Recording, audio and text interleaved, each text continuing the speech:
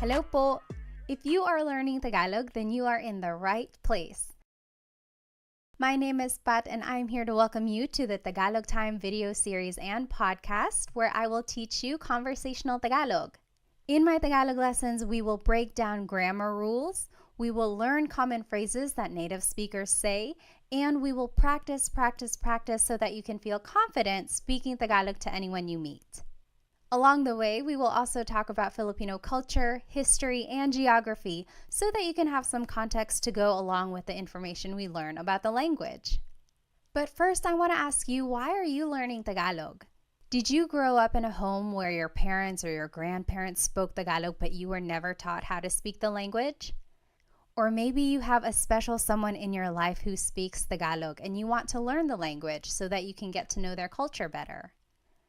Or maybe you are fluent in Tagalog and you just want to understand the language a little bit better. Whatever your reason is, I'm so glad you're here.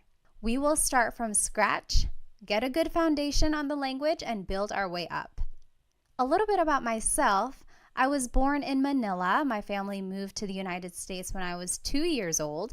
And growing up, my parents only spoke to me in Tagalog. The only time they spoke to me in English was if I was in trouble. They wanted to make sure that I understood that I was in trouble loud and clear, so they said it in English and in Tagalog.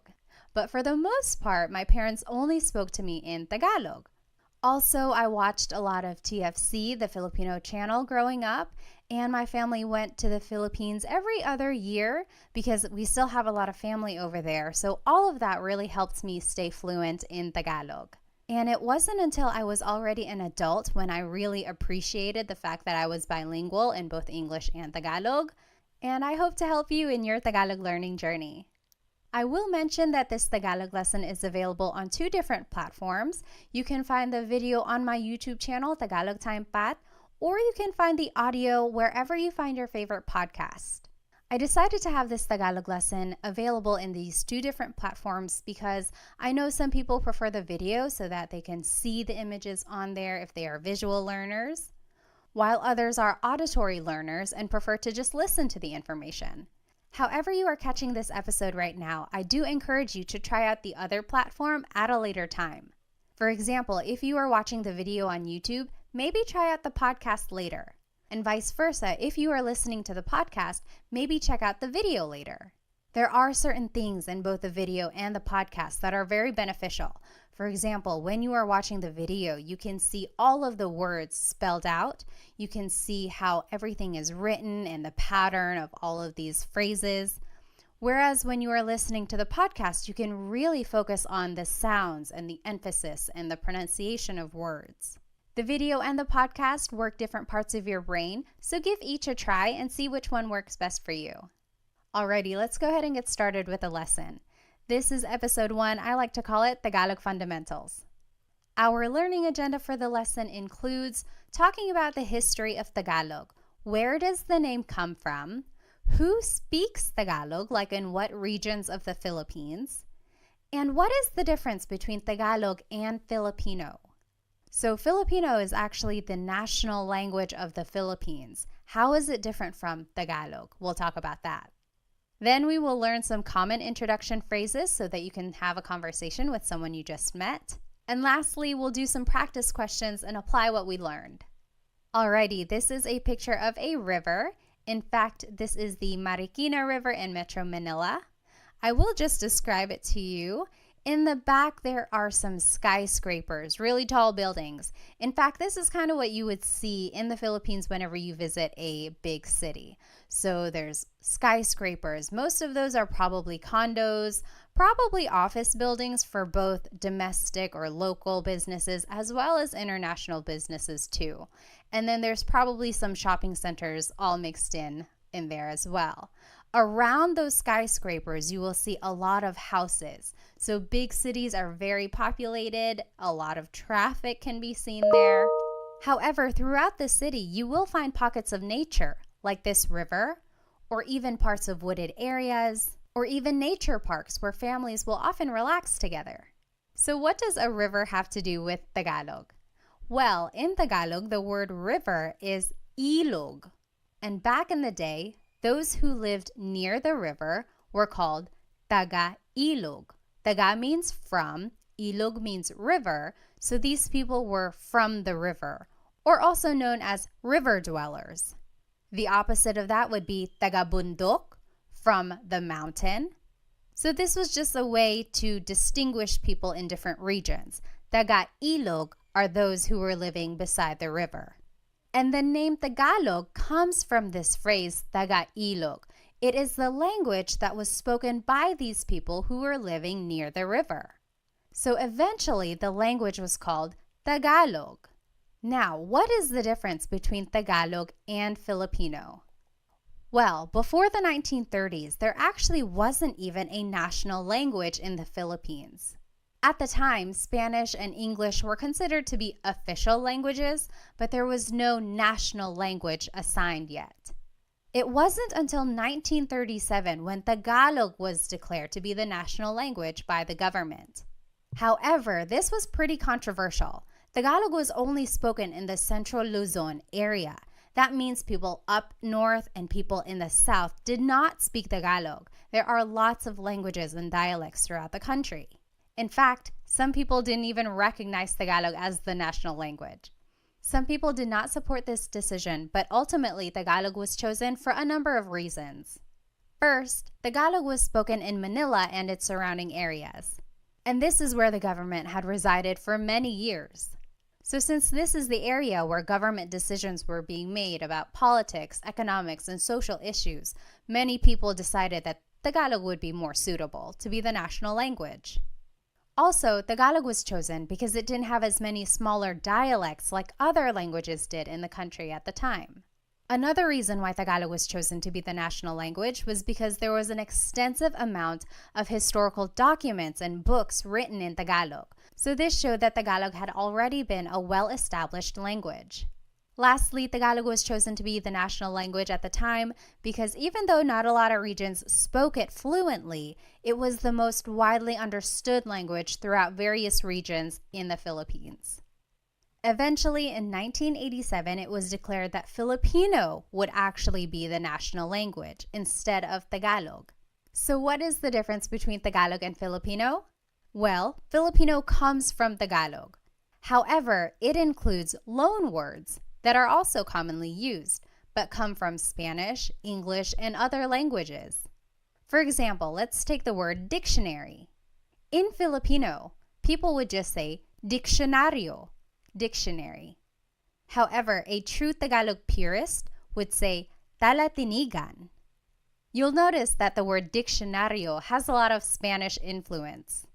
And that is what the Filipino language is all about. It incorporates all of these loan words that have been mixed into Tagalog. So that's the main difference between Tagalog and Filipino.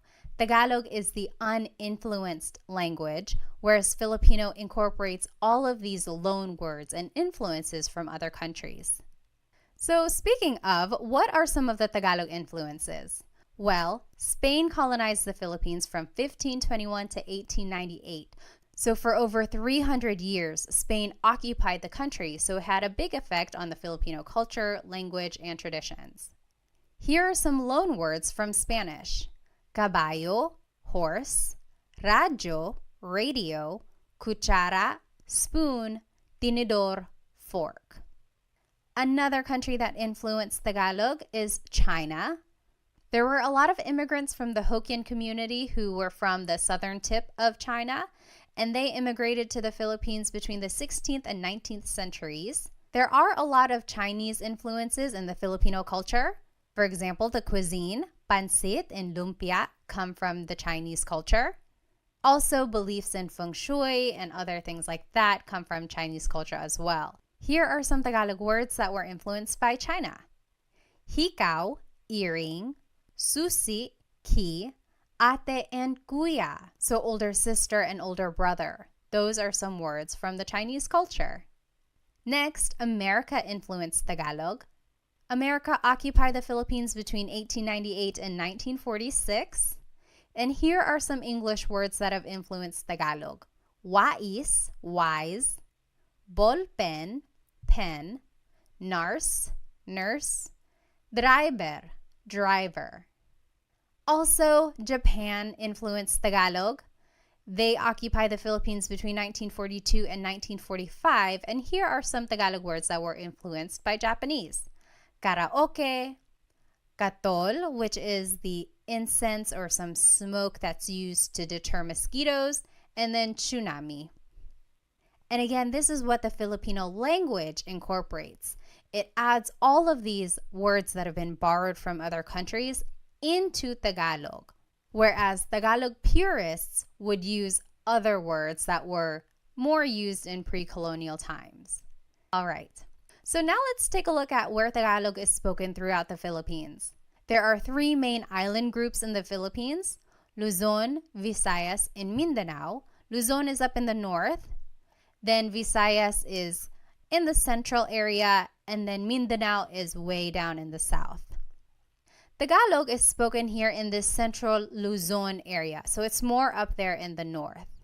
There are so many languages in the Philippines, and here are just some of them. Ilocano is spoken up there in the north, northern Luzon area. Tagalog again is the central Luzon area. Bicolano is in the southern Luzon area. Waray is spoken in the Visayas region, also Cebuano and Bisaya. All of that is spoken in the southern areas of the Philippines. And then Hiligaynon is on the western side of the Visayas region. Now the big question is, what is the difference between language and dialect? I will say that not everyone agrees. Some people think Tagalog is a language. Some people would say Tagalog is just a dialect. Same with Bisaya. Some people would say, oh, Bisaya is a language. Others would say that Bisaya is a dialect. Based on my research, language is considered to be more broad, whereas dialect is more regional. So yes, someone could argue, oh, Bicolano is regional, Hiligaynon is regional. I like to consider all of these as different languages, and I know I'm going to get people who disagree, and I apologize, but I also just like to give these regions their own recognition as having this developed language and form of communication. I've been corrected before. I've called it a dialect and someone said, no, actually it's a language, and vice versa. I've called it a language and people say, no, it's a dialect. I would encourage you to maybe do your research. You figure out what you want to call these different forms of communication and call it what you would like. I will call them languages. All right. Now let's take a look at where Tagalog is spoken all throughout the world. Well, just think about where Filipinos go. Wherever there are Filipinos, there's likely to be someone who speaks Tagalog. And Filipinos travel all around the world, either for their families, they want to be closer to people who have moved away, or maybe just for work. There are a lot of overseas Filipino workers, so Filipinos have moved everywhere, all around the world.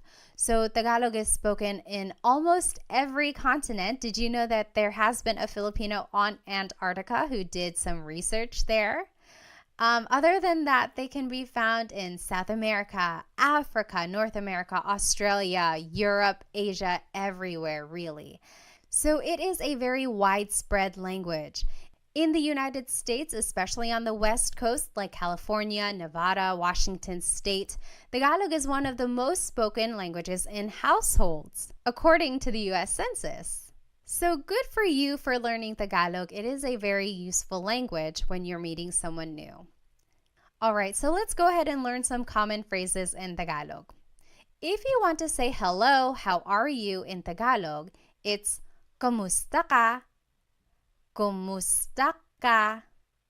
So it's spelled K-U-M, kumusta ka. But sometimes you might hear some people say kamusta ka, like it's a K-A sound. Kamusta ka?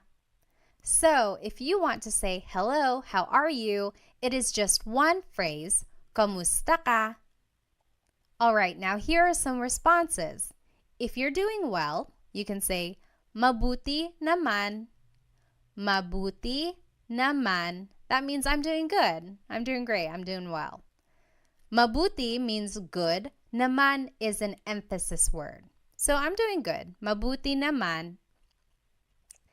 If you're just doing okay, you can say ayos lang. Ayos lang. Ayos means okay. Lang means only. So I'm only doing okay. Ayos lang. And if you're not doing good, you can say hindi mabuti. Hindi means not. Mabuti means good. So not good. I'm not doing well. Hindi mabuti. Okay, say these phrases with me one more time. Kamusta ka? Hello, how are you? Kamusta ka? Kamusta ka? Mabuti naman. I'm doing well. Mabuti naman. Mabuti naman. Ayos lang. I'm doing okay. Ayos lang. Ayos lang. Hindi mabuti. I'm not doing well. Hindi mabuti. Hindi mabuti. Next, if you want to ask someone's name, you could say, ano ang pangalan mo? Ano means what? Ang means is. Pangalan is name. Mo is referring to you. Ano ang pangalan mo? To reply, you could just say, ako si blank. I am blank. For example, I would say, ako si Pat. Ako si Pat. I will say, the long and formal answer could be, ang pangalan ko ay Pat. That literally means, my name is Pat. Pat is my name. However, this isn't conversational Tagalog. A lot of people would just say, ako si blank. Ako si Pat. All right, let's try saying these phrases one more time. Repeat after me. Ano ang pangalan mo? What is your name? Ano ang pangalan mo? Ano ang pangalan mo? Ako si blank. I am blank. Ako si Pat. Ako si blank. All right, if you want to ask someone where they're from, you would say, taga saan ka? Taga means from. Saan means where. Ka is referring to you. Taga saan ka? Where are you from? Taga saan ka? To reply, you would say, taga blank ako. I am from blank. Taga means from. Ako means I am. Taga Manila ako. I am from Manila. Taga blank ako. All right, say these phrases with me one more time. Taga saan ka? Taga saan ka? Taga saan ka? Taga Manila ako. Taga blank ako. Taga blank ako. Next, if you want to ask about someone's age, you would say, ilang taon ka na? Ilang taon ka na? Ilan means how many. Taon means year. Ka is referring to you. Na means already. Ilang taon ka na? Ilang taon ka na? To reply, you would just say, blank ako. I am blank. 30 ako. I am 30. Blank ako. Usually, when someone is saying their age, they use Spanish numbers. So an 18-year-old might say, 18 ako. I am 18. But you could also say it in Tagalog or in English. 30 ako. Let's say these phrases one more time. Ilang taon ka na? Ilang taon ka na? Ilang taon ka na? Blank ako. 30 ako.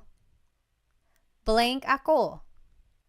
The long form of your answer could be, ako ay 30 taong gulang. That literally means, I am 30 years old. Again, this is not so much conversational Tagalog. It's more common for someone to just say, 30 ako. Next, you can ask someone, ano ang trabaho mo? What is your job? Ano means what, ang means is, trabaho means job, mo is referring to you. Ano ang trabaho mo? Ano ang trabaho mo? Your response would be, blank ako. So very similar to the last response. I am blank. I am a blank. For example, I could say, nurse ako, teacher ako. And here's just some vocabulary on some professions. Guro, teacher, nurse, nurse, doktor, doctor, abogado, lawyer. So you could say, guro ako, nurse ako. All right, say these phrases with me one more time. Ano ang trabaho mo? Ano ang trabaho mo? Ano ang trabaho mo? Blank ako, nurse ako, guro ako. The long form answer would be, ako ay isang nurse. Literally, I am a nurse. Ako ay isang nurse. Again, this is not conversational Tagalog. More people would just say, blank ako, nurse ako. Next, someone might ask you, may asawa ka na ba? Are you married? May asawa ka na ba? May means to have. Asawa is a spouse. Ka is referring to you. Na means already. Ba is a question word. May asawa ka na ba? May asawa ka na ba? Your response would be, oo, yes, wala, or hindi, no, wala pa, not yet. So repeat after me, may asawa ka na ba? May asawa ka na ba? And you say your answer, oo, yes, wala, no, wala pa, not yet. Next is a very similar question. May anak ka na ba? May means to have. Anak means child. Ka is referring to you. Na means already. And ba is a question word. May anak ka na ba? Do you have any kids? May anak ka na ba? May anak ka na ba? Your response would be the same as the last question. Oo, yes. Wala or hindi, no. Wala pa, not yet. So the difference between wala and hindi. Wala technically means none or nothing. Hindi means no. And since the question has the word may, which means do you have, it's almost like a quantity, then you could answer with wala, none. I have none yet. I don't have any kids yet. So wala, none. Sometimes you might also hear someone say hindi, no. Most commonly you would hear someone say wala, none. If you do want to answer and say that you do have kids, you can add the number of kids in your response. Oo, may dalawang anak na ako. Let's review some Tagalog numbers. Isa, 1, dalawa, 2, tatlo, 3, apat, 4, 5, 5. Now, if you listen again to the response, it's oo, may dalawang anak na ako. When the number ends with a vowel, like dalawa, ends with the letter A, you have to add an NG at the end when you respond. So, oo, may dalawang anak na ako. So, instead of saying may dalawa anak na ako, you have to add an NG to the end of the word dalawa so that it connects to the word anak. It's almost like you're saying two of child. You have two children. And you add this NG to the end of any number when it ends with a vowel. So, isa, dalawa, tatlo, 5, 5. But for the word apat, 4, it ends with a consonant. You would have to add the word na before the word anak. So, oo, may apat na anak na ako. So anytime the number ends with a consonant, you add the word na. All right. Say that again with me. May anak ka na ba? May anak ka na ba? Do you have any kids? May anak ka na ba? And your response, oo, yes. Wala or hindi, no. Wala pa, not yet. And to talk about how many kids you do have, you could say, oo, may dalawang anak na ako, and just fill in the number in the phrase.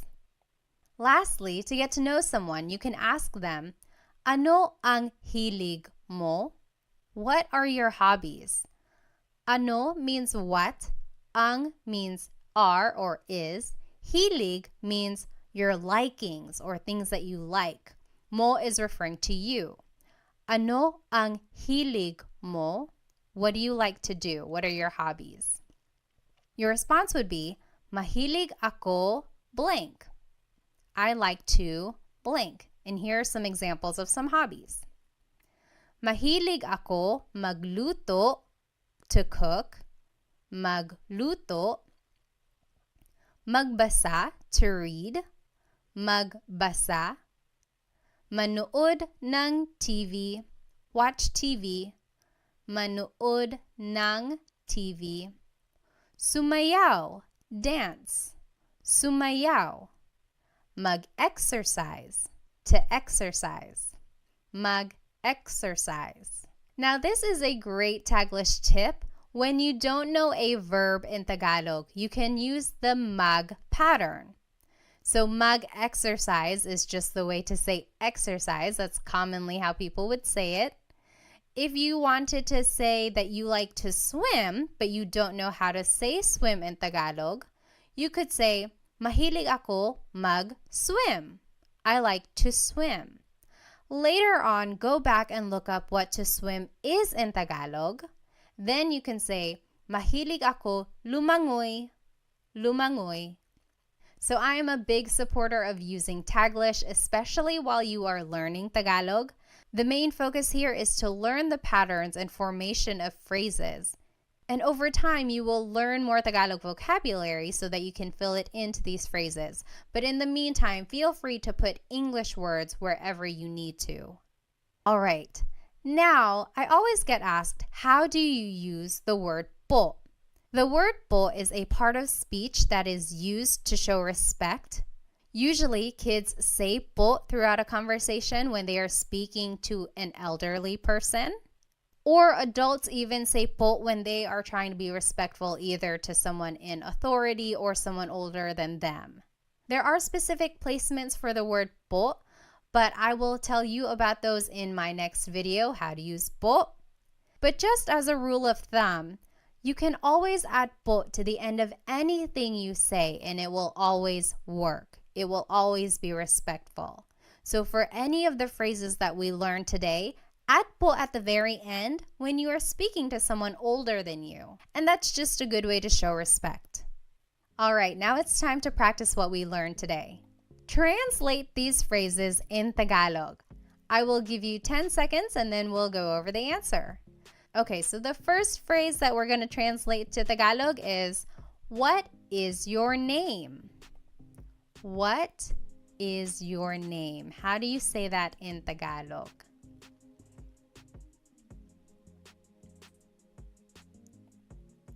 Ano ang pangalan mo? Ano ang pangalan mo? What is your name? Ano ang pangalan mo? Now, how would you reply in Tagalog? If someone asked you, ano ang pangalan mo? How would you reply in Tagalog?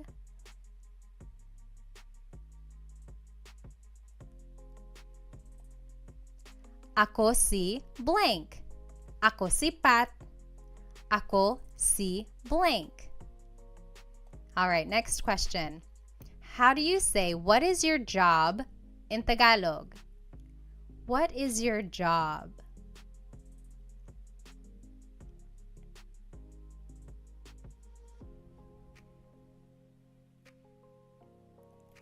Ano ang trabaho mo? Ano ang trabaho mo? What is your job?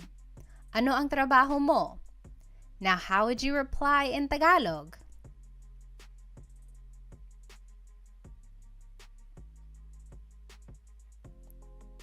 Blank ako. I am blank. Nurse ako. Teacher ako. Next, how would you say, hello, how are you in Tagalog?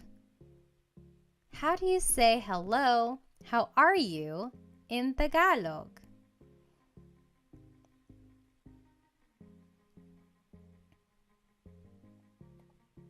Kamusta ka? Kamusta ka? Kamusta ka? Now, how would you reply in Tagalog?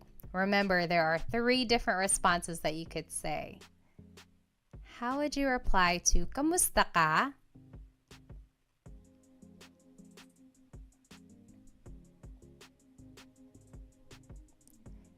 If you're doing well, you could say mabuti naman. Mabuti naman. If you're doing okay, you could say ayos lang. Ayos lang. And if you're not doing so good, you can say hindi mabuti. Hindi mabuti. All right, now how do you say, are you married in Tagalog? Are you married?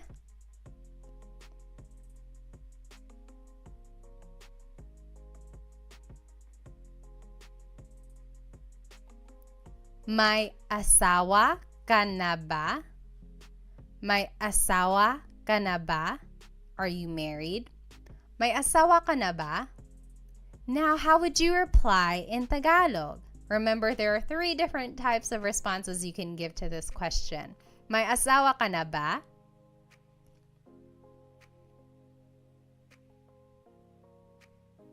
You can say, oo, yes, oo, or wala, hindi, no, wala, hindi, or wala pa, not yet, wala pa.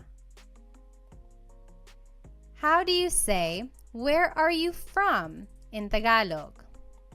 Where are you from?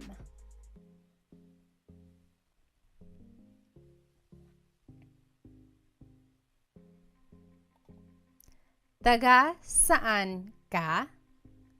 Taga saan ka? Where are you from? Taga saan ka? Now, how would you reply in Tagalog?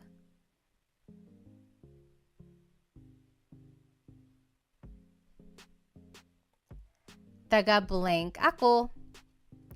Taga Manila ako. I'm from Manila. Taga blank ako. All right, how would you ask, how old are you in Tagalog? How old are you?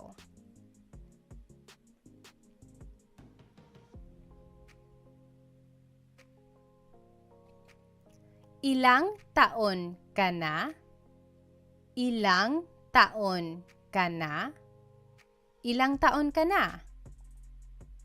Now, how would you reply in Tagalog?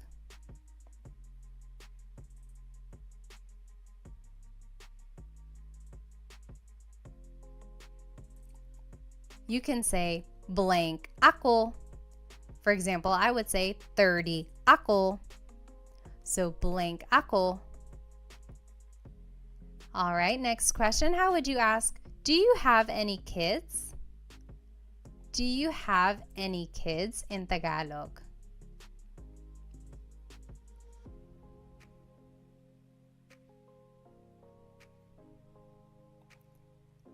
May anak ka na ba? May anak ka na ba? Do you have any kids? May anak ka na ba? And how would you reply in Tagalog?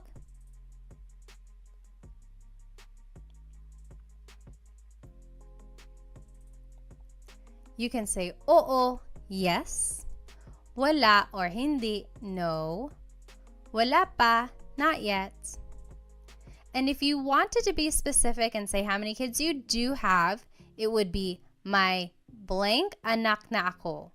May dalawang anak na ako. I have 2 kids.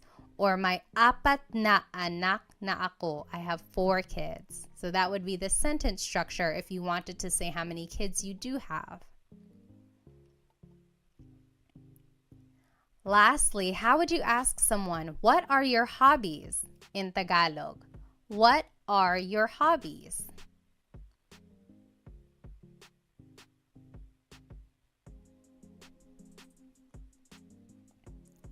Ano ang hilig mo? Ano ang hilig mo? What are your hobbies? Ano ang hilig mo? And how would you reply in Tagalog? Mahilig ako. I like to. Mahilig ako magluto, to cook. Magluto. Magbasa, to read. Magbasa. Manood ng TV, to watch TV. Manood ng TV. Sumayaw, to dance. Sumayaw. Mag-exercise, to exercise. Mag-exercise. And remember, you can always use a Taglish tip. If you don't know a verb in Tagalog, just say it as a mag verb. Mahilig ako mag-swimming. Mahilig ako mag-shopping. And later on, go back and try to figure out what these words are in Tagalog. So to swim is lumangoy. Mahilig ako lumangoy. All right, we learned a lot today. We learned about the history of Tagalog. We learned where it's spoken and some influences of it. Then we learned some common phrases that hopefully you can start using when you meet someone new. And then we practiced. I encourage you to maybe write these phrases down on a note card. Write the English translation on one side and the Tagalog translation on the other side. And then just review them throughout the day. Practice really does make perfect. Try using these phrases to a native speaker that you know. Or if you don't have anyone you can speak to right now, really try practicing these note cards on your own. And a lot of people I meet get really nervous about their accent. I always say, ignore the accent. Forget about it for now. The accent will come the more you practice. I will say that even I have an English accent when I'm speaking Tagalog sometimes too. It usually comes out when I'm nervous or if I'm speaking too fast. But really, that doesn't matter. What matters in the end is that you are able to communicate in Tagalog. Be sure to subscribe to my YouTube channel for more Tagalog lessons and follow me on my other social media platforms. Thank you so much for joining me in this Tagalog lesson. In my next lesson, I will talk about how to use po when you want to be respectful.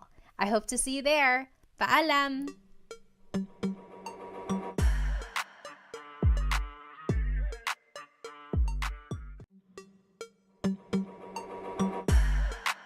Hello po! Welcome to another episode of Tagalog Time. In today's Tagalog lesson, we will learn how to use the word po. If you have ever listened to a Tagalog conversation, specifically between two people who have a significant age gap, maybe a younger person and an older person, then you have likely heard them use the word po. So what is this word? Why is it used when people are speaking Tagalog? And how do you use it? We will go over all of that in today's episode. So today's lesson agenda will be all about the word po.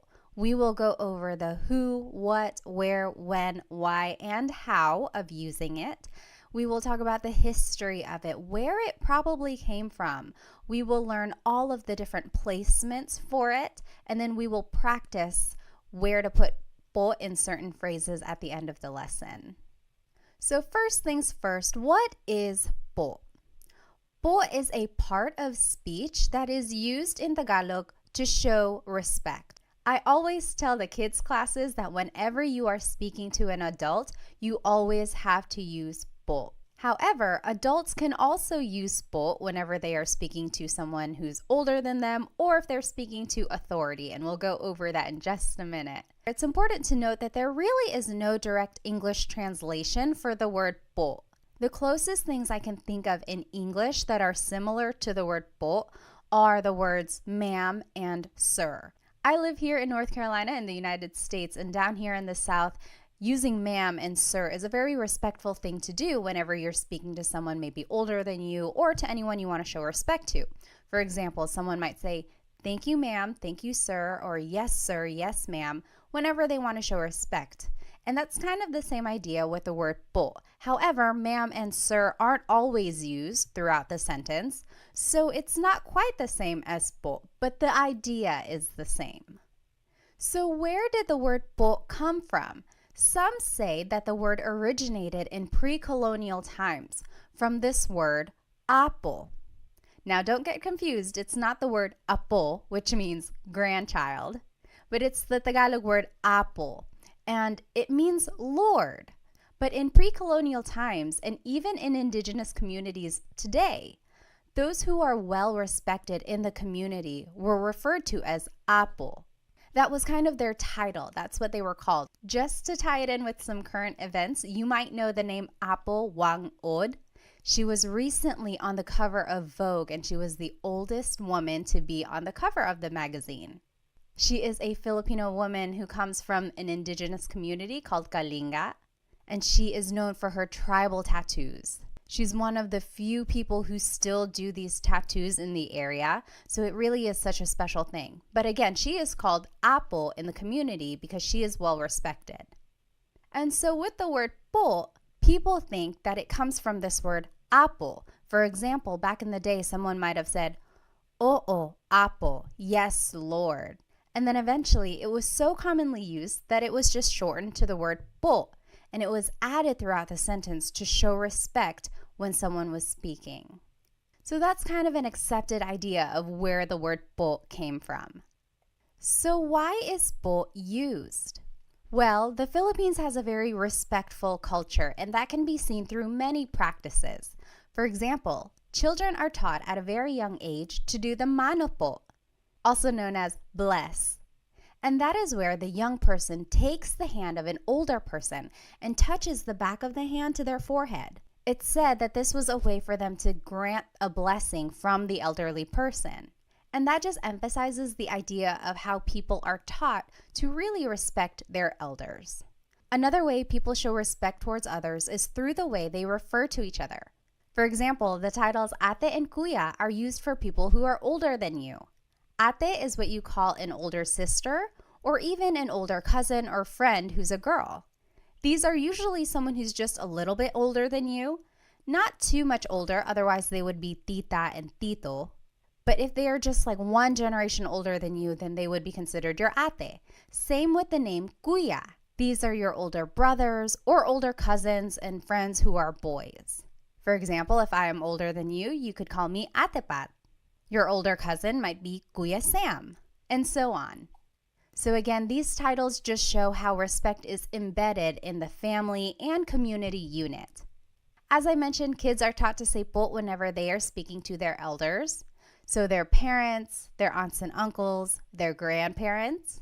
However, it's important to note that adults also use the word po whenever they are speaking, of course, to their elders, so maybe their grandparents or their parents, but also to anyone in authority, so bosses or police or priests or doctors. So anyone they want to be respectful to, they would say po.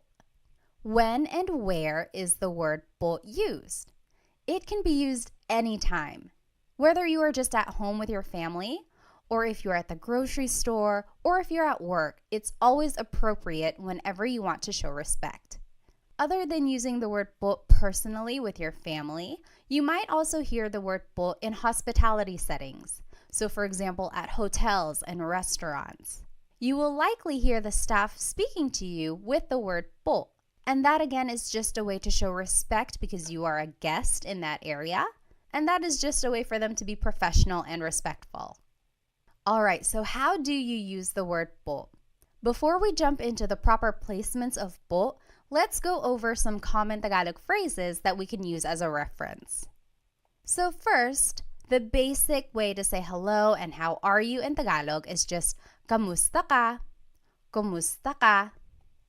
To reply, you can say mabuti naman, I'm doing well. Mabuti naman. Or if you're just doing okay, you can say ayos lang, ayos lang. And if you're not doing well, you can say hindi mabuti, hindi mabuti. Say these phrases with me one more time. Kamusta ka? Hello, how are you? Kamusta ka? Mabuti naman. I'm doing well. Mabuti naman. Ayos lang. I'm doing okay. Ayos lang. Hindi mabuti. I'm not doing well. Hindi mabuti. Next, if you want to ask for someone's name, you can say, ano ang pangalan mo? Ano ang pangalan mo? Your response would be, ako si blank, I am blank. I would say, ako si Pat, ako si blank. Next, if you want to ask where someone is from, you can say, taga saan ka? Where are you from? Taga saan ka? To reply, you can say, taga blank ako. I am from blank. Taga Manila ako. Taga blank ako. Let's say these phrases one more time. Ano ang pangalan mo? What is your name? Ano ang pangalan mo? Ako si blank. I am blank. Ako si Pat. Ako si blank. Taga saan ka? Where are you from? Taga saan ka? Taga blank ako. I am from blank. Taga Manila ako. Taga blank ako. Next, if you want to ask how old someone is, you can say, ilang taon ka na? How old are you? Ilang taon ka na? To reply, you can say, blank ako. I am blank. 30 ako. Blank ako. Next, if you want to ask about someone's job, you can say, ano ang trabaho mo? Ano ang trabaho mo? To reply, you can say, blank ako. I am a blank. Nurse ako or teacher ako. Let's say these phrases one more time. Ilang taon ka na? How old are you? Ilang taon ka na? Blank ako. I am blank. 30 ako. Blank ako. Ano ang trabaho mo? What is your job? Ano ang trabaho mo? Blank ako. I am a blank. Nurse ako. Blank ako. Alright, so we learned some common phrases. Now let's see where po would go in these phrases. First, the most common placement for po is that it is the second word in the sentence. For example, saan po ang CR? Saan means where, po is a sign of respect, ang means is, CR stands for comfort room. It's what they call the bathroom in the Philippines sometimes. So saan po ang CR means where is the bathroom? So po is the second word in this question. Another example is natutulog po siya. Natutulog means sleeping. Po is a sign of respect. Siya means he or she. It's gender neutral. So we would have to find more of the context clues about this phrase. But this essentially means he or she is sleeping. Natutulog po siya. Again, po is the second word in this phrase. The second rule for the word po is that it goes after the words ko, which means I, or na, which means already. So if either of these words appear in a phrase, po would go after that word, ko or na. For example, nakita ko po yung kotse. Nakita means saw, Ko means I. Po is a sign of respect. Yung means the. Kotse means car. So, I saw the car. Nakita ko po yung kotse. Po is after the word ko. Another example, kumain na po ako. Kumain means ate. Na means already. Po is a sign of respect. Ako means I. So, I already ate. Kumain na po ako. Po goes after the word na.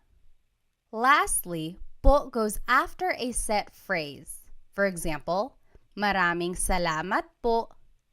Thank you very much. Maraming salamat po. Also, it can go after the phrase magandang umaga po. Good morning. So these are just some set phrases and po goes after them.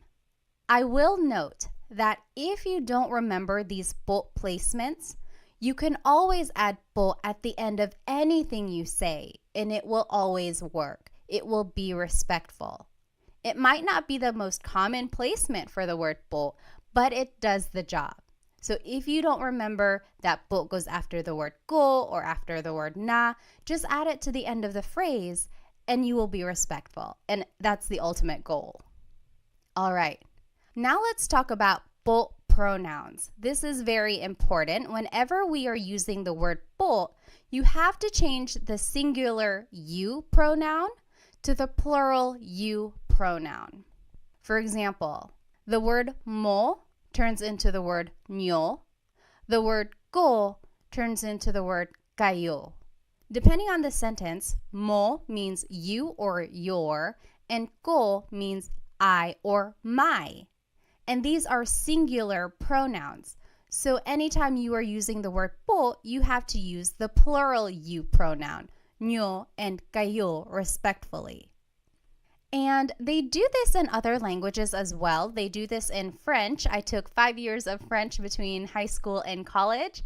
And anytime you refer to someone in a respectful way, you have to use the plural you pronoun. And you do this even if you are just speaking to one person.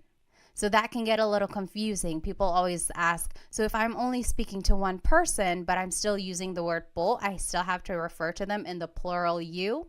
Yes, you do. So anytime you are trying to be respectful and you are using the word po, you have to use the plural you pronoun.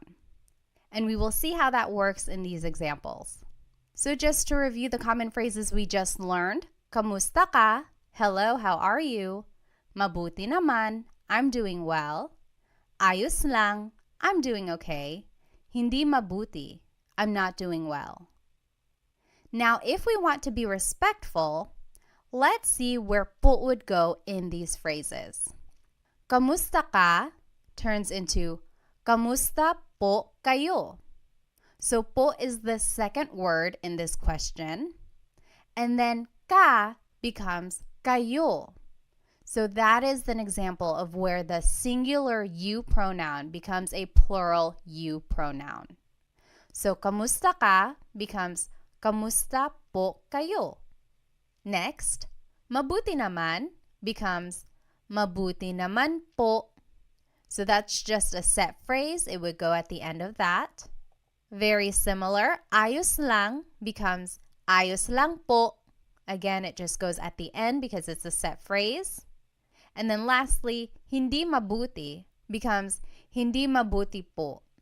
Again, that's just a set phrase. You might hear someone say, hindi po mabuti. I've heard that before, so it can also be the second word in this phrase, hindi po mabuti. But since it's a set phrase, I would add it to the end, hindi mabuti po. So those are some examples of where po would go.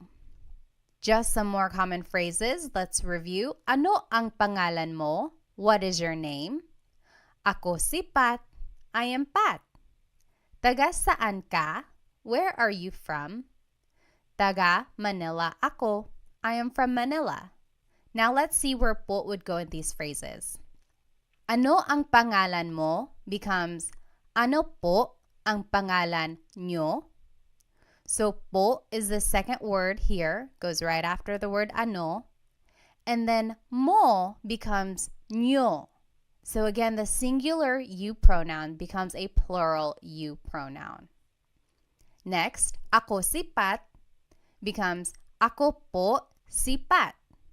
Po is the second word in this phrase. Taga saan ka becomes taga saan po kayo. So this po placement does not really fall into any of the three major placements that we learned, but I do want to point out that ka becomes kayo. Again, that is where the singular you pronoun becomes a plural you pronoun. And lastly, to respond, taga Manila ako becomes taga Manila po ako. So in this case, po is the third word, so it doesn't really fall into any of the categories that we learned earlier. But when in doubt, you can always add po to the end. Taga Manila ako po. That will also work. In fact, when I was a kid, that's what I was taught. Just always add po to the end of anything you say. The more you hear people speaking Tagalog, you'll catch on to where po typically goes. You'll hear the flow of the sentence, and you'll learn where po might and might not go. Alrighty. Ilang taon ka na means how old are you? 30 ako. I am 30. Ano ang trabaho mo? What is your job? Nurse ako. I am a nurse. Let's see where po would go in these phrases. Ilang taon ka na becomes ilang taon na po kayo? So po goes after the word na anytime it appears in a phrase. And then ka becomes kayo. So ilang taon na po kayo? How old are you? 30 ako becomes 30 po ako. So po is the second word placement there. Ano ang trabaho mo? Becomes ano po ang trabaho nyo? Po is the second word placement here. And then mo becomes nyo. And lastly, nurse ako becomes nurse po ako. Po is the second word placement in this phrase. All right, let's try some practice questions. Just to review, these are the three common placements of po. Usually it's the second word placement in a phrase, or it goes after the words ko or na if either of them appear in a phrase. And lastly, it goes after a set phrase.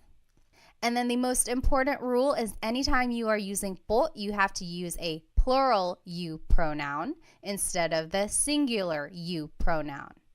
So like the phrase we learned, taga saan ka? Where are you from? Turns into taga saan po kayo? Ka becomes kayo. You would never ever hear someone say, taga saan po ka? The po and the ka are never together since that is a singular you pronoun. You always have to change the ka into kayo, which is the plural you pronoun. Taga saan po kayo? All right, so let's do some practice. What is the proper placement of po in these phrases? Maligayang bati, happy birthday.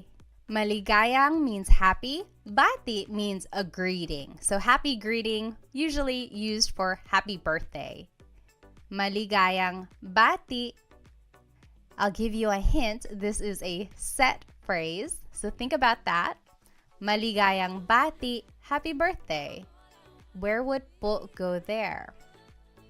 Next, binili ko yung laruan. Binili means bought.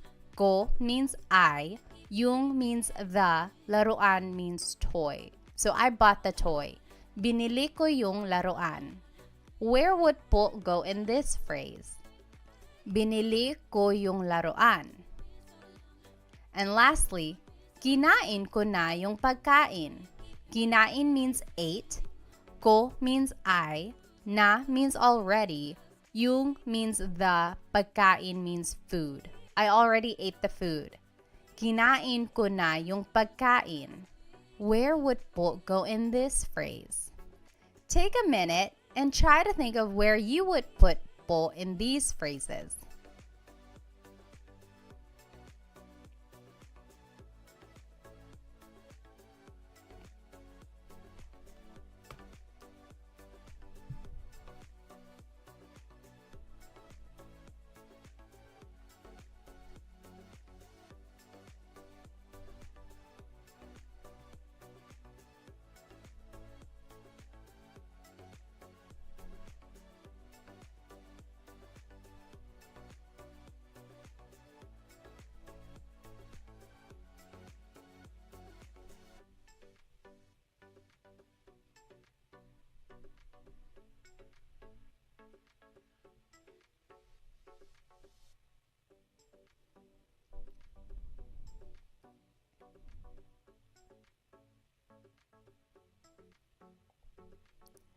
All right. Maligayang bati becomes maligayang bati po. So that is a set phrase, so po would just go at the end of that. Maligayang bati po. Next, binili ko yung laruan. I bought the toy. Becomes, binili ko po yung laruan. Po would go after the word ko in this phrase. Lastly, kinain ko na po yung pagkain. So remember, one of the rules was it goes after the word ko or na if either of them appear in the phrase. What if they both appear in the phrase? It would just go after both of them. So kinain ko na po yung pagkain. Po goes after the word na, which is after the word ko. So did you get it right? I hope you did. It does take some practice, but remember you can always add po to the end of your sentence. All right, so just a quick note. What is the difference between po and ho? For example, someone might say ano po, which means what? Someone else might say ano ho, which also means what? What is the difference between po and ho? Well, both are a sign of respect. They have the same placement rules that we just learned. However, ho is considered to be a little bit more informal and po is formal. Some people might use the word ho when they are speaking to an elderly person who is not really close to them or a stranger who they don't really know well. For instance, some people use the word ho when they are speaking to an older person who they don't really know very well. So maybe an older stranger or just an older acquaintance, they might use the word ho. Whereas po is really saved for older people in their family, people they really know and want to formally respect. I personally don't use the word ho very often. I just use po for everyone when I want to be respectful. However, I have heard people use the word ho whenever they're speaking to someone kind of informally, but also still respectful. You might hear it in movies or Filipino shows or things like that. Just know that it is equivalent to the word po, but just a little bit less formal. Alrighty, so we learned a lot today. We learned the placements of po. We learned a little bit about the history, where it comes from, how to use it, when and where. And then we were able to practice a little bit. So I encourage you, maybe when you are speaking to your parents or to your grandparents, just practice saying po, even if it's in English. Try adding po to anything you say at the end, even if it's an English phrase. That way you can get in the habit of using po and being respectful towards others in this way. If you would like to stay connected and get notified whenever I have a new Tagalog lesson, I encourage you to subscribe to my YouTube channel. And please follow me on my other social media platforms. I have a lot of other good content there as well. I'll see you in our next Tagalog lesson. Paalam!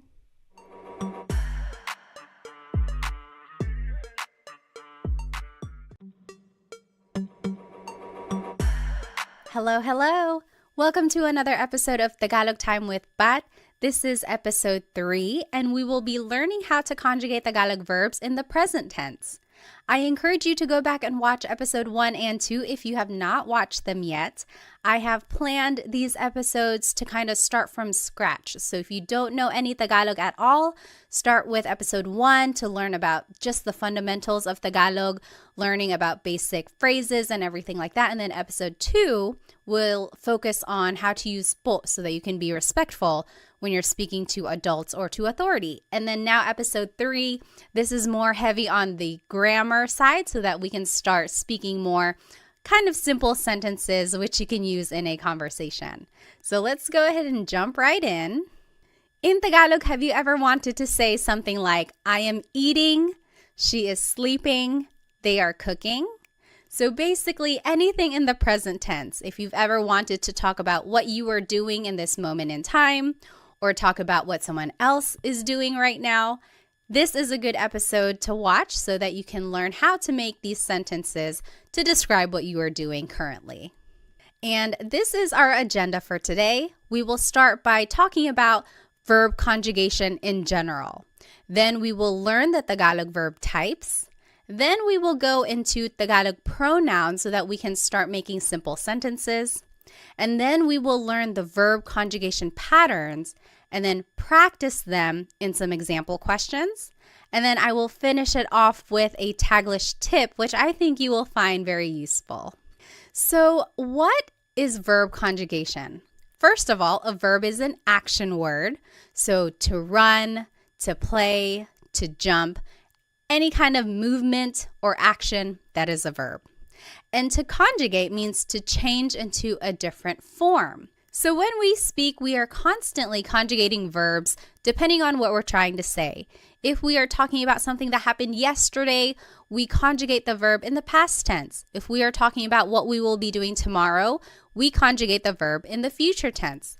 So to conjugate just means to change into a different form. And I like to take the time to kind of explain what conjugate means because one time in a class, I had a student ask, what does conjugate mean? And here I was just throwing the word around thinking everyone knew what it meant.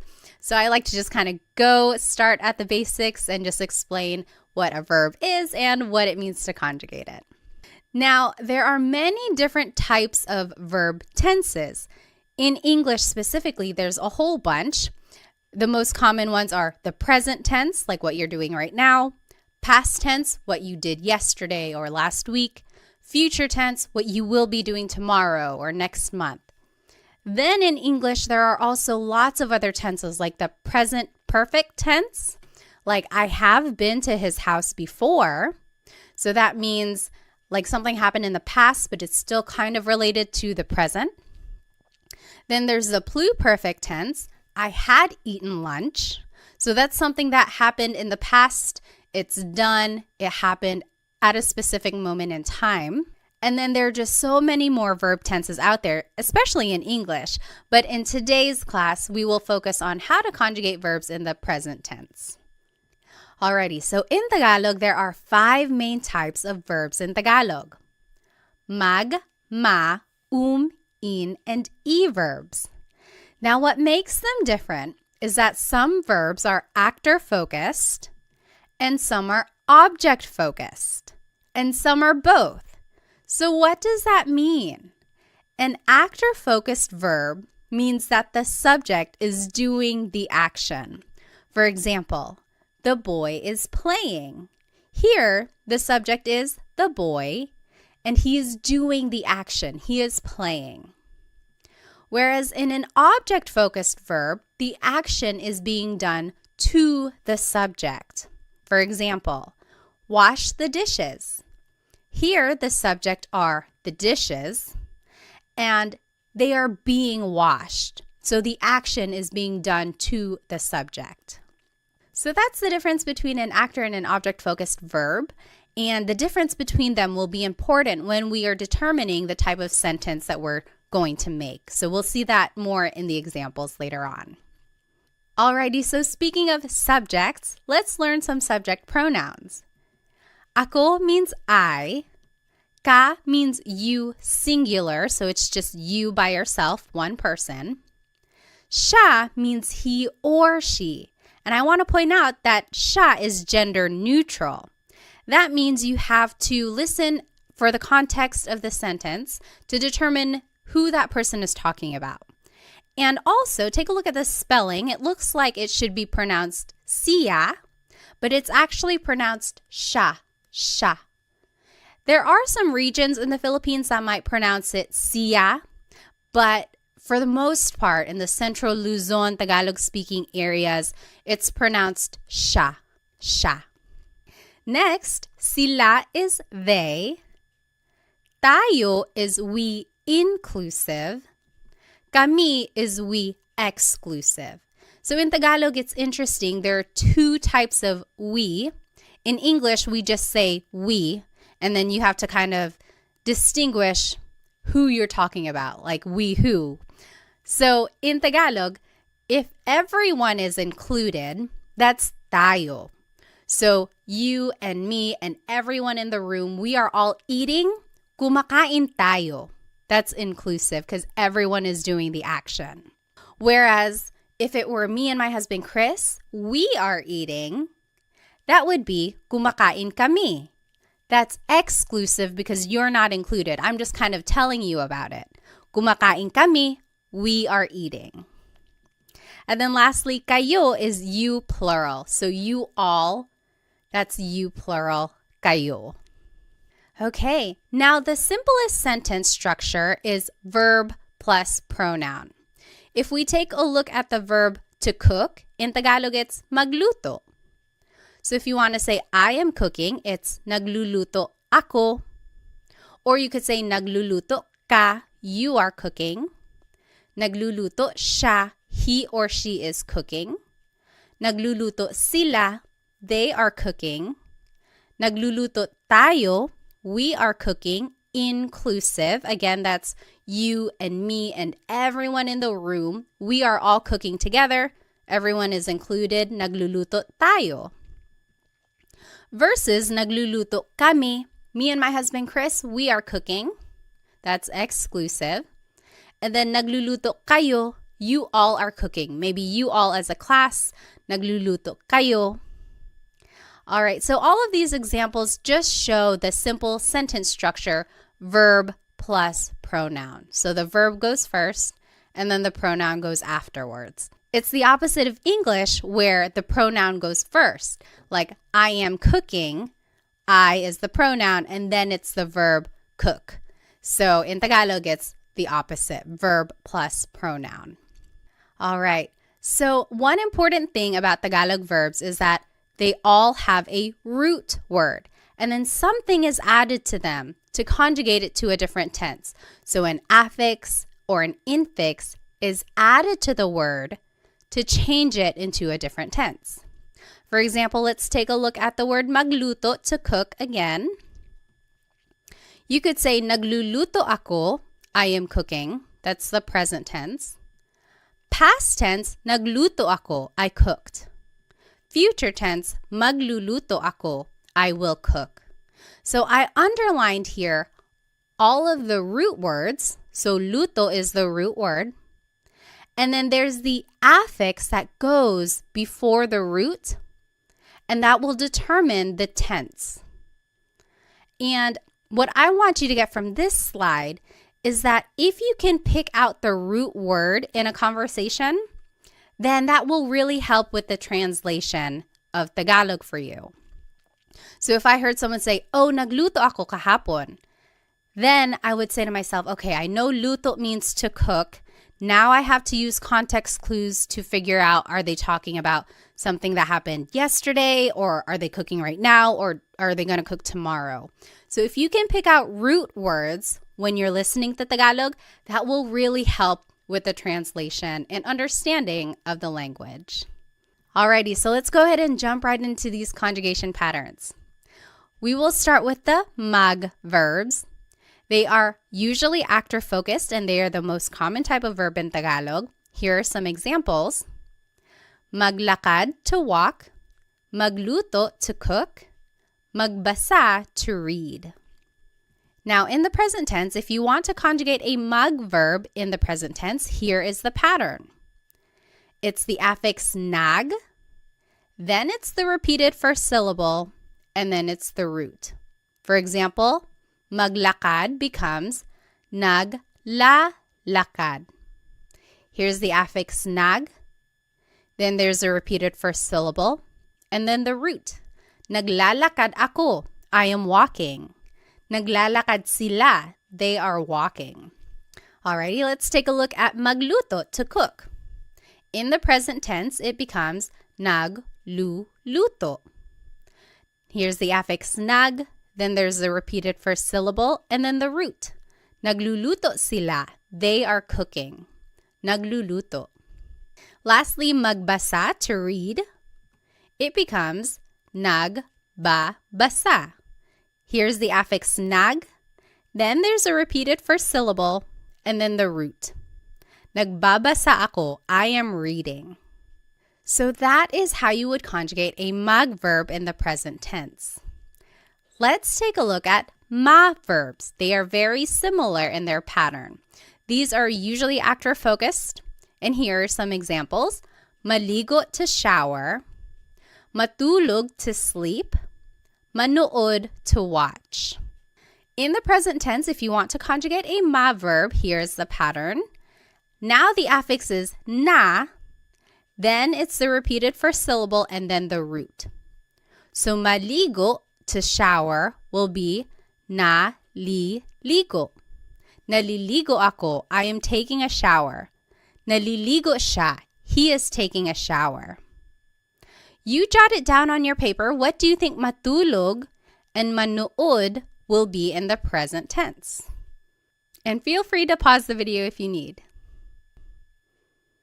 All right, matulog in the present tense, to sleep, is going to be natutulog.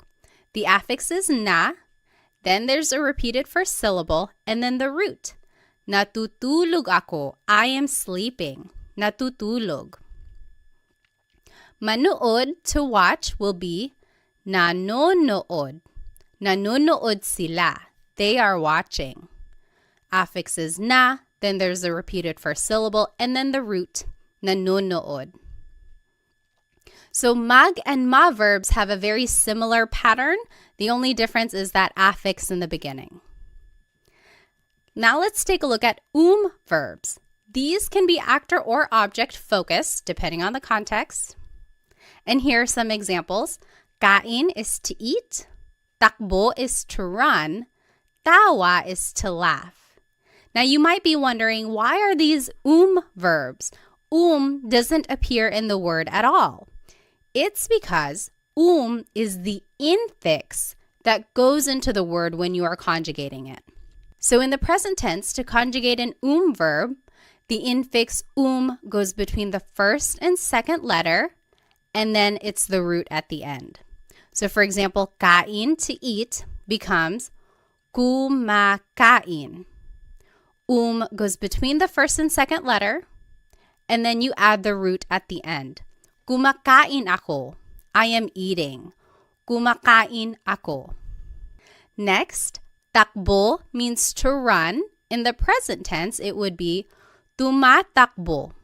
Tumatakbo siya. He is running. Goes between the first and second letter, and then it's the root at the end. Tumatakbo. You jot it down. What do you think tawa will be in the present tense? And just use the pattern we learned. In the present tense, tawa, to laugh, will be tumatawa. Goes between the first and second letter, and then the root goes at the end. Tumatawa sila. They are laughing. Tumatawa. Alrighty, now let's move on to verbs. These are also object focused. And here are some examples. Gamit means to use. Walis means to sweep. It has a very similar pattern to verbs. The only difference now is that the infix in goes between the first and second letter, and then it's the root. So gamit, to use, in the present tense becomes ginagamit. In goes between the first and second letter, and then it's the root. Ginagamit ko. I am using something. Ginagamit. What do you think walis will be in the present tense?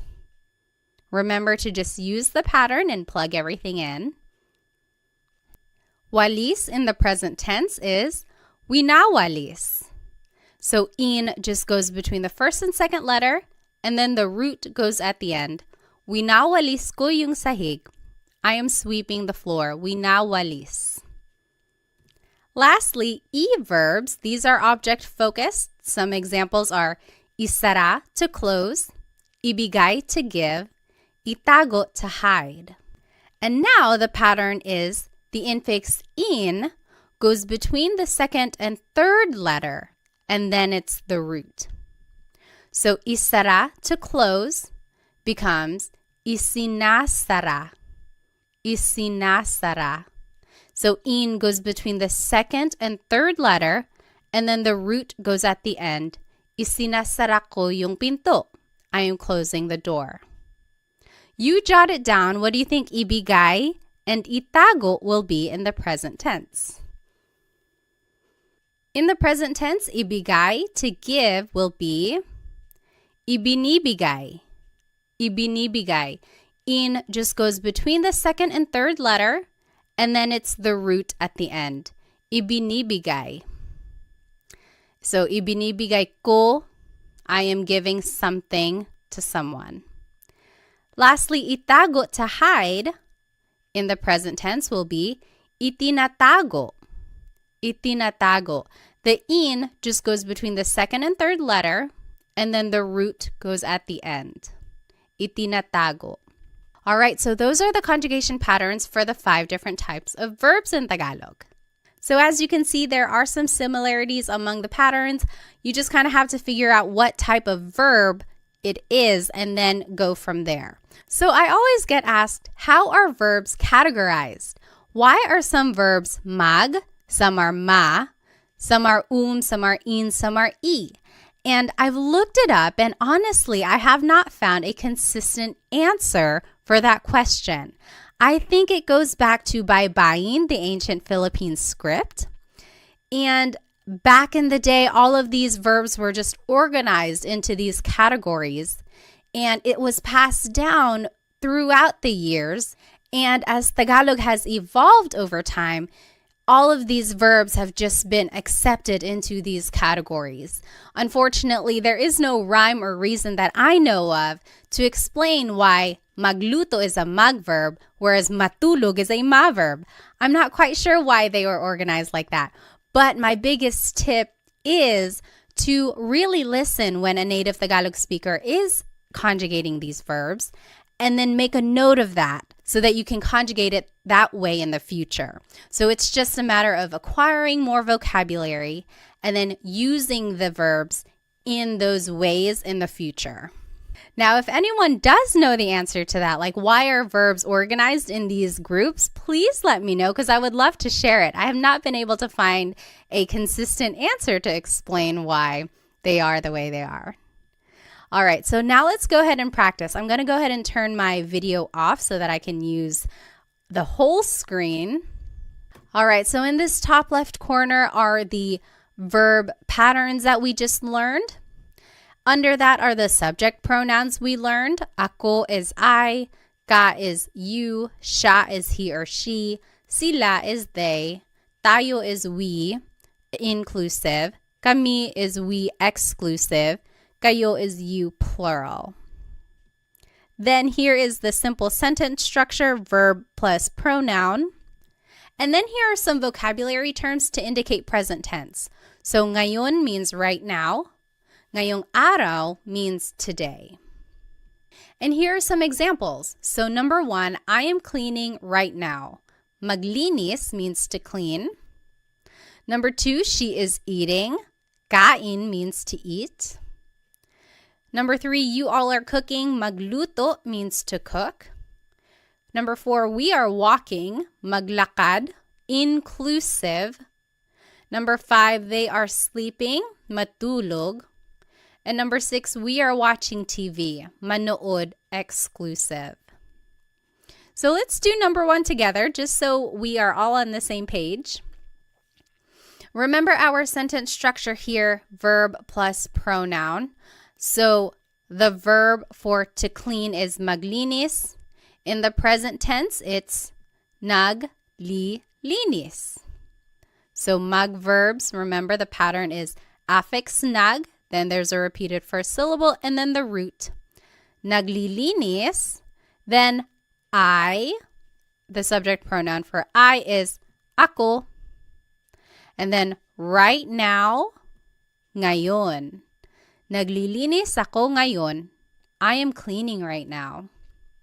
Naglilinis ako ngayon. You take a minute and do the last 5 questions and then we'll go over it. And feel free to pause the video now if you think you'll need more time. All right, so let's go ahead and do number 2. She is eating. Kumakain siya. Remember, kain is an verb. So the pattern for verbs is the infix goes between the first and second letter, and then it's the root. Kumakain siya. Number 3, you all are cooking. Nagluluto kayo. Nagluluto kayo. Number 4, we are walking. Naglalakad tayo. So remember, inclusive means everyone is doing the action. Tayo is the inclusive form of we. Number 5, they are sleeping. Natutulog sila. Natutulog sila. And lastly, we are watching TV. Exclusive.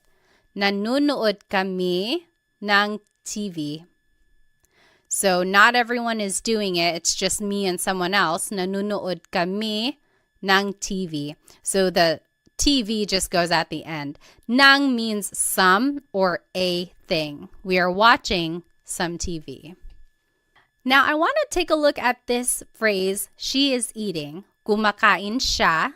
Kain is a good example of a verb that can be actor or object focused. So we just learned, kumakain siya. She is eating. But you could also say, kumakain siya ng kanin. She's eating some rice. Or kumakain siya ng saging. She's eating a banana. So ng can mean some or a thing. And in all of these examples, kain is being conjugated as an verb. But you could also say, kinakain niya yung cake. She is eating the cake. Or, kinakain niya yung pandesal. She's eating the pandesal. Pandesal is like a sweet bread that's usually eaten for breakfast. So these last two examples, kain is being conjugated as an verb. What's the difference here? When kain is being conjugated as an verb, it is an actor-focused verb. So in these examples, it's like asking, what is she doing? Oh, she's eating. She's eating some rice. She's eating a banana. What is she doing? Versus when it's an object-focused verb, it's almost like you're asking, what is she eating? Oh, kinakain niya yung cake. She's eating the cake. Or kinakain niya yung pandesal. She's eating the pandesal. So when it's an actor-focused verb, it's more answering the question, what is she doing? In an object-focused verb, it's like answering the question, what is she eating? So there you can kind of see the shift in the focus of the sentence. Is it more focused on what the subject is doing or focused on what the subject is eating? So I think that's very interesting how the verbs can take on a different kind of focus depending on the context of your sentence. All right, so let's go back to the examples we just did. If you look closely, you'll notice that all of these examples are mag, ma, or verbs. That is because they are all actor-focused, meaning you can use a subject pronoun like we were using. However, if you want to use an in or verb, now you have to actually use a possessive pronoun. And the idea here is that for in or verbs, since the object is the focus of the sentence, it's almost like you are in possession of that object, so you have to use these possessive pronouns. So let's take a look down here in the bottom left corner. Here are possessive pronouns. Ko means my or I. Mo means your or you singular. Niya means her or his, he or she. Nila means their or they. Natin means our or we inclusive. Namin means our or we exclusive. Ninyo means your or you plural. So you might be wondering, how can it mean my or I, your or you? Because you can use these pronouns in different ways. So you could say like, bahay ko, my house. Or bahay mo, your house. So when you're attaching it to an object, it takes on the possessive quality of like my or your or his or her. But when you're using it in a sentence with an object-focused verb, then it takes on the translation of I, you, he, or she. So now this is the sentence structure we will be using when we use an in or verb. Verb plus pronoun, like we were just doing. Then it's the word yung. And then it's the noun. A very similar word is ang, A-N-G. That also means the. However, yung is specific. It's like that thing. So for our purposes, let's just use yung because it's a little bit more specific to the examples we will be going over. And then again, here are some vocab words to indicate present tense. Ngayon means right now. Ngayong araw means today. And here are some examples. I am using the car, and I gave you some vocabulary words. Gamit means to use. Kotse is car. Number 2, he is closing the door. Isara means to close. Pinto means door. Number 3, you all are sweeping the floor. Walis means to sweep. Sahig means floor. Number 4, they are hiding the toys. Itago means to hide. Mga laruan means toys. So this is interesting. If you want to make a noun plural, you have to add the word mga in front of it. It's not like in English where you just add an S at the end. To make a noun plural, you have to add this word mga. So let's do the first one together. Just so we're on the same page, keep an eye on your new sentence structure here, verb plus pronoun, then yung, then the noun. So I am using the car. Gamit is to use. In the present tense, it's ginagamit. Remember, the in just goes between the first and second letter, and then it's the root. Ginagamit, and then the pronoun I in the possessive pronoun is ko. And then yung car is kotse. Ginagamit ko yung kotse. I am using the car. Ginagamit ko yung kotse. So as you can see, we just kind of plugged everything into this sentence structure. And then we also used the pattern that we learned for these different types of verbs. So go ahead and take a minute. You do the last 3 examples and then we'll go over it. Feel free to pause the video if you need. All right, let's do number 2. He is closing the door. Isinasara niya yung pinto. Isinasara niya yung pinto. So the pattern for e-verbs, the in just goes between the second and third letter, and then it's the root. He, as a possessive pronoun, is niya. Yung pinto, the door. Number 3, you all are sweeping the floor. Winawalis nyo yung sahig. Winawalis nyo yung sahig. And then lastly, they are hiding the toys. Itinatago nila yung mga laruan. Itinatago nila yung mga laruan. So it really is just a matter of plugging everything into the sentence structure and then using the patterns that we learned for these different verbs.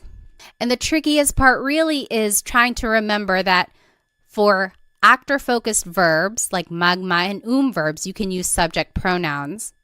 But then for in and e verbs, you have to use possessive pronouns. And again, it's because it's almost like you or the subject are in possession of that object. Alrighty. So let's take a look at this verb walis. This is another example of where it can be an actor or object-focused verb. We learned winawalis ko yung sahig. I am sweeping the floor. That's an in verb. The focus is on the object, sahig. What are you sweeping? I'm sweeping the floor. Winawalis ko yung sahig. But you could also say nagwawalis ako. I am sweeping. Now the focus is on me, the subject. I am sweeping. What are you doing? I'm sweeping. So here, when it's an in verb, it's an object-focused sentence. Versus when it's a mag verb, it's an actor-focused sentence. So very interesting there. Alrighty, let's finish it off with this Taglish tip.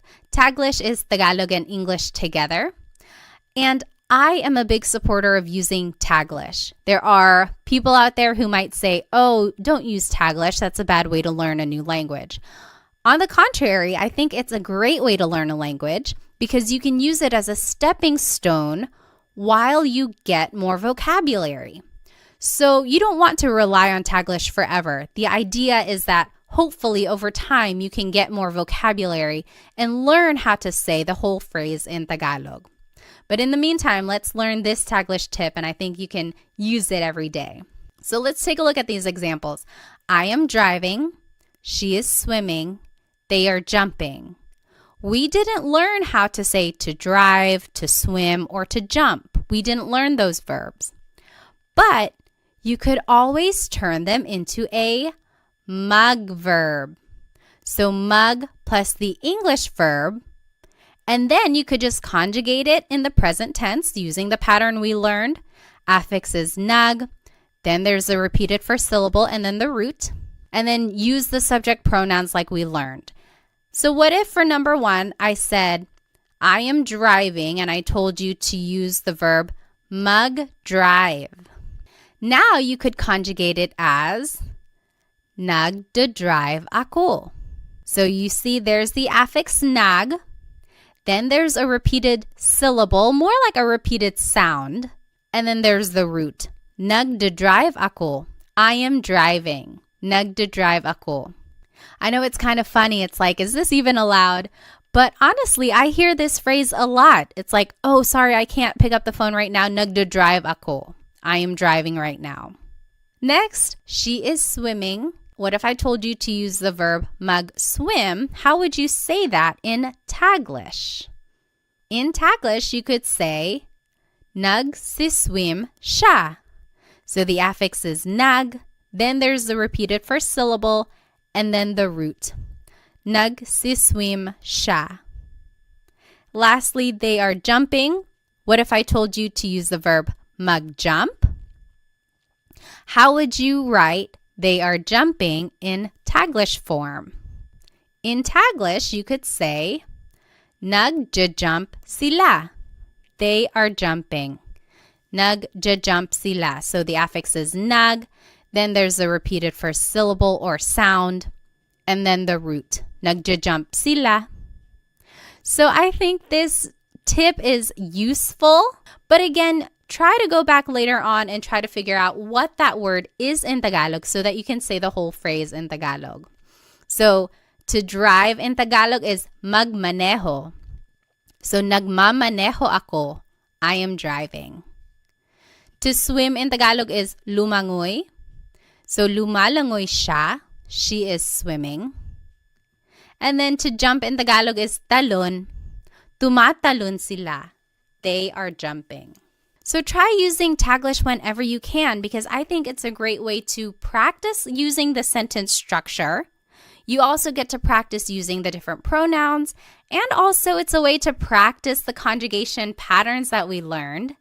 And then also, of course, it's a good way to gain vocabulary when you go back and look up what these words actually are in Tagalog. Alrighty, so here's just a quick recap of everything we learned today. We went over a lot of information. First, we talked about what it means to conjugate a verb. Then we talked about the 5 different types of Tagalog verbs, mag, ma, in, and e verbs. Then we talked about different Tagalog pronouns, so subject pronouns for actor-focused verbs, and then possessive pronouns for object-focused verbs. Then we learned the different conjugation patterns for all of these verbs and even did some practice questions. And then we finished it off with a Taglish tip, which I hope you can start using in a conversation. I encourage you to go back and rewatch this video if you would like, because I know it'll take some time to kind of learn and understand the different patterns and how they are used throughout a conversation. Maybe go back and try doing the practice questions again. And then, of course, try using the Taglish tip that I taught you so that you can start using a little bit of Tagalog every day. And if you would like some more Tagalog resources, please find me on Instagram, TikTok, and Facebook. I post shorter videos throughout the week that will help you learn Tagalog on the go. Also, check out my Stan store because sometimes I have group classes going or other resources on there that might be helpful to you. Lastly, feel free to check out my Amazon storefront because I have a whole list of Tagalog learning books that I think are very useful. There are some in there that are very comprehensive with some practice quizzes and assessments, and then there are some that are quick and easy reads that will help you learn Tagalog very quickly. So feel free to check out those other resources that I put together for you. Thank you so much for spending some time with me today. Keep an eye out for the next Tagalog lesson where I will be teaching how to conjugate verbs in the past tense and the future tense. And I think it will go a little bit quicker if you were able to follow along with this lesson, because now it's just a matter of learning a new pattern and learning new infixes and affixes. Wherever you are in your Tagalog learning journey, I am here to support you. So thank you so much. I'll see you in the next episode. Paalam!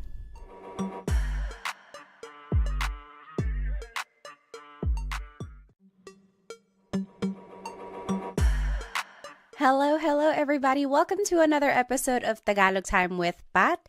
This is episode 4, and today we're going to be learning how to conjugate verbs in the past and future tense. So this is actually a continuation of episode 3, where we learned how to conjugate verbs in the present tense. So I highly encourage you to go back and watch episode 3, where I go over what it means to even conjugate a verb, just giving an overview of Tagalog verb types and everything like that.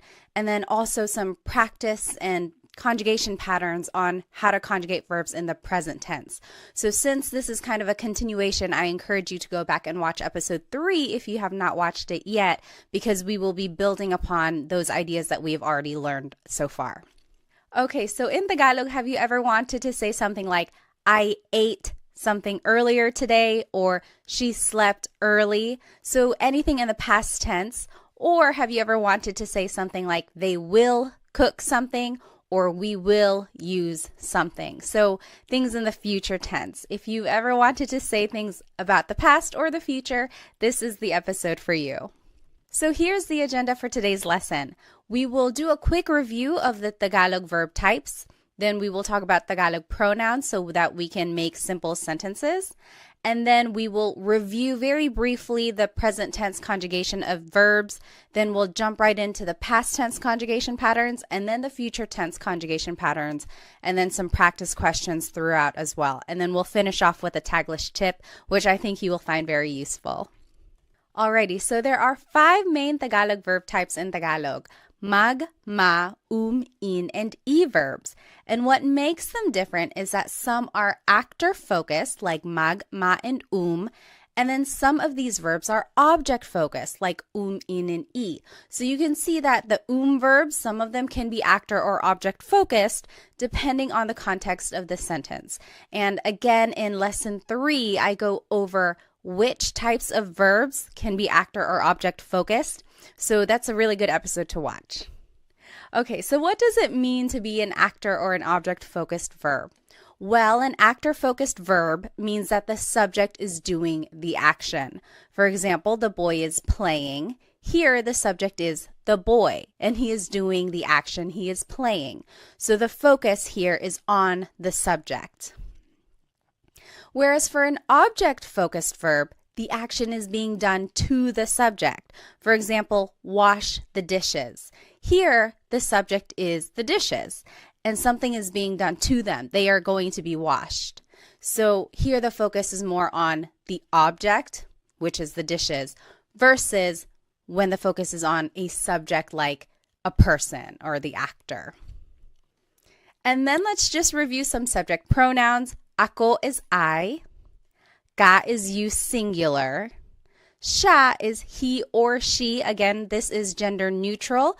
You have to listen to the context of the sentence to figure out who someone is talking about.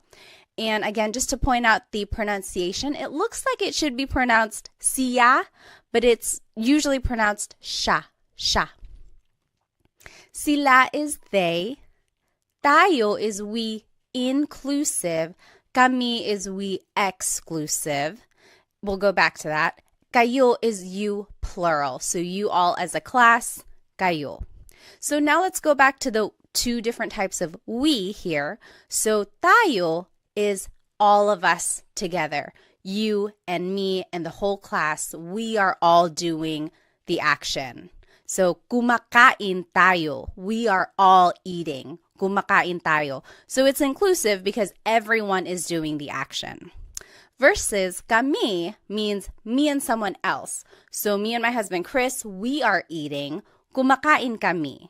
we are eating. You're not doing the action. I'm just telling you about it. So maybe you're calling me and I'm like, oh, kumakain kami. We are eating. So that's exclusive. So the simplest sentence structure in Tagalog is verb plus pronoun. It's the opposite of English where the pronoun goes first. I am running.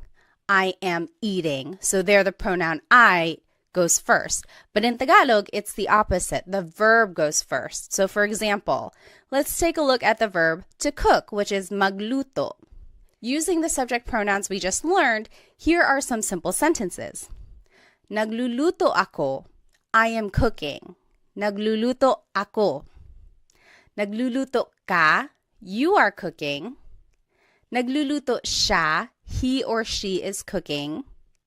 Nagluluto sila. They are cooking. Nagluluto tayo. We are all cooking together. So remember, that's inclusive. We're all doing it. Nagluluto kami. We are cooking. So me and my husband Chris, nagluluto kami. That's exclusive. And then nagluluto kayo. You all are cooking. Maybe you all as a class, you all are cooking. So this is a good slide to know just because it shows how you can put the verb and the pronoun together, and then it shows how the different subject pronouns are used. Okay, so now just a review that all Tagalog verbs have a root, and then something is added to them, whether it's an affix at the beginning, maybe an infix in the middle, or even a suffix at the end, which we will see today. So something is added to the root to conjugate it to a different tense. So for example, the word magluto, to cook, in the present tense, it's nagluluto ako. I am cooking. Nagluluto ako. In the past tense, nagluto ako. I cooked. Nagluto. In the future tense, magluluto ako. I will cook. Magluluto. And I've underlined and bolded the root here. So luto, that's the root word of to cook. And then an affix is usually added to indicate the different tense. So you can see the different affixes there.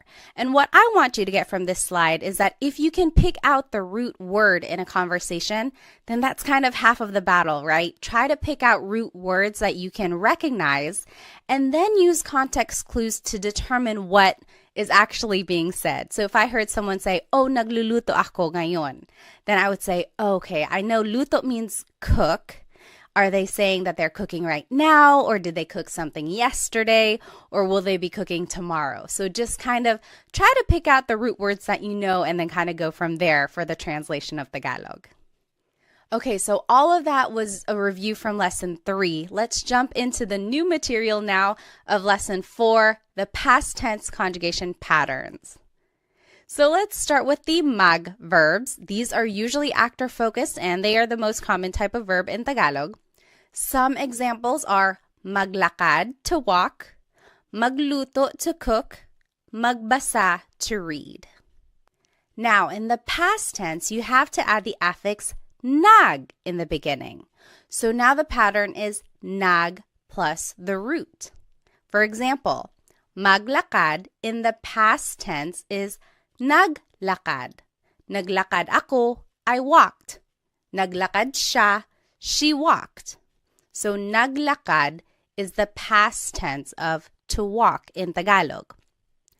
Magluto becomes nagluto. Nagluto ako, I cooked. Nagluto ako ng kanin, I cooked some rice. So nagluto is the past tense of to cook. Magbasa becomes nagbasa. Nagbasa ako, I read. So nagbasa is the past tense of to read. So you can see how the pattern is nag plus the root, right? It's a little different from the present tense. Speaking of, let's go ahead and just compare the present tense to the past tense conjugation of mag verbs. So in the present tense, we learned naglalakad is walking. Naglalakad. If you recall, the present tense conjugation of mag verbs is nag plus the repeated first syllable plus the root. Naglalakad ako, I am walking. Naglalakad. The present tense conjugation of to cook is nagluto. Nagluto ako, I cooked. Then in the present tense, magbasa is nagbabasa. That means reading. Nagbabasa ako. I am reading. Now let's compare these to the past tense conjugation. This is what we learned today. So naglakad is walked. Nagluto is cooked. Nagbasa is read. So there is a slight difference here from the present tense to the past tense. There's no repeated sound, right? So naglalakad ako means I'm walking. Naglakad ako means I walked. So the difference between the tenses can be a little subtle. It's one of those things that you have to train your ear for, right? So for the present tense, you can hopefully recognize that there's a repeated sound. Naglalakad ako. Versus the past tense, naglakad. It's like done. There's no repeated sound. So that's kind of one way to distinguish between the present and the past tense conjugation of mag-verbs. All right, now let's take a look at ma-verbs. They have a very similar pattern. These are also actor-focused, and some examples are maligo, to shower, matulog, to sleep, manood, to watch. In the past tense, this is the pattern for ma-verbs. Now the affix is na, and then it's the root. For example, maligo becomes naligo. Naligo ako. I took a shower. Naligo siya. He took a shower. So it's just naligo. You jot it down. What do you think matulog and manood will be in the past tense? Just use this pattern that we learned, affix na and then the root. What do you think matulog and manood will be in the past tense? Okay, matulog, to sleep, in the past tense is natulog. Natulog ako. I went to sleep. Natulog ako. And then manood will be nanood. So, nanood ako ng sine. I watched a movie. So again, we are just using this pattern, affix na plus the root, and that is how you change ma-verbs into the past tense. Let's compare. So in the present tense, I think it'll help if I put them both up together. So in the present tense, shower is naliligo. I am taking a shower. Naliligo ako. Naliligo. In the past tense, it's naligo. Naligo ako. Naligo. That's showered. I took a shower. For the verb matulog, in the present tense, it's natutulog siya. So natutulog is sleeping. In the past tense, it's natulog. That means slept. Then for the verb manood, in the present tense, it's nanonood. Nanonood ako. I am watching something. In the past tense, it's nanood. Nanood ako. I watched something. So it is a very similar pattern to the mag verbs. The only difference is that it doesn't have the G in the affix. But you can see here in the present tense, there is that repeated syllable, whereas in the past tense, there is no repeated syllable. It's just the affix, then the root. All right, so now let's take a look at verbs. These can be actor or object focused depending on the context, and here are some examples. Kain means to eat. Takbo means to run. Tawa means to laugh. And again, you might be wondering, why are these verbs? There is no in there. Is the infix that is put into the word to conjugate it in the present tense. But in the past tense, this is the pattern. So goes after the first letter when you're using it in the past. For example, kain, to eat, becomes kumain. Kumain ako. I ate. Kumain. Takbo becomes tumakbo. Tumakbo siya. He ran. Tumakbo. So again, the infix just goes after the first letter. Tumakbo. You give it a try. What do you think tawa, to laugh, will be in the past tense? Just use that pattern that we learned. Tawa in the past tense becomes tumawa. Tumawa sila. They laughed. Tumawa. So again, we are just adding the infix after the first letter. So now let's compare. In the present tense, kain is kumakain. Kumakain ako, I am eating. Kumakain ako. In the past tense, it's kumain. Kumain ako, I ate. Kumain. For the word takbo, in the present tense, it's tumatakbo. That means running. Tumatakbo siya, he is running. In the past tense, it's tumakbo. He ran. Tumakbo. Then for the word tawa, which means to laugh, in the present tense, it's tumatawa. Tumatawa sila. They are laughing. Tumatawa. In the past tense, it's tumawa. Tumawa sila. They laughed. Tumawa. Again, if you need to review the present tense conjugation patterns for verbs, be sure to watch lesson 3 because I go over all of that and there are practice questions as well. All right, so let's take a look at in verbs. These are usually object focused and here are some examples. Gamit means to use. Walis means to sweep. In the past tense, the infix in goes after the first letter. So gamit, to use, in the past tense is ginamit. Ginamit ko, I used something. Ginamit.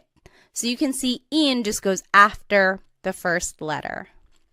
You jot it down. What do you think walis, to sweep, will be in the past tense? Walis in the past tense will be winalis. Winalis ko yung sahig. I swept the floor. Winalis. So let's compare. In the present tense, using is ginagamit. Ginagamit ko. I am using something. Past tense, ginamit. That means I used something. Ginamit ko. In the present tense, to sweep is winawalis. That means sweeping, winawalis. In the past tense, it's winalis. Winalis ko yung sahig. I swept the floor. So it looks like for the most part when a verb is conjugated in the past tense, the conjugation is usually shorter. There's not a repeated syllable, there's no repeated sound or anything like that. So that's kind of one way to recognize if something is being conjugated in the past. Usually it's a shorter word. All right, so now lastly, let's take a look at e-verbs. These are usually object-focused, and here are some examples. Isara means to close. Ibigay means to give. Itago means to hide. In the past tense, the infix in goes after the second letter for e-verbs. So let's take a look at the word isara, which means to close. In the past tense, it becomes isinara. Isinara ko yung pinto. The in goes after the second letter. Isinara. Next, the word ibigay, which means to give, becomes ibinigay. Ibinigay ko yung regalo. I gave the gift. Ibinigay. Alrighty, you give it a try. What do you think itago, to hide, will be in the past tense? Remember to just use this pattern that we learned. Itago in the past tense becomes itinago. The in just goes after the second letter. Itinago ko, I hid something. Itinago. Now let's compare. In the present tense, isara is isinasara, closing. Isinasara. In the past tense, it's isinara, closed. Isinara. In the present tense, ibigay becomes ibinibigay. Ibinibigay, that means giving. In the past tense, it's ibinigay, gave. Ibinigay. Lastly, itago, which means to hide, in the present tense is itinatago. That means hiding. Itinatago. In the past tense, it's itinago, hid. Itinago. So those are all of the past tense conjugation patterns for the different types of verbs in Tagalog. I will go ahead and turn off my screen so that we can do some practice questions. All right, so up here in the top left corner are the conjugation patterns that we just learned for all of the different types of verbs. Then here are some subject pronouns that we learned. And then the sentence structure is verb plus pronoun, and then the time goes at the end. And then here are some vocabulary terms to indicate past tense. So kahapon is yesterday, kahapon. Kanina is earlier, kanina. Nung isang araw means the other day, nung isang araw. Nung isang linggo is the other week or last week. Nung isang buwan means the other month or last month. Nung isang taon means the other year or last year. Okay, now let's take a look at these examples here. So he watched a movie yesterday, and I gave you a hint. To watch is manood. So if we were going to do this together, let's review here that the sentence structure is verb plus pronoun plus time. So the verb here is manood. In the past tense, ma verbs, the pattern is affix na and then the root. So it becomes nanood. Then it's the pronoun siya, he. Ng sine, a movie, kahapon, yesterday. So in our sentence structure, I didn't point out where an object would go. It would go before the time. So nanood siya ng sine kahapon. He watched a movie yesterday. Nanood siya ng sine kahapon. Now you give it a try. You answer 2 through 5. You can pause the video now if you need more time, and then we will go over it. Alrighty, we'll go ahead and go over the answers.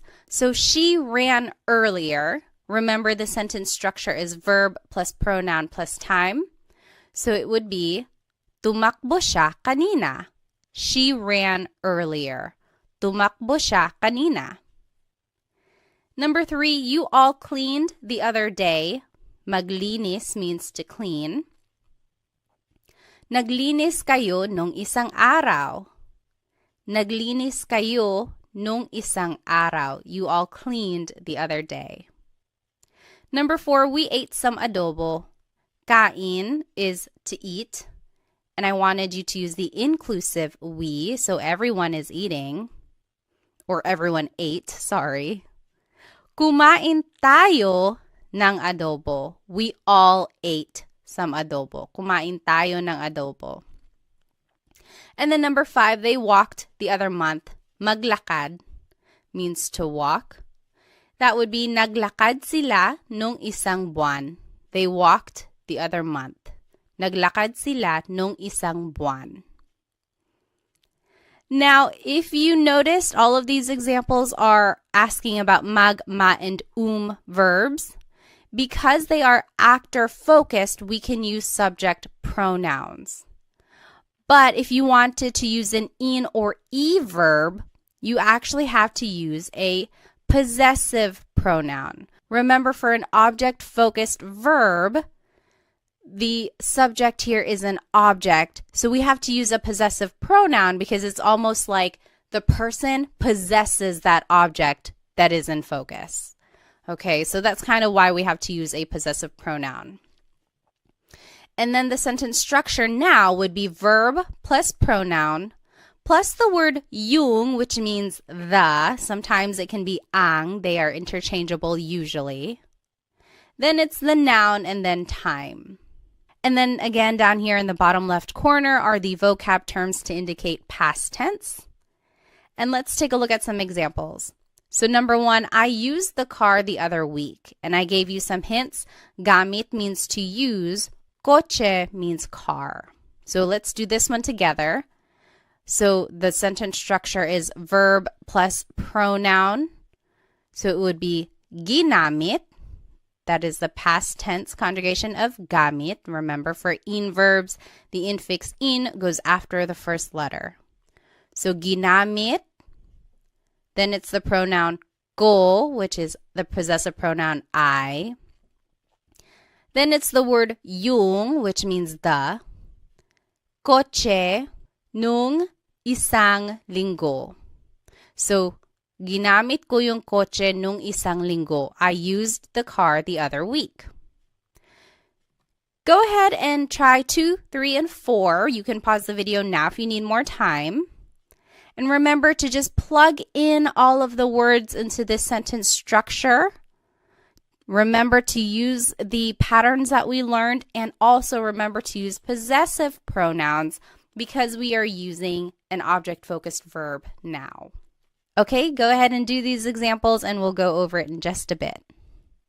All right, let's go ahead and start with number 2. He closed the door earlier. Isara means to close. Pinto means door. This would be, isinara niya yung pinto kanina. Isinara niya yung pinto kanina. He closed the door earlier. So again, remember for e-verbs, the in just goes after the second letter. Then it's the pronoun niya, which is he or she in the possessive pronouns. Then it's the word yung, which means the. Then it's the noun pinto, which means door. Earlier is kanina. So we are just plugging all of the words into the sentence structure and then using the conjugation patterns that we learned. Okay, number 3, you all swept the floor yesterday. Walis means to sweep. Sahig means floor. Winalis ninyo yung sahig kahapon. Winalis ninyo yung sahig kahapon. You all swept the floor yesterday. And lastly, they hid the toys the other month. Itago means to hide. Mga laruan means toys. And to make a noun plural, you have to add this word mga. So mga laruan means toys. It's not like in English where we can just add an S. You actually have to add this word mga. In Tagalog, this would be, itinago nila yung mga laruan nung isang buwan. Itinago nila yung mga laruan nung isang buwan. They hid the toys the other month. All right, so these are just some examples of how to use the past tense conjugation patterns that we learned and how you can plug in all the vocabulary that you learned into this simple sentence structure. Alrighty, now let's go ahead and jump right into the future tense conjugation patterns of these verbs. Let's start with mag verbs. Again, our mag verbs are maglakad to walk, magluto to cook, magbasa to read. Now in the future tense, this is the pattern. Now it's the affix mag, then there's a repeated first syllable, and then the root. So in the future tense, if you wanted to say will walk, maglakad becomes maglalakad. So it's the affix mag, then there's a repeated first syllable, and then it's the root, lakad. So maglalakad ako, I will walk, maglalakad. Magluto, to cook, in the future tense will be magluluto. Again, the affix is mag, then there's a repeated first syllable, and then the root. Magluluto sila, they will cook. Lastly, magbasa, to read, becomes magbabasa. Magbabasa ako, I will read. So let's compare all of these tenses together. And let's just take a look at the highlighted ones. So in the present tense, to walk, it is naglalakad. That means walking, naglalakad. In the past tense, to walk is naglakad, walked, naglakad. In the future tense, it's maglalakad, maglalakad. That is will walk. So future tense and present tense are very similar for mag verbs. The only difference is the first letter.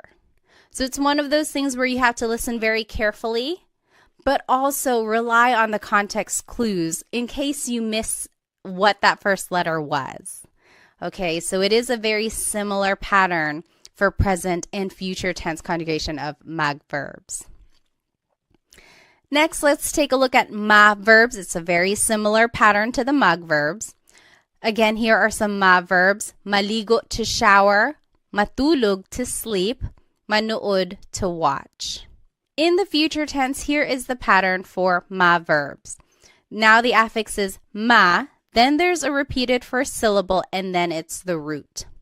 So maligo, to shower, in the future tense will be maliligo. The affix is ma, then there's a repeated first syllable, and then it's the root. Maliligo ako, I will take a shower. You jot it down. What do you think matulog, to sleep, and manood, to watch, will be in the future tense? And remember to just use this new pattern. Okay, in the future tense, matulog, to sleep, will be matutulog. Matutulog ako, I will go to sleep. Matutulog. So the affix is ma, then there's a repeated first syllable, and then the root. Matutulog. And then manood, to watch, will be manonood. Affix is ma, then there's a repeated first syllable, and then the root. Manonood ako, I will watch. Now let's compare all of the tenses together for ma verbs. Let's just take a look at the highlighted ones. Maligo means to shower. In the present tense, it's naliligo ako. Showering, taking a shower. Naliligo ako. In the past tense, it's naligo, showered. Naligo. In the future tense, it's maliligo. Maliligo ako. I will take a shower. Again, for ma verbs, it's a very similar pattern for present and future tense conjugation. The only difference is that first letter. But they both have that repeated first syllable. So again, try to listen carefully or try to rely on the context clues so that you can figure out what they're talking about. Okay, next, verbs. Our verbs are kain, to eat, takbo, to run, tawa, to laugh. Now the pattern for verbs is you repeat the first syllable. So take a look at this. Kain, to eat, becomes kakain. Kakain ako, I will eat. Kakain ako ng pansit. I will eat some pansit. So it's very interesting because now there's no infix at all for future tense conjugation of verbs. You just simply repeat the first syllable. So let's take a look at takbo, which means to run. Takbo in the future tense becomes tatakbo. Tatakbo sila, they will run. Tatakbo. Again, you're just repeating the first syllable. You give it a try. What do you think tawa, to laugh, will be in the future tense? All right, tawa will be tatawa. Tatawa sila, they will laugh. So you're just repeating the first syllable for the future tense conjugation of verbs. Very interesting. They just dropped the altogether.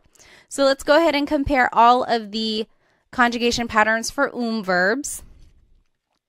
We'll just take a look at the verb kain here, highlighted in yellow. In the present tense, to eat, it's kumakain. Kumakain ako, I am eating. Kumakain. In the past tense, it's kumain. Kumain ako, I ate. And then in the future tense, it's kakain. Kakain ako, I will eat. So very interesting. All of the conjugation patterns are different for verbs here.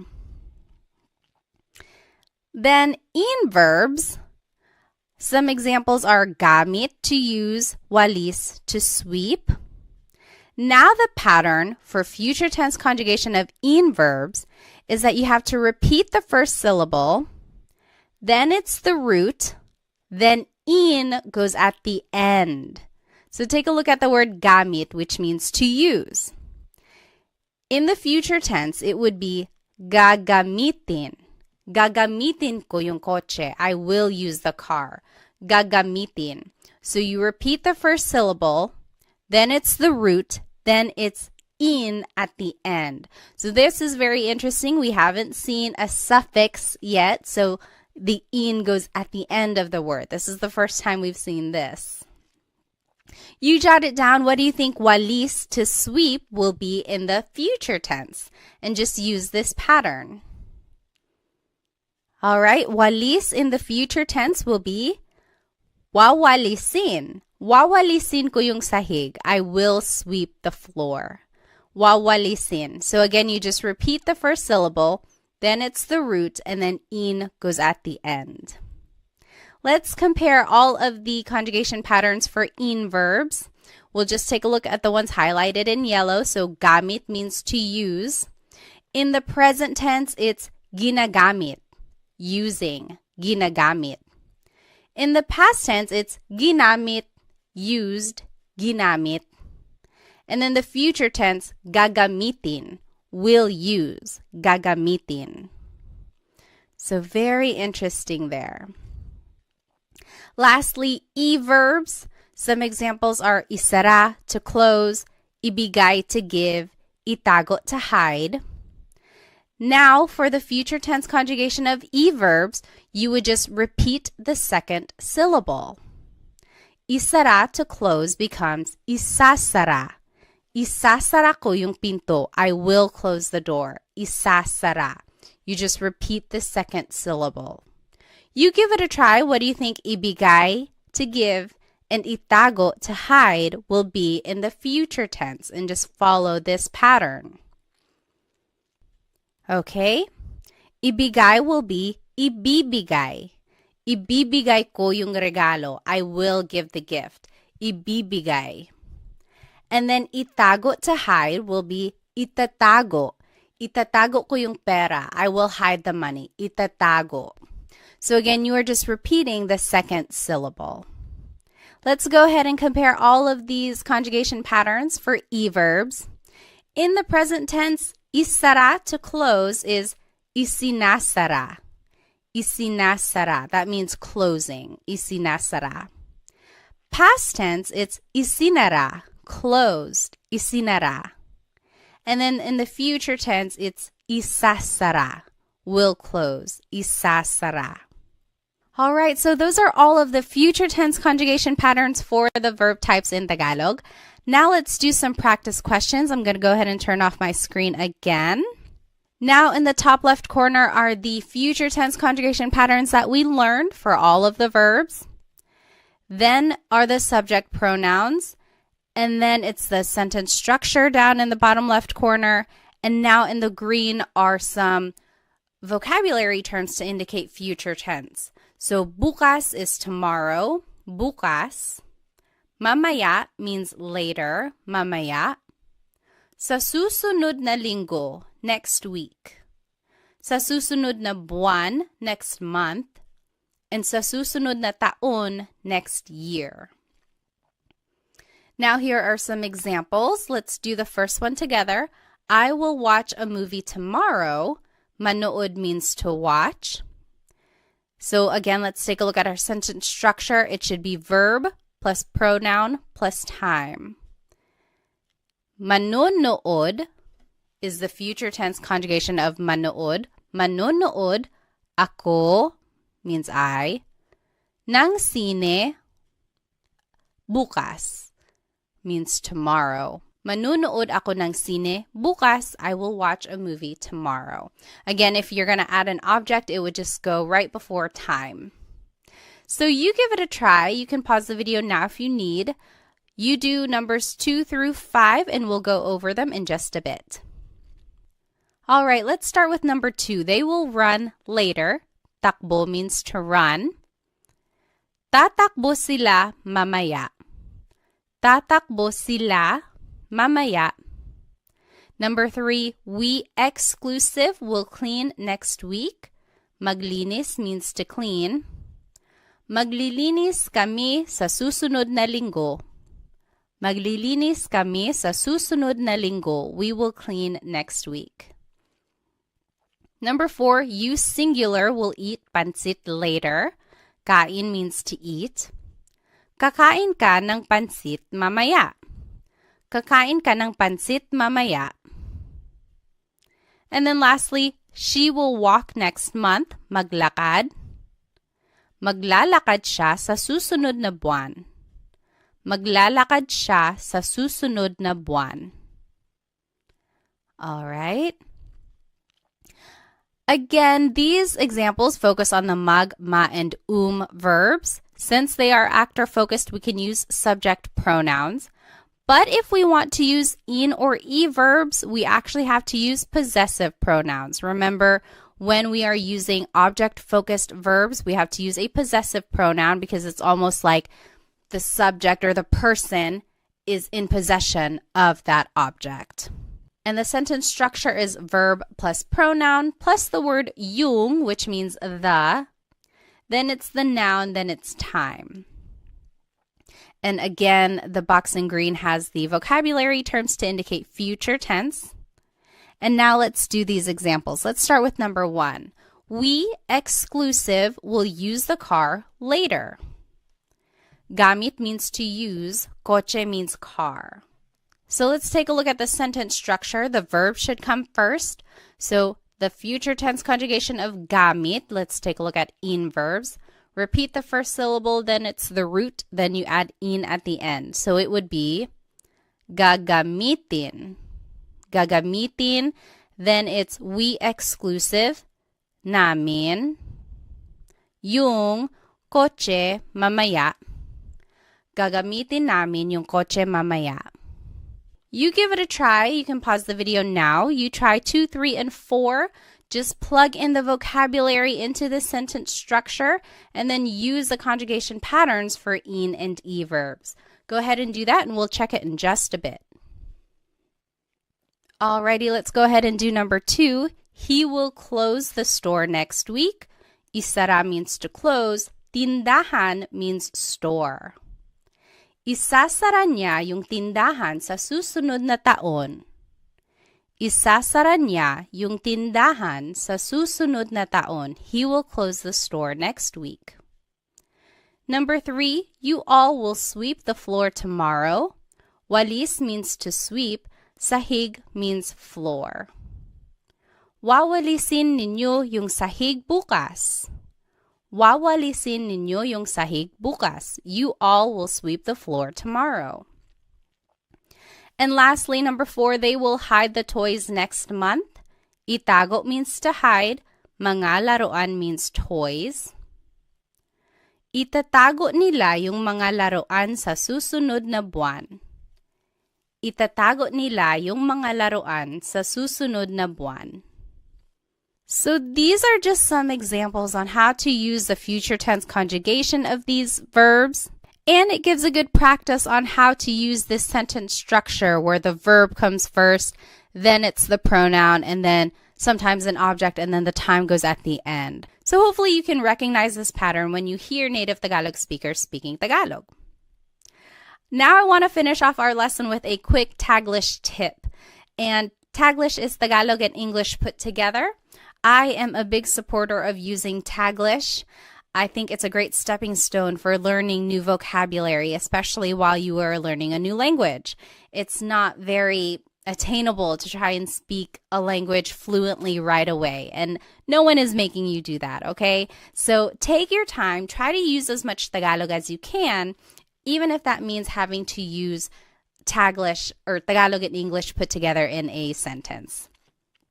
So let's take a look at these examples. I drove yesterday. She will swim later. They jumped earlier. We didn't learn these verbs. We didn't learn to drive. We also didn't learn to swim or to jump. But you can always turn them into a mug verb. So that means mug plus the English verb. Then conjugate it like you would in the past or the future as a mug verb. And then you can use subject pronouns in your sentence. So let's take a look at number 1, I drove yesterday. What if I told you to use mug drive? Now conjugate it in the past tense because it's drove. I drove yesterday. It would be nag-drive. Nag-drive ako kahapon. I drove yesterday. Nag-drive ako kahapon. So see, we are just using the pattern that we've already learned and using this mug plus an English verb. So go ahead and try number 2 and 3. You can use mag-swim and mag-jump. And then we'll go over it in just a second. Alrighty, for number 2, she will swim later. If I told you to use mag-swim, it would be magsiswim siya mamaya. Magsiswim siya mamaya. So again, for the future tense conjugation of a mag verb, it's mag plus the repeated first syllable plus the root. Magsiswim siya mamaya. She will swim later. Lastly, they jumped earlier. If I told you to use mag-jump, it would be nagjump sila kanina. The affix is nag, then it's the root for a past tense conjugation of mag verbs. So nagjump sila kanina. So that is just a quick way to use Taglish, but I do encourage you to go back and look up these words in Tagalog so that you can say the whole phrase in Tagalog eventually. For example, to drive in Tagalog is magmaneho. So this would actually be nagmaneho ako kahapon. I drove yesterday. Nagmaneho ako kahapon. To swim is langoy. So this would be lalangoy siya mamaya. Langoy is an verb. So lalangoy siya mamaya. And then lastly, talon. Talon means to jump. So tumalon sila kanina. It's also an verb. So those are just some ways to use Taglish in a conversation. Now, you don't want to rely on Taglish forever. The goal is to hopefully get fluent in Tagalog. So look up words that you don't know so that you can say the whole phrase in Tagalog eventually. Alrighty, well, we learned so much in today's lesson. Here's just a quick recap. We reviewed the different types of Tagalog verbs and the pronouns that we can use in a simple sentence. Then we reviewed the present tense conjugation of these verbs and then jumped right into the past and future tense patterns. Then we did some practice questions and then finished off with a Taglish tip, which I hope you can start using in your everyday conversations. Again, I strongly encourage you to watch lessons 3 and 4 together because they build on each other. Be sure to take detailed notes so that you can keep all of these conjugation patterns straight.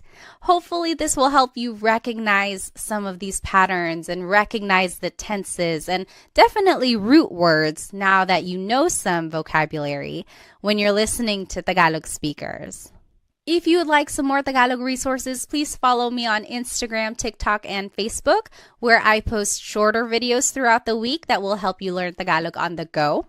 I also have an Instagram subscription if you would like extended videos and also a monthly newsletter where I recap all of my Tagalog lessons that I post on Instagram.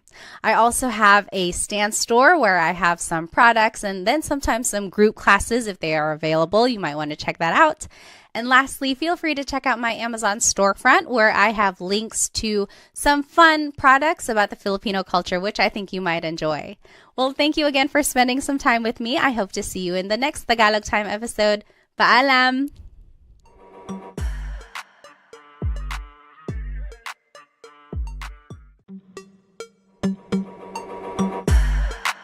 Hello everybody. Welcome to another episode of Tagalog Time with Pat.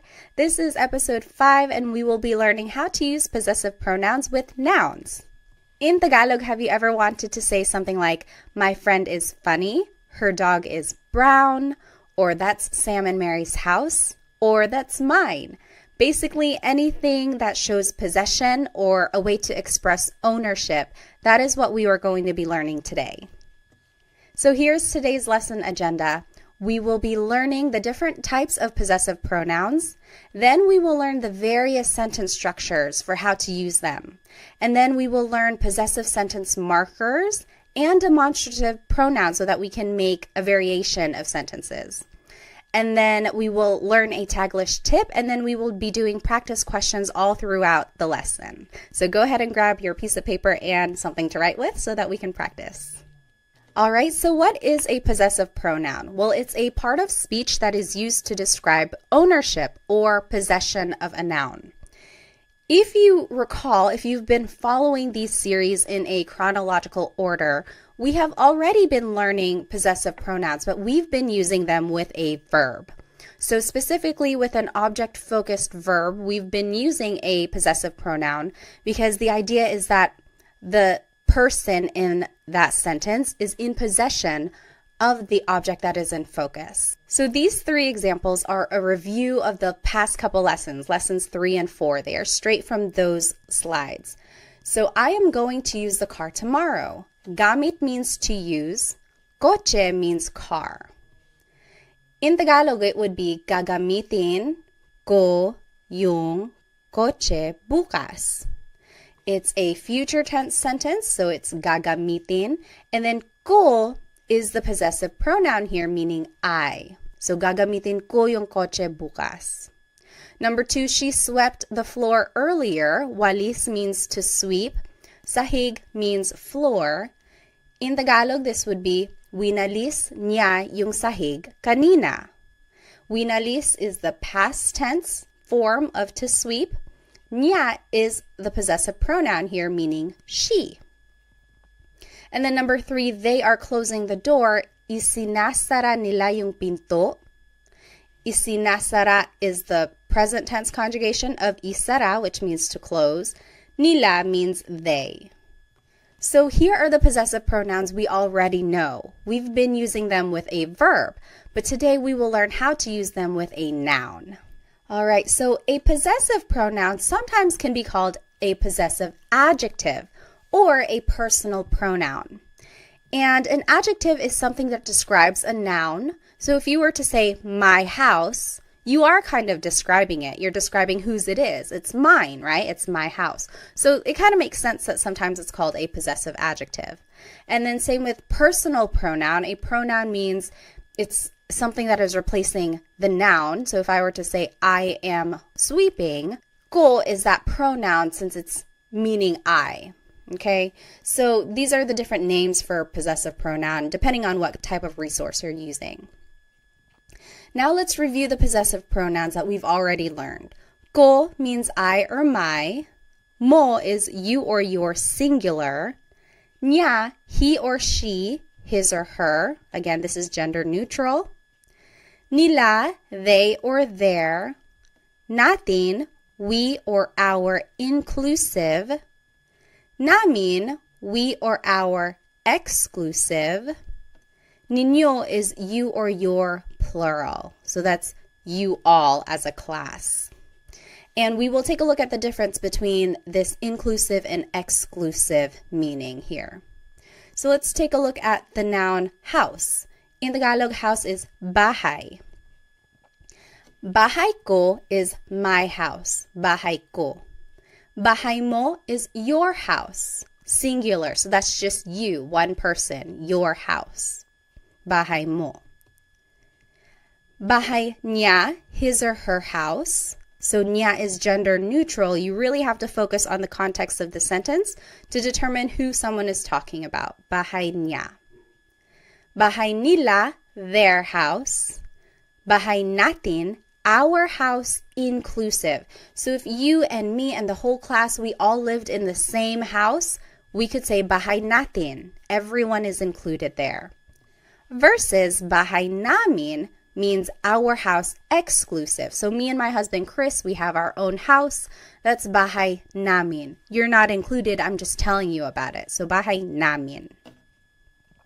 And then bahay ninyo, your house, plural. So you all as a class, you all have a house. That's bahay ninyo, your house. So I want to point out the word order here is object plus the pronoun. Bahay ko. This is different from English because we would say my house. The pronoun goes first, my house, and then it's the object. So in Tagalog, it's the opposite. The object goes first, and then it's the pronoun. And this is an important note. These types of possessive pronouns never go at the beginning of the sentence in Tagalog. They go after the object. So you would never start your sentence with ko or mo or niya. It just doesn't work like that. All right, so let's do some examples. I'm going to go ahead and turn off my screen here. Now, in order to use these possessive pronouns in a sentence, we have to have a noun and an adjective. So we will learn some of these nouns and adjectives here. In this top left corner are the possessive pronouns we just learned. Now here are some nouns. So aso is dog, pusa is cat, kotse is car, bahay is house, pagkain, food, mga damit, clothes, buhok, hair, ulo, head, mga kamay, hands. So again, that's how you make something plural. You have to add the word mga before it. Mga kamay means hands. Now here are some words for people that you might know. Tatay, father, nanay, mother, kapatid, brother or sister. So that's gender neutral. Kapatid is a brother or a sister. Mga anak, children, kaibigan, friend. And now here are some adjectives. So here are different colors, mga kulay. Pula is red, kahel, orange, dilaw, yellow, verde, green, azul, blue, lila, purple, puti, white, itim, black, abo, gray, rosas, pink, ginto, gold, kayumangi, brown. And some more adjectives, masakit, hurts, sira, broken, nawawala, missing, masaya, happy, bago, new, malayo, far away, masarap, delicious, malamig, cold. And lastly, let's finish off with some more adjectives.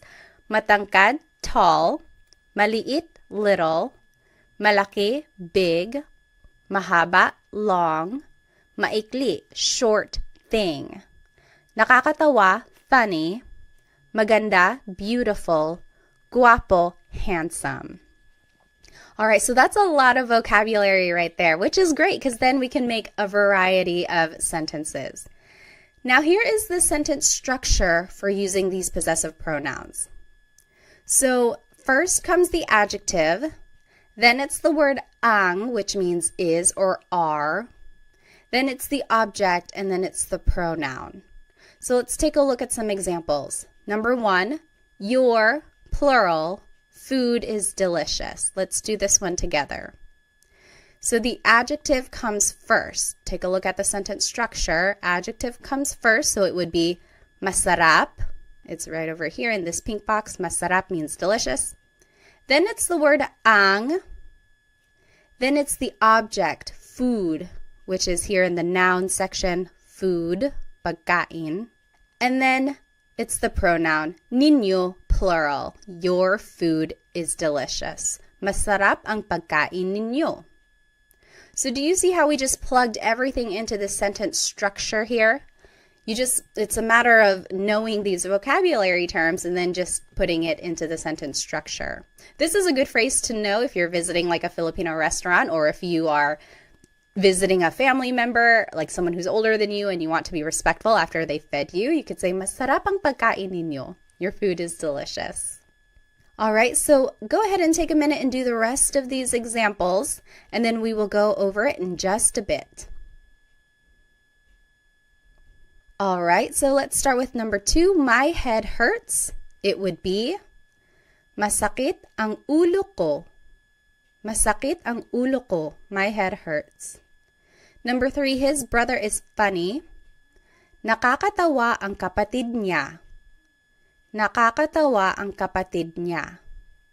So kapatid is one of those words that's gender neutral. If you wanted to be specific and say brother, like this sentence is perfectly fine, but you could go further and say, nakakatawa ang kapatid na lalaki niya. Or nakakatawa ang kapatid niya na lalaki. So, but usually you can just say, nakakatawa ang kapatid niya. Number 4, their car is broken. Sira ang kotse nila. Sira ang kotse nila. Number 5, our exclusive house is far away. Malayo ang bahay namin. Malayo ang bahay namin. Number 6, your singular hands are cold. Malamig ang mga kamay mo. Malamig ang mga kamay mo. And lastly, number 7, our inclusive cat is black and white. Itim at puti ang pusa natin. And that is how you say and. It's just the word at, A-T. Itim at puti ang pusa natin. All right, so here is a quick Taglish tip. Taglish is Tagalog and English put together. I am a big supporter of using English in Tagalog if you are still learning new vocabulary. So here is one way you can use it. So here is the sentence structure we just learned. If you don't know an adjective or an object in Tagalog, just say that word in English. For example, his cousin is beautiful, or my child is heavy. We didn't learn the word for cousin, we didn't learn the word for heavy. So you can just say them in English. Maganda ang cousin niya. His cousin is beautiful. Maganda ang cousin niya. Or heavy ang anak ko. My child is heavy. Heavy ang anak ko. So that works. That's perfectly fine. But the idea is to go back and look up what those words are later so that eventually you can say the whole thing in Tagalog. Maganda ang pinsan niya. So pinsan is cousin. And this is gender neutral as well. Maganda ang pinsan niya. Or mabigat ang anak ko. Mabigat means heavy. So if you don't know a word in Tagalog, don't be discouraged. I do want you to try and use Tagalog as much as you can, even if that means having to sneak in some English here and there. And then hopefully someone will just correct you and say, oh, cousin in Tagalog is pinsan. So then you can just start saying pinsan in your sentences. All right, so here are the examples we just did, and I want to take a closer look at number 1. Your food is delicious. And you can say it in an alternative way. So your food is delicious. We just learned, masarap ang pagkain ninyo. Adjective comes first, then it's the object, then it's the possessive pronoun. That's the sentence structure we just learned. However, you could switch it up and say, ang pagkain ninyo ay masarap. That also means your food is delicious. Ang pagkain ninyo ay masarap. Now the object is at the beginning. Then it's the possessive pronoun, then it's the adjective. So there is kind of a change in the grammar structure here. And now you are using this word ay, which is a sentence connector, which means is. So ang in this phrase means is, but then when you're switching it up, I is the connector here. Not a lot of people use this second form. It's more formal. It's more casual to just say, masarap ang pagkain ninyo. But this is not wrong. Ang pagkain ninyo ay masarap. That is perfectly correct. It's grammatically correct. It's just not very colloquial. It's not what's used in common conversation every day. Okay, so that's just a note on how you can say or hear things if you happen to hear it this way. All right, and then I just want to point out that all of these phrases could be turned into that alternative phrase. So, masakit ang ulo ko could turn into, ang ulo ko ay masakit. That also means my head hurts. It's kind of more poetic. It's like not a lot of people say it that way. Ang ulo ko ay masakit. It's just very literal. So it's more common for someone to say, masakit ang ulo ko. But you could hear it as, ang ulo ko ay masakit. That's right. It's correct. And then, nakakatawa ang kapatid niya. That could be said as, ang kapatid niya ay nakakatawa. So again, you're just switching up the word order here, but it means the same thing. All right, so now let's learn some demonstrative pronouns. It started to rain over here. I wonder if you can hear it. So what is a demonstrative pronoun? Sometimes they're called demonstrative adjectives, again, because it's describing a noun. Well, it's a part of speech that helps identify someone or something. So here are some examples. Ito means this or these. Yan means that or those. So I'm saying yan, but it's technically iyan, iyan. But it's more common to just hear someone say yan. So here's the sentence structure for how demonstrative pronouns can be used. Ito or iyan goes first. It's taking the place of the adjective. Then it's the word ang, then it's the object, then it's the pronoun. So the last part of this sentence structure is the same as what we've just learned. So here's how it's used. This is my house would be, Ito ang bahay ko. Ito ang bahay ko. This is my house.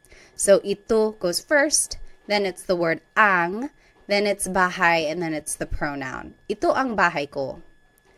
That is my house would be iyan ang bahay ko. That is my house. Iyan ang bahay ko. So ito means this, iyan means that. And it can be used in a plural way as well. They can mean singular or plural things. So these are my kids is still ito ang mga anak ko. Ito ang mga anak ko. These are my kids. Those are my kids. Iyan ang mga anak ko. So ito means these. Iyan means those. Now there is an alternative way to say these phrases, which is still correct. So this is my house, we just learned. Ito ang bahay ko. You might also hear it as bahay ko ito. Bahay ko ito. So it's using that demonstrative pronoun ito, and then there's the object and there's the pronoun. So the word order is switched up and we took out the word ang. It's just kind of included in that phrase already. Bahay ko ito, this is my house. Same with that is my house. We learned iyan ang bahay ko. But you could also hear bahay ko iyan. Bahay ko iyan. Both forms of these phrases are correct. There's not one wrong way to say it. Ito ang bahay ko might be a little bit formal, but it's said just as much as bahay ko ito. Okay, so these are the two ways you might hear the demonstrative pronoun being used with a noun. So let's do some examples. These are my kids is ito ang mga anak ko. We learned that. And then those are my kids. Yan ang mga anak ko. I want you to think of the alternative. Remember, we took out the word ang, and then we had to switch up the order. So if you need to take a look at the last slide, you can flip back. But go ahead and pause the video now if you'd like, and then we'll go over it. Okay, so the alternative for ito ang mga anak ko would be mga anak ko ito. So the object goes first, then it's the pronoun, then it's the demonstrative pronoun. Mga anak ko ito. Yan ang mga anak ko can also be said, mga anak ko yan. Mga anak ko iyan. Okay, so those are the different ways you could say these phrases. They are both used equally as much. Okay, so this is just a review of the sentence structure for using these pronouns. Usually it's the adjective first, or it could be the demonstrative pronoun ito, iyan. Then it's the word ang, and then it's the object, and then it's the pronoun. So that's the sentence structure. And then remember that these possessive pronouns never go at the beginning of the sentence. They always go after the object. Okay? Now I want to take a look at some possessive sentence markers. What is a possessive sentence marker? Well, it's a part of speech that indicates ownership specific to a person or multiple people. So now if we want to say someone's name, like we're saying it belongs to someone specific, this is how we're going to do it. So we would use the word ni for one person. We would use the word nina for multiple people. So take a look at this. Mary's children are smart. So it's just one person. It's Mary. It would be matalino ang mga anak ni Mary. So this is the same sentence structure. It's the adjective, then it's the word ang, then it's the object. And instead of a pronoun, now we're adding someone's name. And in order to do that, we have to use this possessive sentence marker, ni, because it's just one person. Matalino ang mga anak ni Mary. Mary's children are smart. Now, if we're talking about multiple people, like this is Sam and Jane's car, then you would have to use the word nina. Ito ang kotse nina Sam and Jane. So it's still that same sentence structure. Ito is the demonstrative pronoun, then it's the word ang, then it's the object kotse, and now instead of a pronoun, we're using someone's name. But then we have to use this possessive sentence marker ni na because it's multiple people. So ito ang kotse ni na Sam at Jane. This is Sam and Jane's car. All right, so this is that sentence structure I was just talking about. It's the adjective, plus it's the word ang, then it's the object, then it's ni or ni na, and then the names go at the end. So here are some examples. Let's do number 1 together. Sarah's head hurts. Head is ulo, hurts is masakit. So let's just follow this sentence structure. So adjective comes first, masakit, ang, ulo, which is the object, ni, Sarah. So it's just one person, so we would choose ni. Masakit ang ulo ni Sarah. Sarah's head hurts. You take a minute, you do number 2 and 3, and then we will go over it. Okay, number 2, John and Amy's house is far. House is bahay, far is malayo. Malayo ang bahay nina John at Amy. Malayo ang bahay nina John at Amy. So we use nina because it's multiple people. And number 3, that is Mario's cat. Cat is pusa. Yan ang pusa ni Mario. Iyan ang pusa ni Mario. So it's just one person, so we would use the possessive sentence marker, ni. Now, there are some different ways to say these phrases. Let's take a look at the example. This is Sarah's house. We learned, ito ang bahay ni Sarah. But you could also hear, bahay ito ni Sarah. So in this case, the object goes first, then it's the demonstrative pronoun, then it's the possessive sentence marker, ni, and then it's the name. Bahay ito ni Sarah. Another example, that is Mark and Molly's house. It would be, iyan ang bahay ni Mark at Molly. So we've learned these sentence structures already. It's the demonstrative pronoun, then it's the word ang, then it's the object, and then it's usually the pronoun, or in this case, it's the people with the possessive sentence marker. Now, the alternative way to say this is bahay iyan ni Mark at Molly. So the object goes first, then it's the demonstrative pronoun, then it's the sentence marker, and then it's the people's name. Bahay iyan ni Mark at Molly. So these two ways to say these phrases are both correct. They are used equally as much. So you might hear them in those ways, or you could practice saying them either way. I would say it's more casual to say, bahay ito ni Sarah. But if I'm walking around and we happen to be walking by Sarah's house, I could say, oh, ito ang bahay ni Sarah. This is Sarah's house. So it kind of just depends on the context of what you're trying to say. Okay, but they are both used equally as much.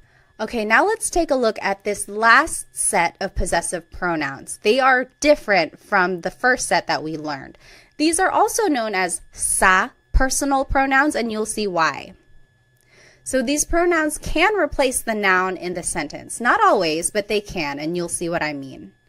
So akin means mine, akin. Iyo means yours, singular. That's just you, it's yours. Kanya means his or her. Kanila is theirs. Atin is ours, inclusive. Amin is ours, exclusive.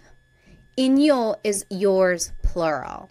So these are all pronouns that still show possession or ownership, but they are different from the ones we just learned. So it's not ko or mo or nya, but now it's akin, iyo, kanya, and it means mine, yours, his or hers. Okay, so we'll take a look at how they are used. Let's take a look at car. Car in Tagalog is kotse. And remember how I said that these possessive pronouns are usually considered sa pronouns? And this is why. Usually you would use them with the word sa. Sa akin ang kotse. The car is mine. Sa akin ang kotse. Sa by itself is a preposition which means to, but it can be used in a number of different ways in Tagalog.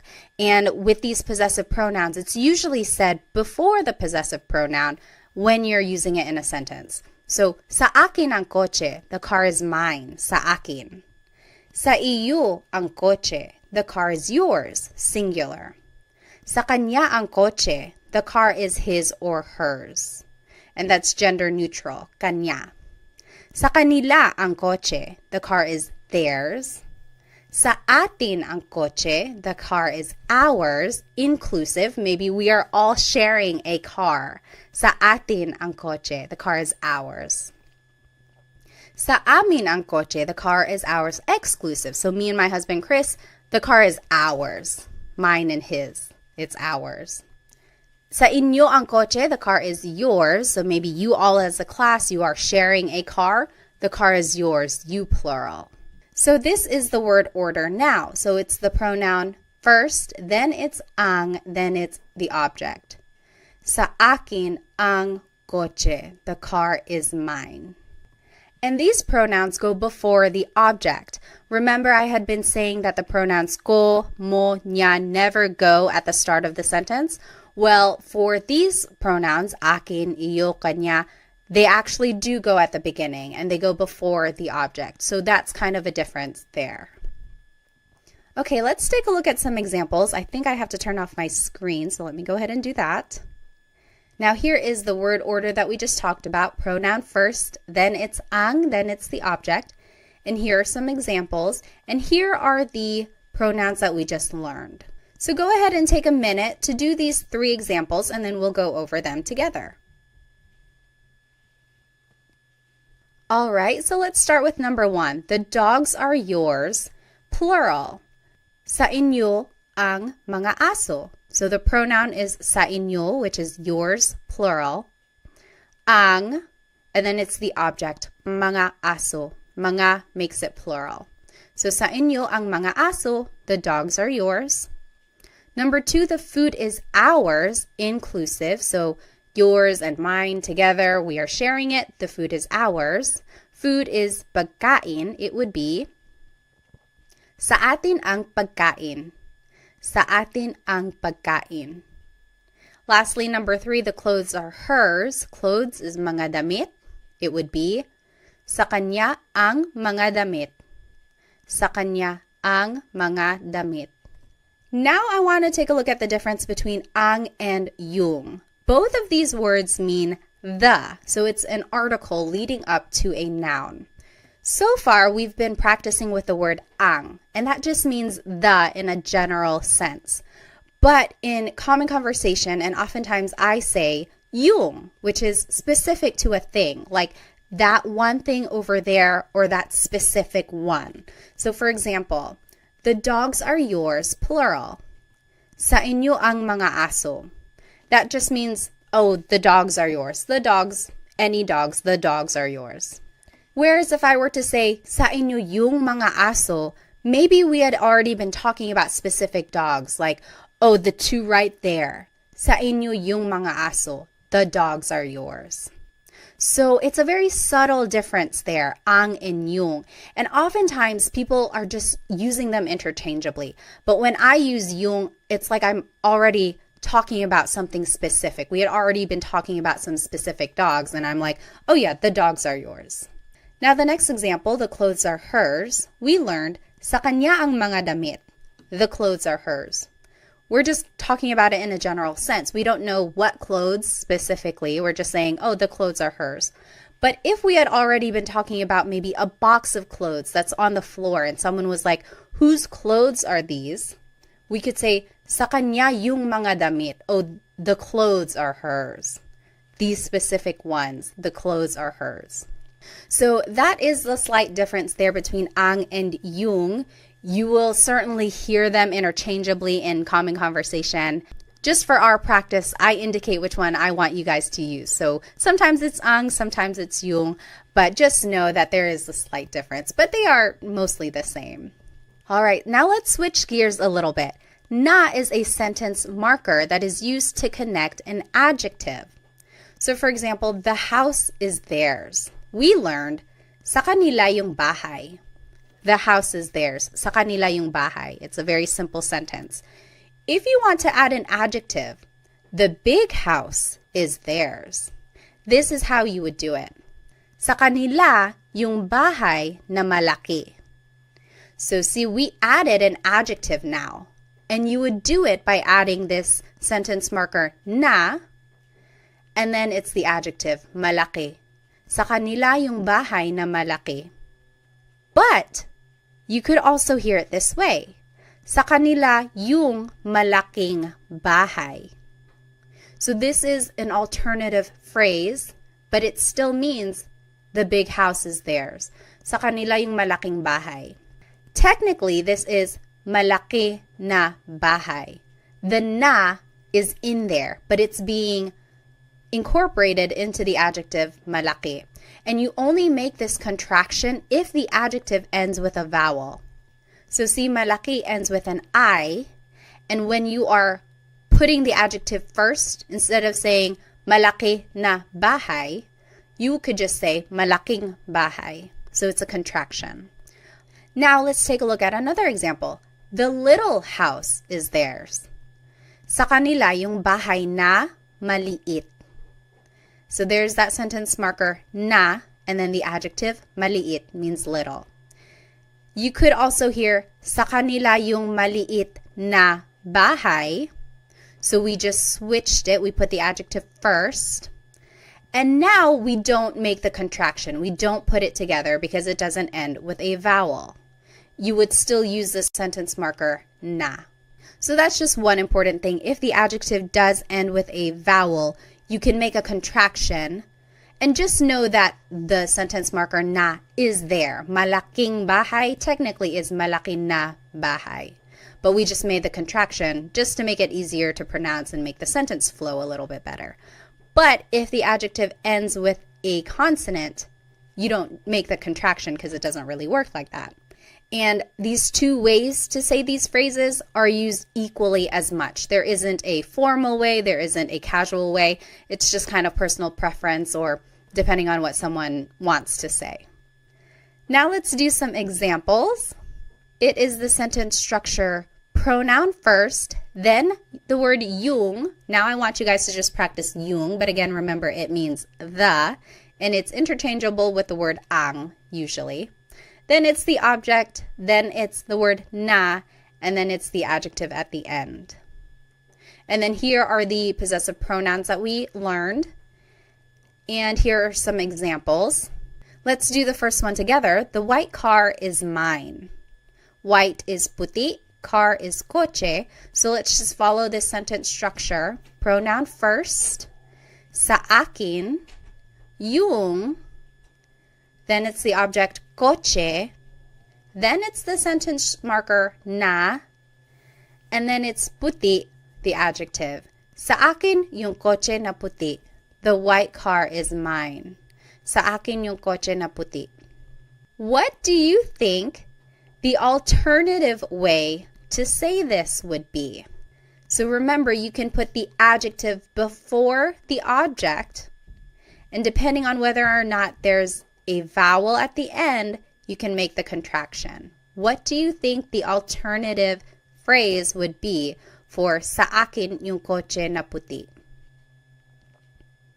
The alternative phrase you could say is sa akin yung puting coche.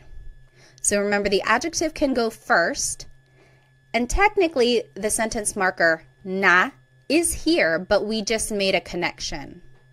So puting coche. Sa akin yung puting coche.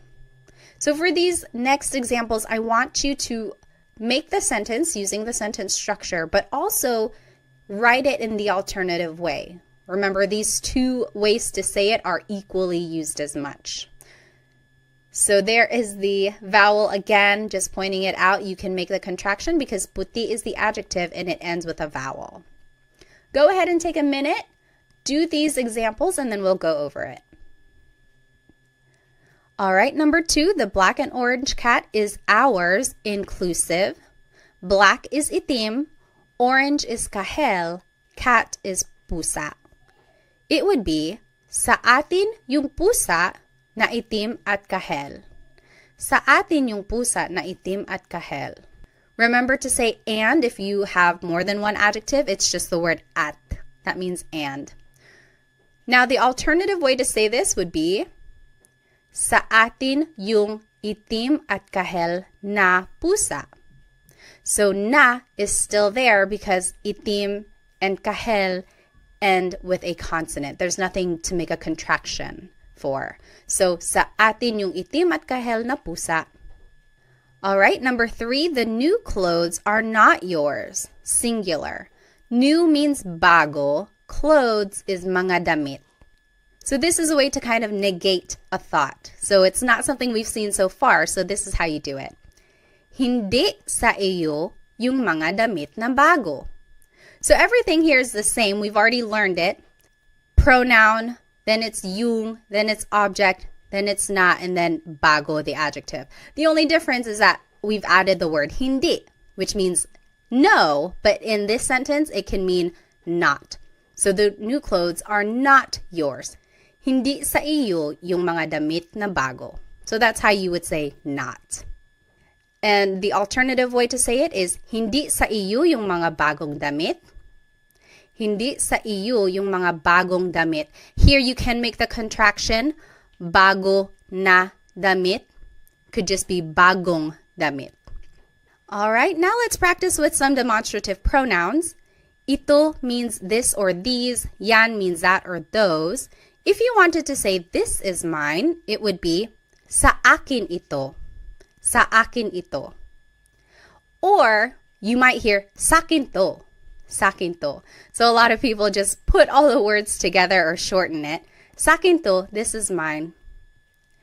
That is yours is sa iyo yan.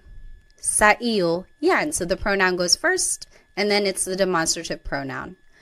You might hear sa'yo yan. Sa'yo yan. And then lastly, that's not mine. Again, negating the thought. It would be hindi sa akin yan. Hindi sa akin yan. Or hindi sa akin yan. Hindi sa akin yan. All right. Now let's do some examples. First, it's the pronoun, and then it's the demonstrative pronoun. And these are the pronouns we learned. So now take a minute and do these examples. If you wanted to say those are his, it would be sa kanya yan. Sa kanya yan. Number 2, these are ours. Exclusive would just be sa amin ito. Sa amin ito. So we are just following that sentence structure, pronoun, then the demonstrative pronoun. Number 3, that's not yours. Plural is hindi sa inyo yan. Hindi sa inyo yan. So you just add the word hindi at the beginning to mean not. Okay, so let's just do a quick recap. We learned so much in today's episode. We learned the different types of possessive pronouns. Certain pronouns can go at the beginning of the sentence, and some do not ever go at the beginning, so remember to keep track of that. We also learned the different sentence structures and how to use the possessive sentence markers and demonstrative pronouns throughout these sentences. We also learned how to use English throughout these phrases if we don't know the word in Tagalog. And then we did lots of practice questions throughout the lesson, which I hope will help you understand some of these concepts. Now, let's go back to these phrases that we learned at the beginning. I want you, for your homework, to try and translate them, and I will put the answers in the video description. And then you can go over it. If you have any questions, feel free to write them in the comments. And if you need some more Tagalog resources, please feel free to follow me on Instagram, TikTok, or Facebook. I post shorter videos throughout the week to help you practice. And then feel free to check out my Amazon storefront. I have lots of good links in there for Tagalog resource books that I think are helpful. Also some Filipino-inspired products which I think you might enjoy. I also have a Stan store which has products in there, and then also I have some group classes. So if I'm holding any group classes, you might be able to sign up. Well, thank you so much for spending some time with me today. I will see you in our next Tagalog Time episode. Paalam!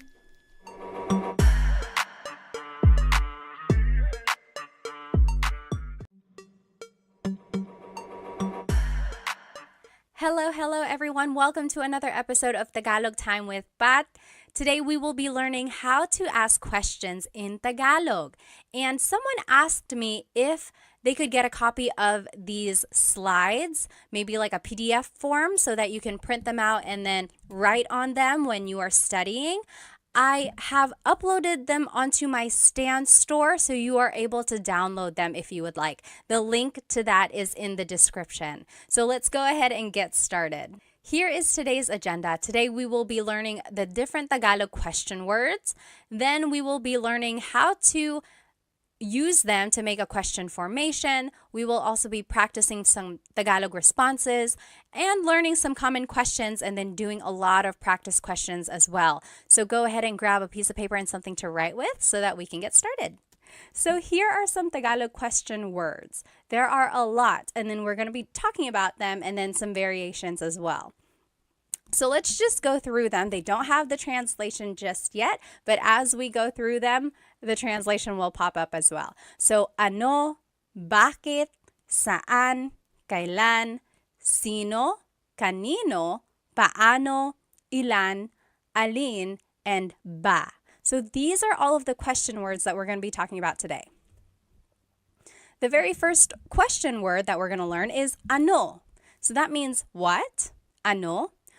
If you have ever heard a native Tagalog speaker, they might sometimes say ano as a filler in their conversation. Like if they can't think of the word, they say yung ano, yung ano. So it's like sometimes it can mean or the thing, but technically it means what. So here are the different ways to use ano in a question. So ano, then the word ang, then a noun. So for example, ano ang pangalan mo? What is your name? Ano ang pangalan mo? And I underlined pangalan because that's the noun.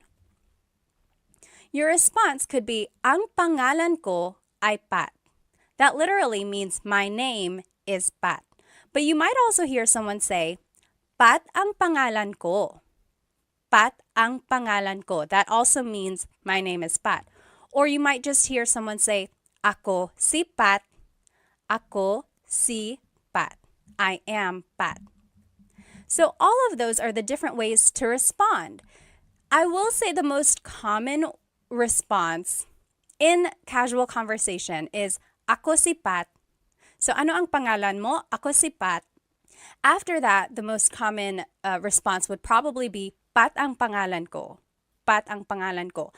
Ang pangalan ko ay Pat is a little bit formal. It's not very natural. It's kind of what you would read, like if something is written out. That is like the grammatically correct way to say, my name is Pat. But those are different ways to respond, and they're all correct. Another example, ano ang trabaho niya? Trabaho means job. So ano ang trabaho niya? What is her job? His or her. Niya is a gender-neutral pronoun. So you have to listen to the context of the conversation to determine who someone is talking about. So ano ang trabaho niya? And the responses could be, ang trabaho niya ay nurse. Ang trabaho niya ay nurse. Or it could be, nurse ang trabaho niya. Nurse ang trabaho niya. Or nurse siya. Nurse siya.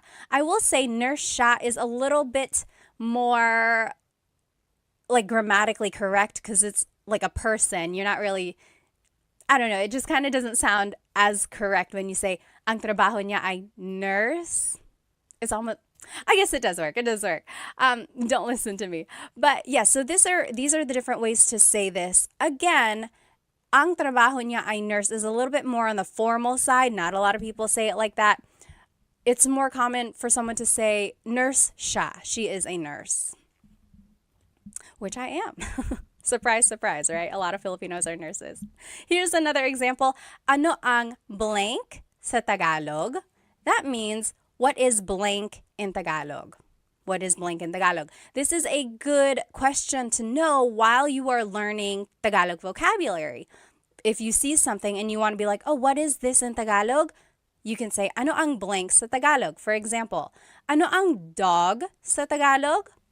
the answer would be, dog sa Tagalog ay aso. Dog sa Tagalog ay aso. Or, aso ang dog sa Tagalog. Aso ang dog sa Tagalog. So these both mean dog in Tagalog is aso. So you might be wondering, why are there so many different ways to respond?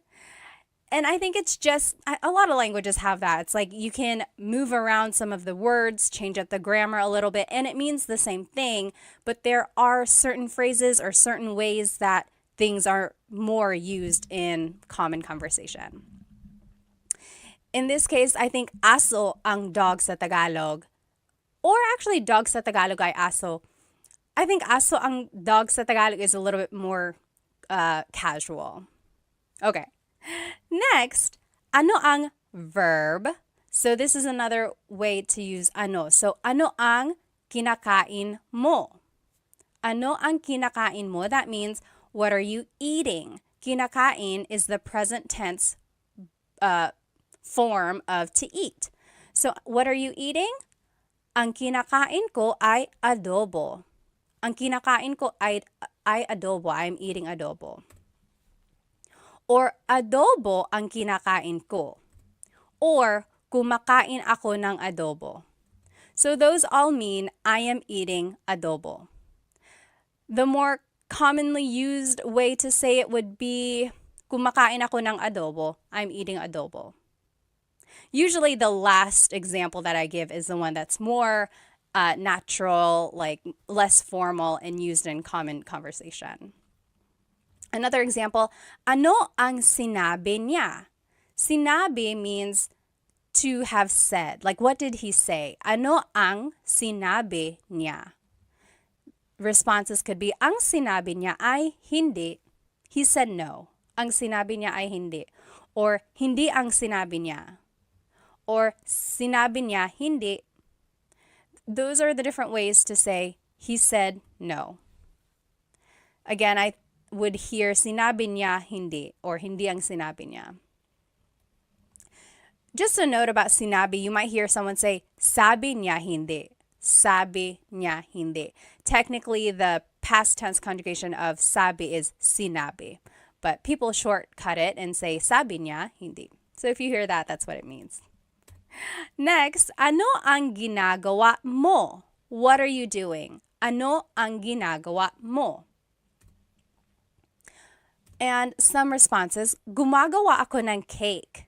I am making a cake. And I'm going to explain this in a minute. Nanonood ako ng TV. I am watching TV. So why did I respond this way to this question?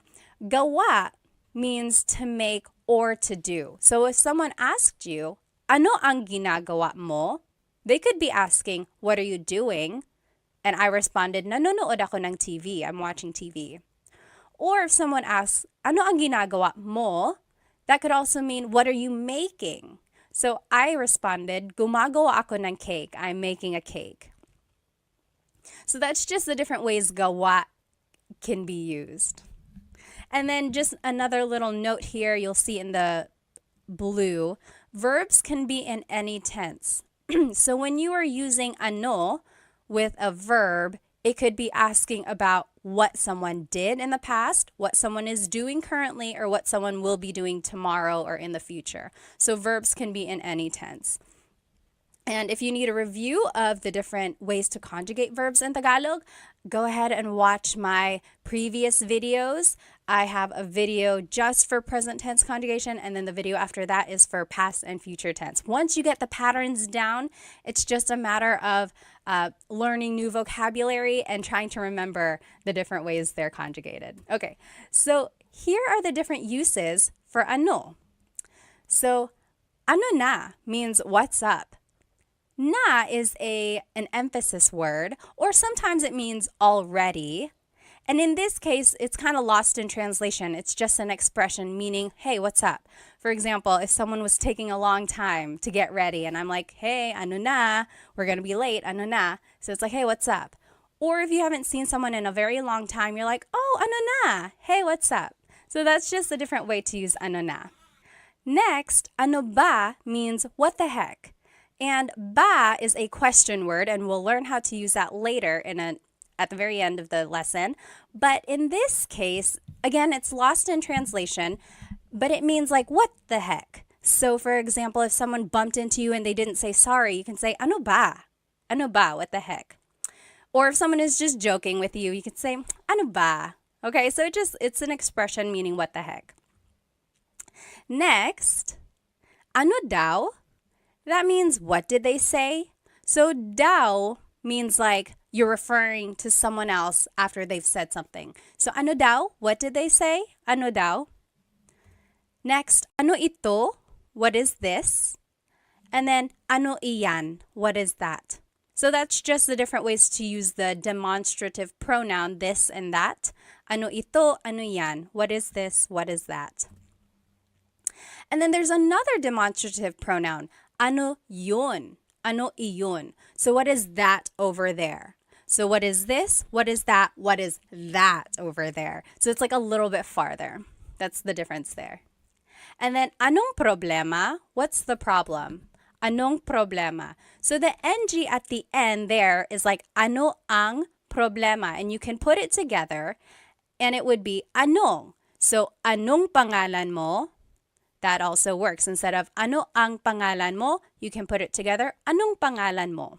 And you will see this happen to a lot of the question words that we'll be learning. Anytime the previous word ends in a vowel, you can usually make this contraction or like putting the words together. You'll see that. Now let's just practice using ano. So on the left side, let me turn off my screen, so sorry. So on the left side here, you will see the rules that we just learned. So ano ang plus a noun. The example was, ano ang pangalan mo? Ang pangalan ko ay Pat. Or Pat ang pangalan ko, or ako si Pat. Again, remember, ako si Pat is the more casual way to respond. And then the next example we learned was ano ang plus a verb. So ano ang kinakain mo? What are you eating? And then those are the responses. Kumakain ako ng adobo. Now what I want you to do is to translate these examples. So they're in Tagalog. I want you to translate them to English. So number 1, what are you cooking? And then I gave you a vocab hint. Niluluto means cooking. Number 2, what is his girlfriend's name? Nobya means girlfriend. Number 3, what is cat in Tagalog? 4, what did Mark and John eat yesterday? Kinain means ate. Number 5, what are you watching? Pinapanood means watching. So let's do number 1 together. What are you cooking? Ano ang, and then the verb, right? So we're just following this sentence structure number 2. Ano ang niluluto mo? Ano ang niluluto mo? What are you cooking? And then a response could be, nagluluto ako ng pansit. Nagluluto ako ng pansit. So this kind of brings in all of the different conjugations that we had learned in the previous lessons. So try to remember how to conjugate them. And I'm just thinking here, I guess it can be a little bit confusing because in the question, it's conjugated as niluluto. And that wasn't really one of the conjugation patterns that we had learned. But nagluluto is a nag verb. So I will say there are some variations in the conjugations and you might not recognize them, but just try your best and then we'll go over it, okay? And then just follow this pattern when you're making your response as well. Take a look at the examples I did and then see if you can make the examples. And you can fill in the example with any answer that you want. So go ahead, pause the video now, and then you can come back and we will go over these questions. Okay, welcome back. Let's do number 2. What is his girlfriend's name? Nobya is girlfriend. Ano ang pangalan ng nobya niya? So we learned ano ang pangalan mo. Now, if you want to talk about someone else, you would have to add ng nobya niya. Nang means of. So nobya is girlfriend, niya is his. So what is the name of his girlfriend? You see how everything just kind of fits together, but it might not be in the order that we're used to in English. So just take note of this. It would be, ano ang pangalan ng nobya niya? That's how you would say that. Response, Sara ang pangalan niya. Sara ang pangalan niya, or siya si Sara. Siya si Sara. Something like that, okay? Number 3, what is cat in Tagalog? Ano ang pusa? Oh gosh, I just told you. Ano ang cat sa Tagalog? Pusa ang cat sa Tagalog. Pusa ang cat sa Tagalog. Next, what did Mark and John eat yesterday? Ano ang kinain nila Mark at John kahapon? Ano ang kinain nila Mark at John kahapon? I want to show you this word nila. This is like a sentence marker that is used to indicate people. So it's like their ownership. When it's multiple people, Mark and John, it's nila. When it's just one person, it's ni. So for example, if it was just Mark, ano ang kinain ni Mark kahapon? Ano ang kinain ni Mark kahapon? It's just one person. But when it's multiple people, you have to use nila. Ano ang kinain nila Mark at John kahapon? Response, kumain sila ng lechon kahapon. Kumain sila ng lechon kahapon. So, sila is the pronoun here. And that's a subject pronoun. So, kumain sila ng lechon kahapon.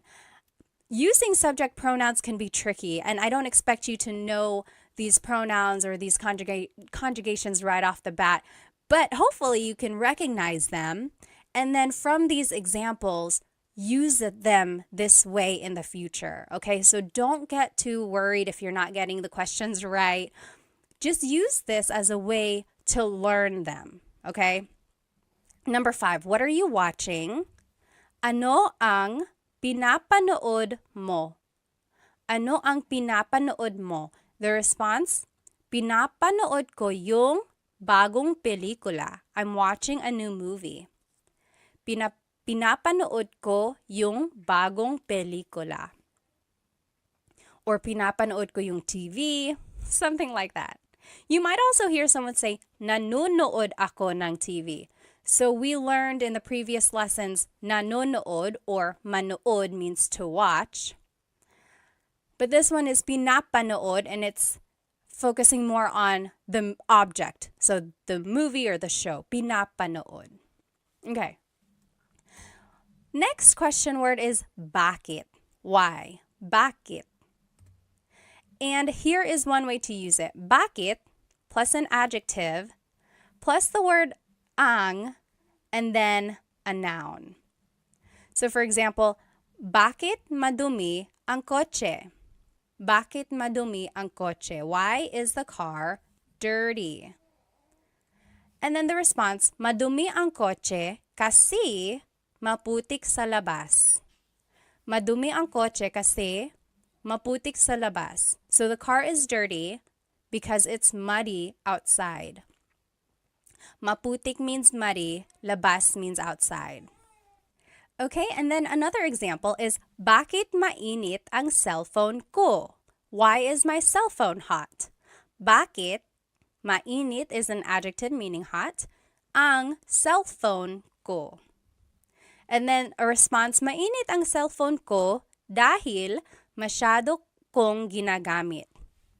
My cell phone is hot because I'm using it too much. So hopefully you can see here the pattern that we are following. Bakit goes first, and then it's the adjective, and then it's the word ang, and then it's the noun. Or you could also do bakit plus a pronoun and then a verb. So bakit ka umiiyak? Why are you crying? Bakit ka umiiyak? Some responses, umiiyak ako kasi nawawala yung aso ko. I'm crying because my dog is lost. Umiiyak ako kasi nawawala yung aso ko. Nawawala means lost or missing. Another example, bakit mo ginawa iyon? Why did you do that? Bakit mo ginawa iyon? Ginawa ko yun dahil mahal kita. I did that because I love you. Ginawa ko yun dahil mahal kita. You might hear me saying yun, as if there's no I, and that's commonly how it's pronounced. You might hear people say, ginawa ko iyon dahil mahal kita, but usually the letter I sound is dropped. And then another way to use bakit plus a verb. Bakit umiiyak si Michelle? So bakit plus a verb, bakit umiiyak si Michelle? Why is Michelle crying? Umiiyak si Michelle kasi nakakalungkot yung palabas. Michelle is crying because the show is sad. Nakakalungkot means it's like feeling sad, makes someone feel sad. Yung palabas, the show. So those are the different ways bakit can be used. And again, verbs can be in any tense, like we saw in ano.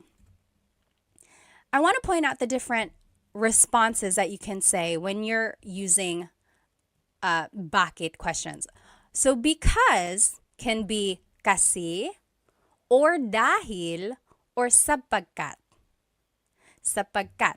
Okay, so kasi is informal. It is most commonly used. You'll hear it a lot in common conversation. Kasi. Dahil is also used a lot. We saw it in the examples. But it's a little bit more formal. But it can also be used casually. And then sapagkat is very formal. It's rarely used. It's almost like Shakespearean. You'll see it in like writing, or someone might use it maybe to prove a point or something, but it's not used a lot. It's almost like a deep Tagalog, really. So here are those examples again, and you'll see the kasi and dahil. So umiiyak ako kasi nawawala yung aso ko. I am crying because my dog is lost. So there's kasi.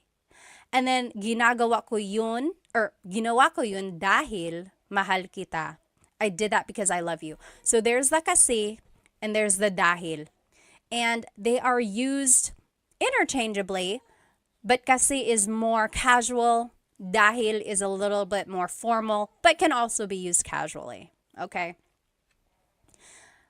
Now, here are the different ways bakit can be used, and it doesn't really have a direct translation. So you might hear, bakit ganito? Bakit ganito? Ganito means like this. So why like this? Or why is this happening? So for example, it's like, oh no, I got a flat tire. I ran out of gas and I'm late for work. Oh, bakit ganito? Why is it happening? Why is it like this? And then bakit ba? Again, there's that ba question word. When it's added to bakit, it's why with emphasis. So maybe someone is annoying you. They're like, hey Pat, hey Pat. And you're like, oh, bakit ba? Why? What do you need? Bakit ba? And then bakit na naman? Na naman means like, it's a sign of emphasis, or it means like again. Again. So why again? So again, maybe someone is pestering you. They're like, hey Pat. You're like, bakit na naman? What now? And then, bakit daw? So daw again is like, what did they say? So it's like, why did they say? So it's like, oh, we can't go in yet. And you're like, oh, bakit daw? Why? Why not? What did they say? So those are the different ways bakit can be used.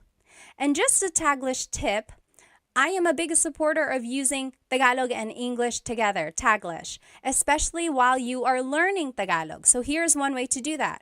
Maybe use kasi and then finish your English answer. For example, why are you sad? Kasi I stayed up late why are you tired? And it would be kasi I stayed up late to finish a movie. So instead of saying because, say kasi. And then the more vocabulary you learn, you'll eventually be able to say the whole phrase in Tagalog. Why are you tired? Kasi natulog ako ng late dahil nanonood ako ng movie. Okay, so just insert Tagalog words here and there And then before you know it, you'll be able to say longer phrases in Tagalog. Now I want us to practice bakit. Here on the left side, again, are the different ways to use bakit. So bakit plus an adjective, then ang, then a noun. Bakit madumi ang kotse? Why is the car dirty? Or bakit plus the pronoun plus a verb. Bakit ka umiiyak? Or bakit plus a verb. Bakit umiiyak si Michelle? Why is Michelle crying? Okay, so those are the different sentence structures when using bakit. And just a tip, when you're making a response, you can use kasi or dahil. Remember, that means because. Here are the questions that I want us to translate. So why are you sad? Malungkot, to be sad. Let's do this one together. Why are you sad? It would be bakit. Then it's the pronoun ka. And then it's the adjective malungkot. Bakit ka malungkot? So that kind of falls under the rule number 2. Bakit plus a pronoun. Instead of a verb, it can be an adjective. Okay, so bakit ka malungkot? Your response, malungkot ako kasi ...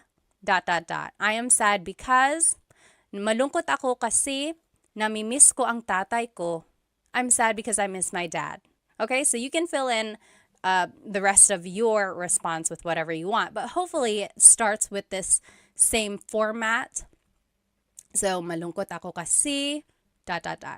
So take a minute, pause the video now, and then we will go back and answer these questions together. Okay, welcome back. Let's start with number 2. Why is Bea laughing? Tumatawa is laughing. So, bakit tumatawa si Bea? Bakit tumatawa? So, there's the bakit, there's the verb. Si Bea. So, it's referring to Bea.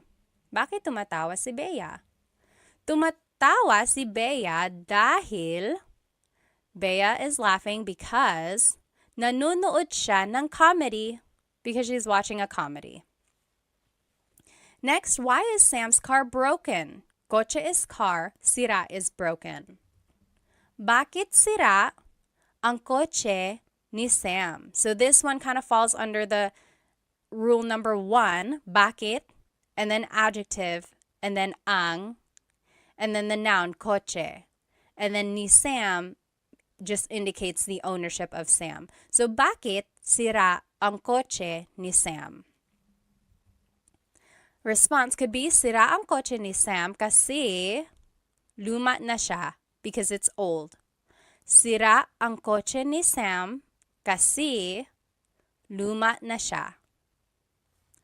Next, why are the kids fighting? Mga bata is kids, nag-aaway is fighting. Bakit nag-aaway ang mga bata? So there's bakit and then there's a verb. So there's rule number 3. Bakit plus a verb. Bakit nag-aaway ang mga bata? Why are the kids fighting? The response, nag-aaway sila dahil magkaiba ang gusto nilang laruin. They want to play with different things. So a couple things I want to point out. Nag-aaway sila. So instead of repeating mga bata, I just said sila, they. And you can do that. Or you could have said, nag-aaway ang mga bata dahil, like you can repeat it again. Or you can use a pronoun like I did. Nag-aaway sila dahil. And remember, you could have said kasi. So it's interchangeable. You'll see in my answer, sometimes I use kasi, sometimes I use dahil. Magkaiba means different. Ang means is. Gusto is to like. Nilang laruin. They are playing. They want to play with different things. Number 5, why is the house messy? Bahay is house. Magulo is messy. Bakit magulo ang bahay? So this one is just directly following rule number 1. Bakit, then an adjective, then ang, then a noun. Bakit magulo ang bahay?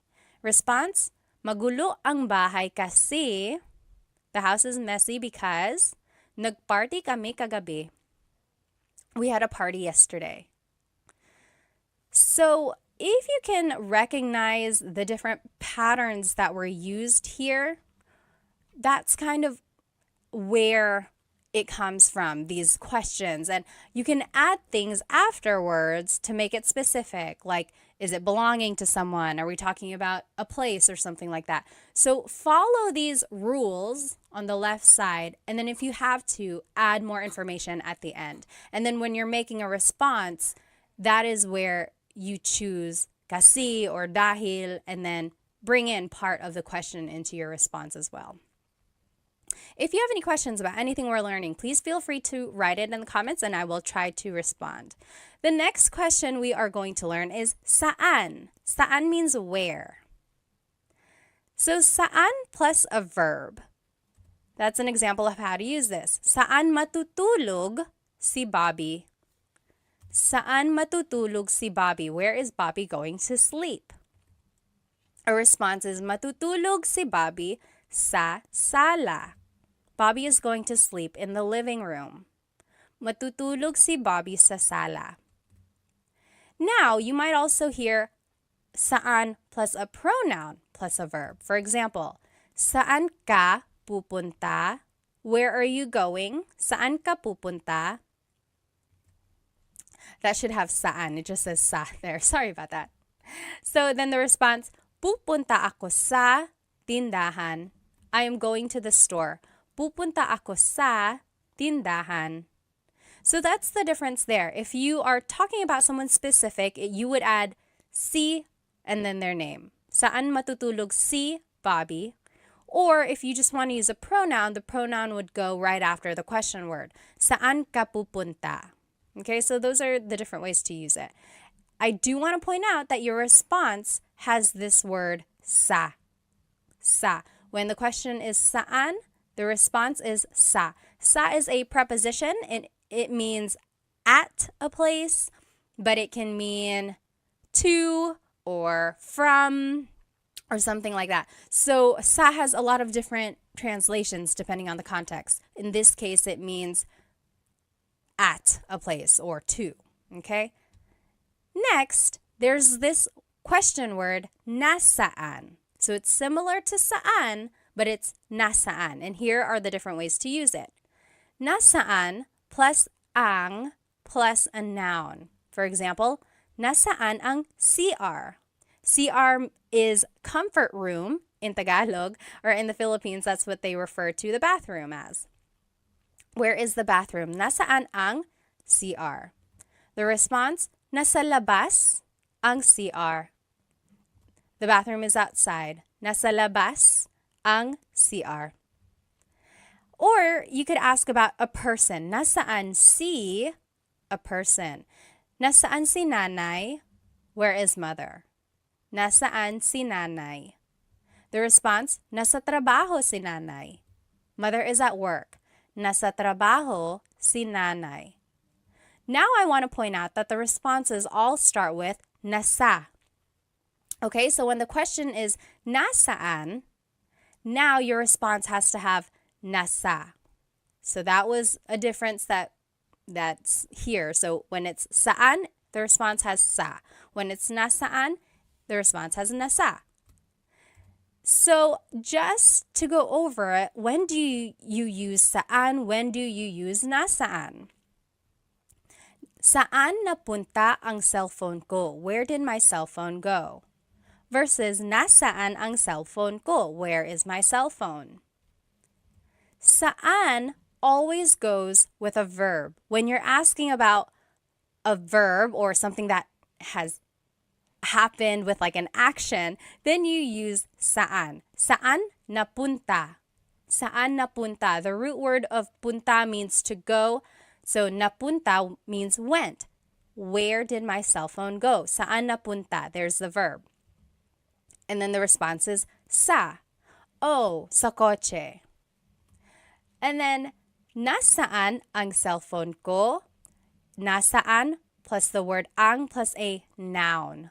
So when you're asking about the location of something, then it's nasaan. So it's like nasaan noun, nasaan noun. Anytime there's like the ends, try to remember that. So your response has nasa. Nasaan ang cellphone ko? Nasa bag ko. It's in my bag. Okay? So this is just to look at it again. These are the examples we just saw. You might hear someone say asan or saan when they're referring to nasaan. So that's just like a short way to say it. So instead of saying nasaan ang CR, someone might ask asan ang CR? Where is the bathroom? Or they might even just say saan ang CR, even though technically it should be nasaan. So people shorten it, but technically, just so you know, it should be nasaan. Okay? Now let's take a look at this response. Nasa labas. Nasa labas ang CR. The bathroom is outside. These are the location vocabulary. So let's take the question, nasaan ang susi? Where is the key? Susi is key. Nasa labas, it's outside of the car. Nasa labas. Or nasa loob, it's inside the car. Nasa loob ng kotse. Nasa ibabaw, it's on top. Nasa ilalim, it's under. Nasa tabi, it's beside. So if you wanted to be specific, you would add the object afterwards. Nasa tabi ng kotse, it's beside of the car. Ng kotse. Nasa tabi ng kotse. So those are just the different location vocabulary words that you might hear. And just the sentence structure for the response, it would be nasa plus the location word that we just learned. Then it's nang, then it's a place, then it's ang, then the thing. So let's take a look at it. Nasa loob ng kotse ang susi. The key is inside the car. Nasa, loob is the location. There's nang. Kotse is a place or thing. Ang, and then susi is the thing. Okay? Nasa loob ng kotse ang susi. Or nasa ilalim ng kama ang susi. The key is under the bed. Nasa ilalim ng kama ang susi. So people ask me all the time, when do I use nang? When do I use ang? So these words, sometimes they are prepositions, sometimes they are articles that go before a noun. Just try to think about it as the translation. So the key is under the bed. So under of the bed, the key. That's how this is like literally translated. Ng kama is like of the bed. It's under of the bed. And then ang susi, the key. So a lot of it doesn't make sense. It's not the same grammar structure as in English. So just follow this pattern that I'm showing you now. And with more practice, it'll kind of come more naturally. Next, nasa, location plus si plus the person. So nasa bahay, si tatay. Nasa, and then the location is bahay. Si, and then the person, si tatay. Father is at the house. Or nasa loob ng bahay si tatay. So this one is just a little bit more specific of where the father is. The father is inside of the house. So there's the difference there when you're using a location vocabulary versus when you're not. So nasa bahay si tatay, father is at the house. Versus nasa loob ng bahay si tatay, father is inside of the house. Okay, so that's kind of the difference there. And then here are just some other uses for saan and nasaan. Nasaan ka? Where are you? Nasaan ka? Saan napunta yun? Where did that go? So if you're looking for something just rhetorically, you can be like, nasaan napunta yun? Saan napunta yun? Where did it go? Nasaan na? Where is it already? It's like maybe if you're waiting for a pizza to be delivered and they're taking a long time, you're like, nasaan na? Where is it? Where is it? Na again is an emphasis word. Sometimes it means already. Taga saan ka? Where are you from? Taga means from. Saan means where. Ka is referring to you. Where are you from? Taga saan ka? So those are the different ways saan can be used. Now let's practice saan. And on the left side of your screen, you will see the sentence structures that we practiced. So saan plus a verb or saan plus pronoun plus a verb. Remember, anytime we're asking about a verb, you have to use saan. Anytime we're asking about a noun, you have to use nasaan. So nasaan plus ang plus a noun. Or nasaan plus si plus a person. Okay, let's put these into use and I think it'll help clarify any questions. So translate these questions to Tagalog. Where is dad going? Pupunta means going. So let's do this one together. Saan, because it's asking about an action. Pupunta si dad. Saan pupunta si dad? And then the response, pupunta si dad sa simbahan. Dad is going to church. Pupunta si dad sa simbahan. So you're kind of taking the second part of this question and using it in your response. Okay, so try practicing that. And there's that preposition sa again, to the church. Okay, pause the video now. You try the next 4 examples and we'll go over it together. Okay, so now let's do number 2. Where is the store? Tindahan is store. It would be, nasaan ang tindahan? So we're asking about a noun, the store, so we have to use nasaan. Nasaan ang tindahan? The response, nasa tabi ng post office ang tindahan. Nasa tabi means beside. Ng post office means of the post office, so beside of the post office. Ang tindahan means the store. The store is beside the post office. Next, where will we be eating later? Kakain means will eat. Mamaya means later. Saan tayo kakain mamaya? So we have to use saan because we are talking about an action. Where will we be eating later? And then the pronoun just goes right after the question word. Saan tayo kakain mamaya? Your response, kakain tayo sa McDo mamaya. We're gonna eat at McDonald's later. You ready? Let's go. You pay. Kakain tayo sa McDo mamaya. Next, where is my husband? Asawa means husband or wife. Nasaan ang asawa ko? So we're asking about a noun or an object. So nasaan is what we used. Nasaan ang asawa ko? Where's my husband or wife? Husband in this case.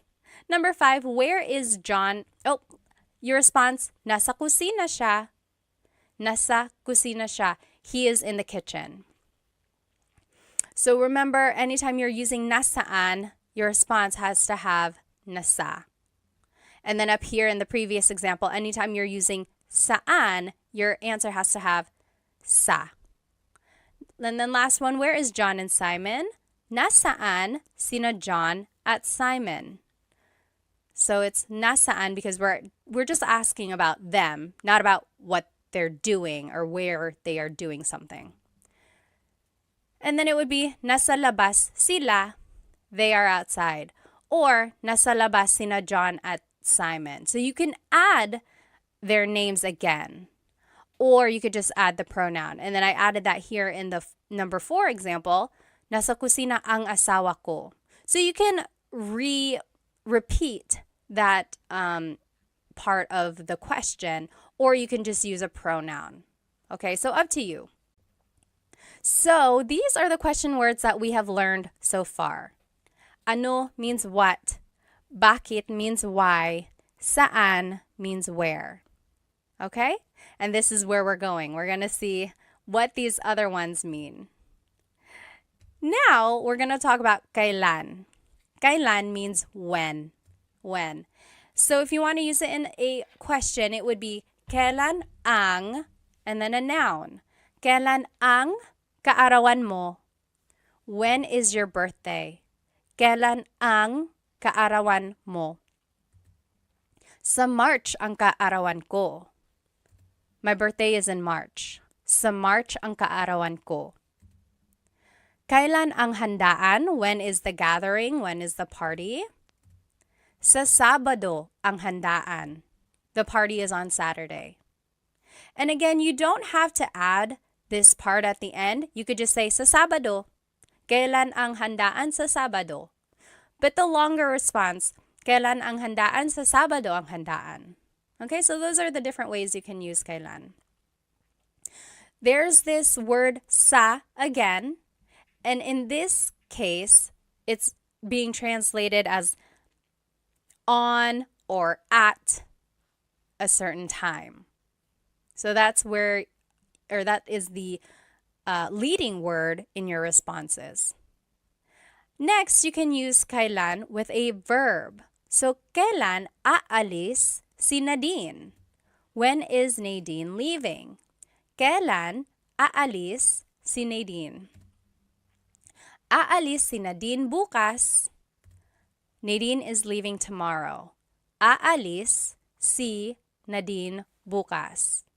So, this is just a phrase, and you use the conjugation patterns that we learned, and then you just answer. So depending on what the question is, just make a statement using that correct tense of the verb. Kailan dumating sina nanay at tatay? When did mother and father arrive? Kailan dumating, so kailan plus a verb, sina nanay at tatay? Dumating sila kahapon. They arrived yesterday. So here, sina is a sentence marker that's indicating mother and father, whereas sila is the pronoun that replaces them. So if we were going to say nanay and tatay in the response, we would use sina again. For example, dumating sina nanay at tatay kahapon. But if we're just using the pronoun, it's dumating sila kahapon. Okay, so that's how you would use kailan in a verb. So there are the different sentence markers when you are using a name in your question. When it's one person, it's si. Kailan aalis si Nadine? When it's more than one person, it's sina. Kailan dumating sina nanay at tatay?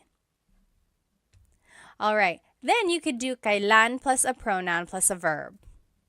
Kailan ka uuwi?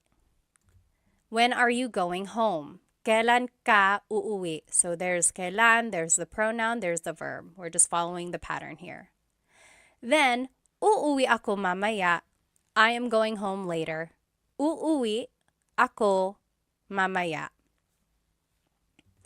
Another example, kailan sila ikakasal?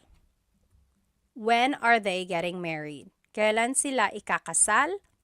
Ikakasal sila sa susunod na buwan. They are getting married next month. So hopefully you're recognizing some of this vocabulary from our previous lessons.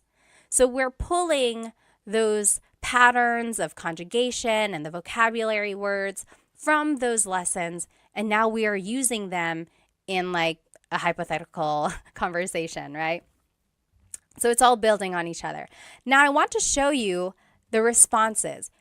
The response might have the word nung or sa. We already talked about sa. Let's see what nung means. So nung means something happened in the past. Sa means something will happen in the future. So for example, kailan sila ikakasal? When will they get married? The response, sa susunod na buwan, next month. So sa July or sa June, in June or in July. But sa is thinking of the future. When are they getting married? Next month or in June, in July. So sa is the future. However, nung is talking about the past. So kailan sila ikinasal? So that's the past tense conjugation of to get married. They got married when? Nung nakaraan buwan. So last month. Or nung February, nung January. So last February, last January. So that's the difference there. Sa versus nung. Okay? And there's the emphasis there. And here are just some other ways to use kailan. Kahit kailan, that's just an expression meaning anytime, whenever. So maybe someone is inviting you to eat out for dinner. They're like, oh, when are you available? When can you go out for dinner? You're like, kahit kailan, anytime. Or hanggang kailan means until when. So maybe your car is broken, it's in the shop. They're like, oh, you have to keep the car here. And you're like, hanggang kailan? Until when? How long does it stay here? Have to stay here. And then next, kailan nangyari yun? When did that happen? Kailan nangyari yun? Nangyari means happened, and then yun means that. Kailan nangyari yun? And then just a pronunciation tip, it's pronounced kailan, kailan, but you will often hear it pronounced kailan, kailan. Kailan ang kasal? Kailan ang kasal? But it's not wrong to hear kailan ang kasal. It's a little bit more formal. Okay. So here are some examples. On the top left here, you will see the kailan rule. So kailan plus ang plus a noun. Kailan ang kaarawan mo? Kailan plus a verb? Kailan aalis si Nadine? Kailan plus a pronoun plus a verb. Kailan ka uuwi? When are you going home? And then here are the examples I want us to practice. Number 1, when is your vacation? Bakasyon is vacation. So let's just follow, I think it would be rule number 1. Kailan ang bakasyon mo? So kailan, then the word ang, then the noun, which is vacation, and then the pronoun. Kailan ang bakasyon mo? The response, sa susunod na linggo ang bakasyon ko. Next week. My vacation is next week. So a couple things I want to point out in the response. It should have the word sa because it's talking about the future, right? It will be next week. So there's sa. And then just try to remember how to phrase things. And if you weren't able to watch or if you don't remember the past lessons, just go from here and just copy my sentence structures. Okay, so moving forward when you answer these questions, just see if you can follow these sentence structures. Okay, so go ahead and pause the video now, and then we will go over the examples in just a minute. Okay, so number 2, when are you leaving? Aalis means leaving. Kailan ka aalis? That's just rule number 3. Kailan plus the pronoun plus the verb. Kailan ka aalis? The response, aalis ako sa Lunes. Aalis ako sa Lunes. So there's sa because it's a future action. Number 3, when did Tony come back? Bumalik means came back. Kailan bumalik si Tony? So this is rule number 2. Kailan plus a verb. Kailan bumalik? And then you add si Tony. The response, bumalik si Tony kahapon. He came back yesterday. Bumalik si Tony kahapon. Number 4, when did you buy that? Binili means bought. Kailan mo binili yan? Kailan mo binili yan? So that's rule number 3. Kailan plus the pronoun plus the verb. Kailan mo binili yan? Binili ko yan nung isang linggo. Or binili ko ito nung isang linggo. I bought that last week or I bought this last week, depending on how you want to answer your question. Number 5, when are you going to sleep? Matutulog means will go to sleep. So, kailan ka matutulog? This is just rule number 3. Kailan plus a pronoun plus a verb. Kailan ka matutulog? Matutulog ako mamaya. Matutulog ako mamaya. I know it can get a little tricky figuring out which structure to use, and then when there's a pronoun or when there's like added information that has to be added to the end. I know it can get tricky, but use these examples to see the patterns in use and then try to use them in the future. Okay, so don't get bogged down if you're not getting the answers right. Really just use this as another form of learning, right? It's okay if it's not correct yet, but I want you to see how they are being used. Okay, so the next question word we are going to learn is sino, and that means who. Sino. So these are the different ways sino is used. Sino plus the word ang, then it's a verb, a noun, or an adjective. So it's easy because you just have to use sino ang, and then you just fill in the end with a verb, noun, or an adjective. Sino ang kumakanta? Singing. Who is singing? Sino ang kumakanta? Ang kumakanta ay si Mario. Si Mario ang kumakanta, or kumakanta si Mario? Si Mario. I wanted to show you all the different ways a response could be made. So, sino ang kumakanta? Who is singing? This first example is formal. Ang kumakanta ay si Mario. This next one is a little bit formal as well. Si Mario ang kumakanta. Si Mario ang kumakanta. That's kind of formal. This one is casual. Kumakanta si Mario. Mario is singing. Kumakanta si Mario. And then this last one is just a short answer. So, si Mario. Who is singing? Mario. So those are the different ways you can say Mario is singing. Those are the different responses. And then there is the word that has to be in the answer, si. Because we're asking about a person, your answer has to have si or sina if it's more than one person. We'll see that. So now if you are going to fill it in with a noun, sino ang mga magulang mo? Mga magulang means parents. Sino ang mga magulang mo? Who are your parents? Ang mga magulang ko ay sina John at Mary. So that's what I was just saying. Si is for one person, sina is for more than one person. So, ang mga magulang ko ay sina John at Mary. My parents are John at Mary and Mary. Another way to say it is sina John at Mary ang mga magulang ko. Or sina John at Mary. So those are the different ways to say John and Mary are my parents. When in doubt, go ahead and just use the shortest answer.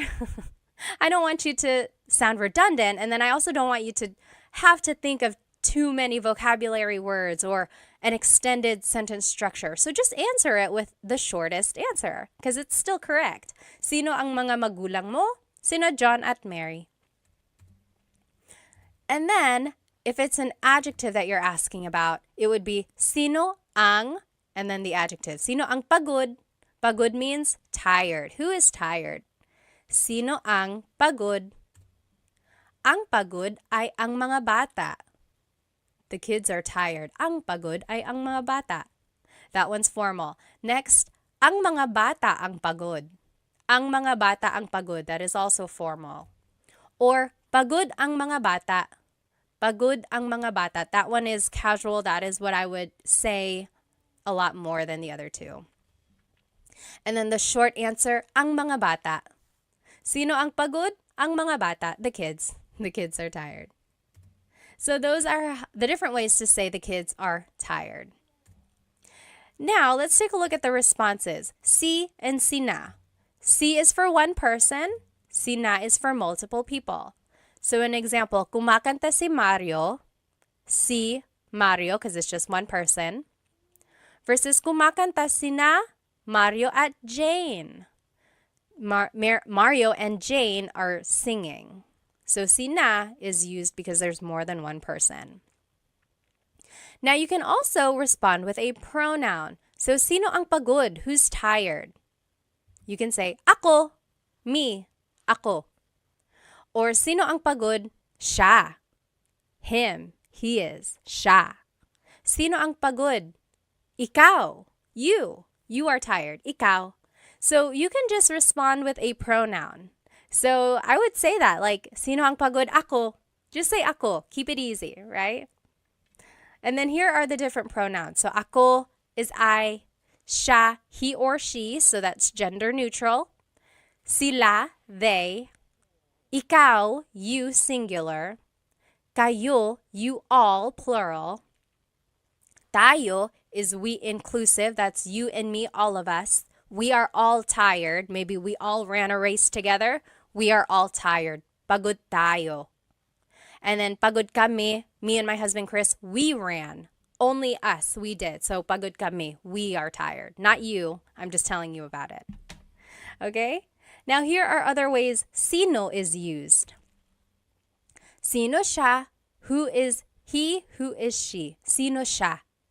The response, siya si Pat. She is Pat, or that is Pat. Sino ito? Who is this? Sino ito? Ito si Pat. This is Pat. Ito si blank. Sino yun? Who's that? Sino yun? Yun si Pat. That's Pat. Or sino ka? Who are you? Sino ka? The response, ako si Pat. Now, I do want to say, you really shouldn't say sino ka if you want to be polite. Sino ka is kind of rude or just a little blunt. Like, sino ka? Who are you? So it would be more polite to say, sino po kayo? So for one thing, add po to be respectful. And then when you're adding po, you have to use the plural you pronoun. So kayo, sino po kayo? That's a lot more polite instead of saying sino ka. If you want to ask, who are you again? Sino po kayo? And then just a pronunciation tip. If you have sino ang in a question, you might hear sinong. So they put it together. So sinong kumakanta? Who is singing? Sinong kumakanta? Instead of sino ang kumakanta, it's sinong kumakanta. Okay? Now let's practice some translations when we're using sino in a question. So sino ang plus a verb, noun or object or adjective. And here are the examples there. And let's do number 1 together. Who is taking a shower? Naliligo means to take a shower or taking a shower. So it would be sino ang naliligo. Sino ang plus the verb. Sino ang naliligo? Easy, right? The response, si George ang naliligo. Si George ang naliligo. Or the simplest answer, si George. Si George. But you have to add si or si na because that is the indicator of a person. You have to add that in your response. So go ahead and take a minute, pause the video now, you finish the examples, and then we'll go back and do them together.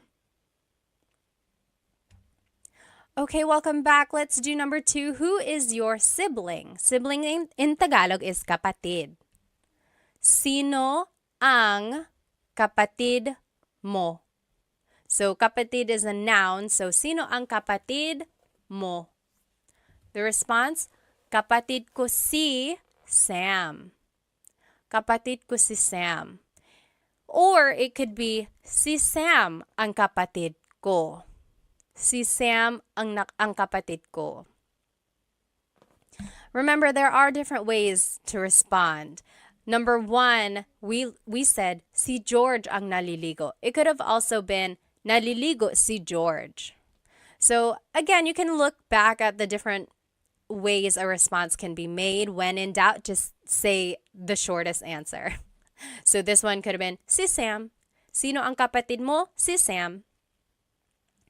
Number 3, who is scared? Natatakot is scared. Sino ang natatakot? Who is scared? Natatakot ang mga bata. The kids are scared. The kids are scared. Natatakot ang mga bata. Number 4, who cooked dinner? Nagluto is cooked, hapunan is dinner. Who cooked dinner is sino ang nagluto ng hapunan. So that's just sino plus ang plus a verb. Sino ang nagluto ng hapunan? Nang is the sentence marker before the noun. Si Lola ang nagluto ng hapunan. Lola cooked the dinner. Si Lola ang nagluto ng hapunan. And then last example, who called? Tumawag is called. Sino ang tumawag? Sino ang tumawag? So it's just the verb. Tumawag ang nanay mo. Your mother called. Tumawag ang nanay mo. Or the simplest response, ang nanay mo. Okay, so try to keep it simple when you can, but hopefully you can see the patterns that you can use when you're making a question and then answering a question. All right, the next question word that we are going to learn is kanino. Kanino means whose. Kanino. It could be used like this. Kanino, then the word ang, then the noun, then na, and then an adjective. I know that's a lot. Let's take a look at it in action. So, kanino ang sombrero na itim? Whose black hat? Kanino ang sombrero is hat, na itim. Itim means black. Now the response. Kay Jacob ang sombrero na itim. The black hat belongs to Jacob. And I want to move forward, and then we're going to go back and make everything make sense. Okay, so the next sentence structure or question structure would be kanino ang plus the noun plus na and then a demonstrative pronoun. So it's similar to this previous structure. Instead of an adjective, though, it's going to be a demonstrative pronoun. So kanino ang sombrero na ito? So whose hat is this? Whose hat is this? Kanino ang sombrero na ito? And the response, kay Jacob ang sombrero na iyan. That's Jacob's hat. Okay, so hopefully you can see here, there's just this pattern of kanino, then the noun, ang plus a noun, na, it's like a sentence marker. Again, sometimes it doesn't have a direct translation, but it's like the linking word for the adjective or for the pronoun. And then just a pronunciation tip, kanino ang can be put together in a contraction. It would be kaninong. Kaninong sombrero na itim. Or kaninong sombrero ito. All right. When using the contraction, though, you drop the na if there's a demonstrative pronoun. So, kaninong sombrero ito, you wouldn't say kaninong sombrero na ito. So that's just one thing. It's kind of redundant when you add the na again. So just to respond, you would use an ownership marker, then the person, then the word ang, then the noun, then na iyan. So let's see what that would look like. Kanino ang bahay na iyan? Whose house is that? Kanino ang bahay na iyan? Here are the different ownership markers. So one of these has to be in your response. If there's only one owner, it's kay, kay. If there's multiple owners, it's kina, kina. More than one person, it's kina. If there's not a person, if there's no one's name, then you would have to use sa, sa. So it's an improper noun or an unnamed person. So we'll see what that would look like. So an example here, kanino ang bahay na iyan? Whose house is that? Or kaninong bahay yan? If it's just one person, it would be kay Rose ang bahay na iyan. Kay Rose yan. So we are using kay because it's just Rose. It's just one person, Rose. Versus if there's multiple owners, so kaninong bahay yan? Whose house is that? Kina Mike at Ana ang bahay na iyan. Or kina Mike at Ana yan. That is Mike and Anna's house. So I want to point out there's kina. that is when you would use kina when there's more than one person owning that thing. Now, kanino ang bahay na iyan? Whose house is that? Sa kapatid ko ang bahay na iyan. That is my sister's house. That is my sibling's house. Sa kapatid ko ang bahay na iyan. Or sa kapatid ko yan. That is my sister's. That is my siblings. So you see how the person is unnamed? It's just kind of an improper noun. It's like a general answer. So that is when you would use sa, when the person is unnamed. It's just like a person in general speaking. Okay? So here are some more ownership pronouns that you could use when answering a kanino question. So, akin means mine. Iyo means yours singular. Kanya means his or hers. Inyo means your plural.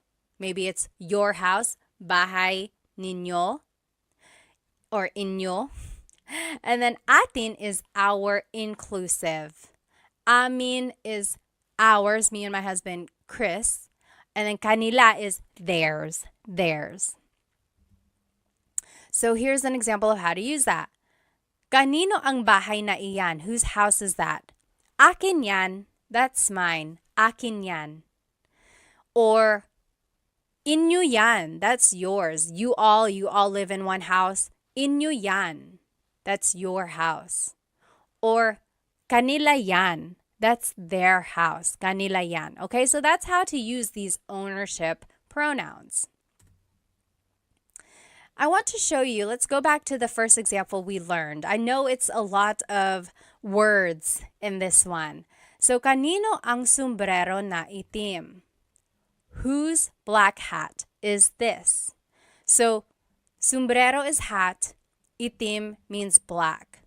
But they are interchangeable. Like you can switch them around and it would still mean the same thing. For example, kanino ang itim na sombrero? So instead of saying, kanino ang sombrero na itim, you might hear, kanino ang itim na sombrero? So in Tagalog, you can switch the adjective and the noun around and it will still make sense. And why does that happen? It probably just goes back to baybayin or to the evolution of Tagalog in general. So the adjective and the Tagalog vocabulary word can be interchangeable and they mean the same thing. Another example, kanino ang sombrero na pula? Pula means red. So whose red hat is this? You can switch it up and it could be kanino ang pula no sombrero. So we just switched it. But I want to show you that when you switch it, you can make a contraction, meaning you can put pula and na together. And now it would be kanino ang pulang sombrero? Whose red hat is this? Okay, so those are the two things I want you to get out of this slide. First, you can switch the adjective and the noun. So you can switch them in the question and it will still make sense. Second, when your adjective ends with a vowel like pula, then you can make the contraction. Add ng to the end. Instead of saying pula na sombrero, it's pulang sombrero. Pulang sombrero. We can't do that with the word itim because it ends with a consonant. There's nothing to put together. It would still have to stay itim na sombrero. Okay, so to respond to this question, kanino ang sombrero na pula? It would just be, kay Mary ang pulang sombrero. That is Mary's hat, or that hat belongs to Mary. Kay Mary ang pulang sombrero. Okay, so your response has to have the ownership marker, kay, because it's one person, and then you can add the rest of the phrase. But remember, your simplest answer would be kay Mary, kay Mary.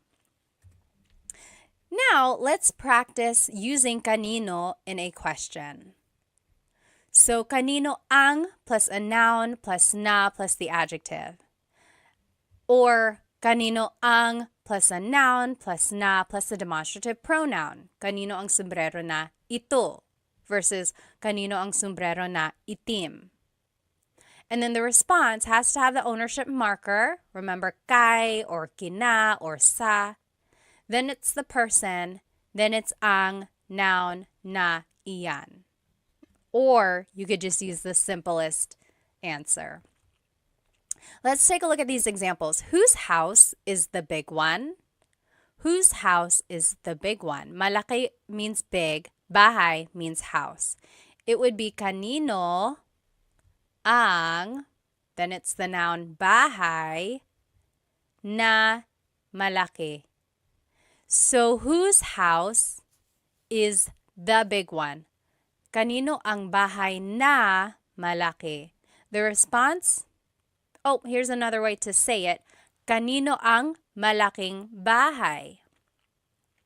So this just goes back to the previous slide. Remember, the adjective and the noun can be switched. And if the adjective ends in a vowel, then you can make a contraction. Malaking bahay.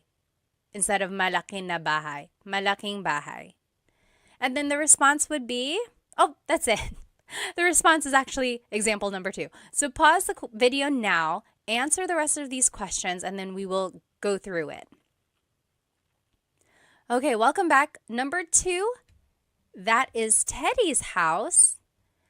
It would be, kay Teddy ang bahay na malaki na yan.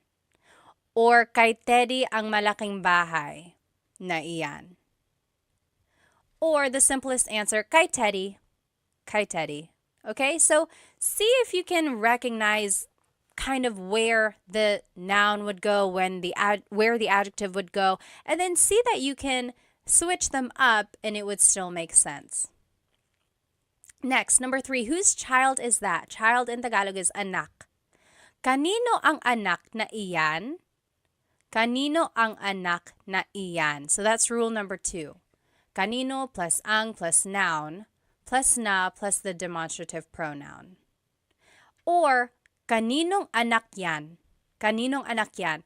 This second part is how it would be pronounced. I just want to show you how it would be pronounced. It's not technically the correct spelling of things, but that's how you would hear it or say it quickly. Kaninong anak yan? Whose child is that? Number 4, that is Chris and AJ's child. Kina Chris at AJ ang anak na iyan. Kina Chris at AJ ang anak na iyan. I want to point out kina, that is the ownership marker that you use when there's multiple people. And then the short answer, kina Chris at AJ. Kina Chris at AJ. Number 5, whose cell phone is this? Kanino ang cellphone na ito? So that's following sentence structure number 2. Kanino ang, the noun is cell phone, na, ito is the demonstrative pronoun. And just quickly speaking, someone might say, kaninong cell phone ito? Kaninong cell phone ito? So the na is dropped usually. Whenever someone is speaking quickly, the na is dropped. But I want to point out that technically there is a na. I don't think I would be a very good teacher if I didn't tell you the correct technology, like the technically correct way to say these things. But in colloquial speaking or in common conversation, the na is dropped. Kaninong cell phone ito? And then the response, that is my cousin's cell phone. Cousin in Tagalog is pinsan. Sa pinsan ko ang cell phone na iyan. So I want to point out sa is the ownership marker that you use because it's not a specific person, right? The person is unnamed. So sa pinsan ko ang cell phone na iyan. Or just in common conversation, you might hear, sa pinsan ko yan. Sa pinsan ko yan. Or even the shortest answer, sa pinsan ko. Sa pinsan ko. Okay. Let's just look at all of the questions that we have learned here. So we learned ano means what, bakit means why, saan means where, sino means who, kanino means whose. Then we're going to learn these last 4 here. Next, paano means how. Paano means how. So, paano plus a verb. Paano magluto ng adobo? How does one cook adobo? Paano magluto ng adobo? Or paano gumawa ng video? How do you make a video? How does one make a video? Paano gumawa ng video? So there's the paano question word, then it's a verb that follows. And then ng plus a noun. Another way to use paano is paano plus a pronoun plus a verb.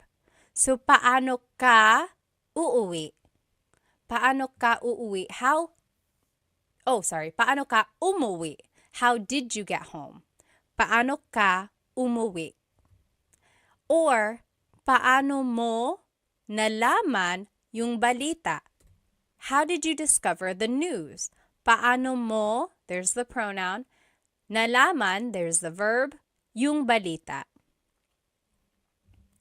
And just to note, there's no particular response formation for these paano question words. There's no pattern or anything like that because your answers will just be a statement using the appropriate tense of the verb.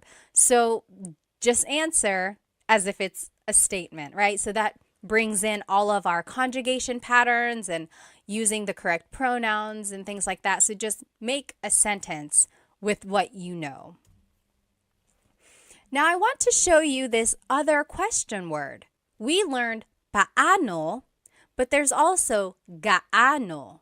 This also means how, but in a different sense. For example, gaano plus an adjective plus ang plus a noun. For example, gaano katangkad ang anak mo?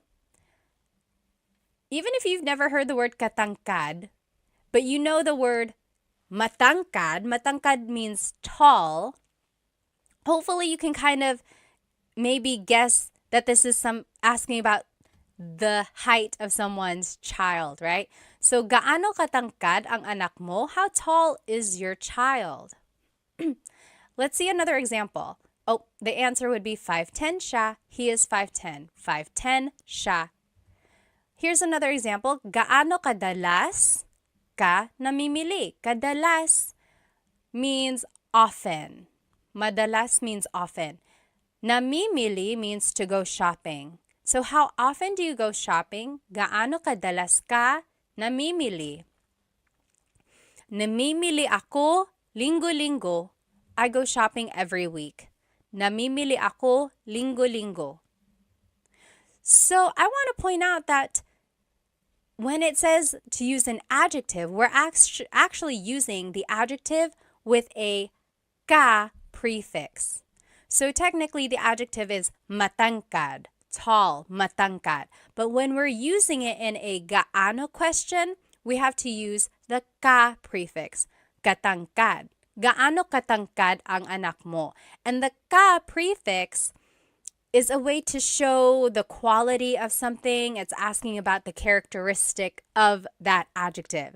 It's a little interesting. So when we're asking gaano katangkad, it's like asking about that person's adjective or that height. So yes, again, the prefix ka is used when measuring the extent of that adjective. And then just a pronunciation tip, if you happen to see gaano ang something, it's usually put together and it's gaanong. So gaanong katangkad ang anak mo? We didn't have ang in these examples because technically you don't need it, but some people add it still, and it would be gaanong katangkad ang anak mo. So both of those are correct. Gaano katangkad ang anak mo or gaanong katangkad ang anak mo? Both of those are correct. Now, we learned paano, we learned gaano. Now there's this question, magkano. Magkano. Let's see what they all mean. So paano is asking about an action, right? Paano gumawa ng adobo? How do you make adobo? It's asking about the action. Paano gumawa ng adobo? Or paano mo nakuha ito? How did you get this? Paano mo nakuha, the action to get, ito. Another way to ask how is gaano, but this is asking about the extent of something. Gaano kabilis ang kotse mo? How fast is your car? Gaano kabilis ang kotse mo? So it's asking about the speed of your car. And then magkano is asking about the cost of something. Magkano ang t-shirt? How much is the t-shirt? Or magkano po? How much is this po? Po is just a sign of respect. So how much is this? Okay, so very interesting. These words sound alike, but they are used for different situations. Now, here are just some other paano uses. So, paano nangyari yun? How did that happen? Paano nangyari yun? Yari means happen. And then yun means that.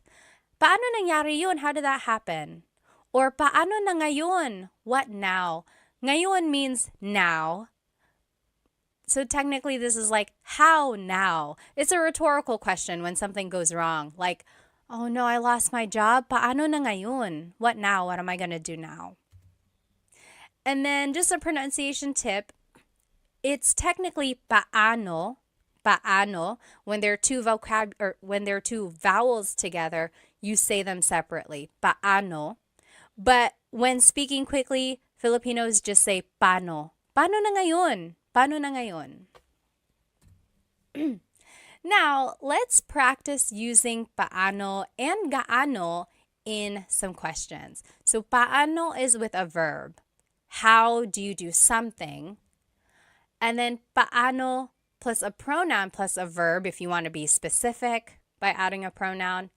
Gaano uses an adjective. So, gaano plus adjective plus ang plus a noun. Okay, so just try to follow these sentence structures.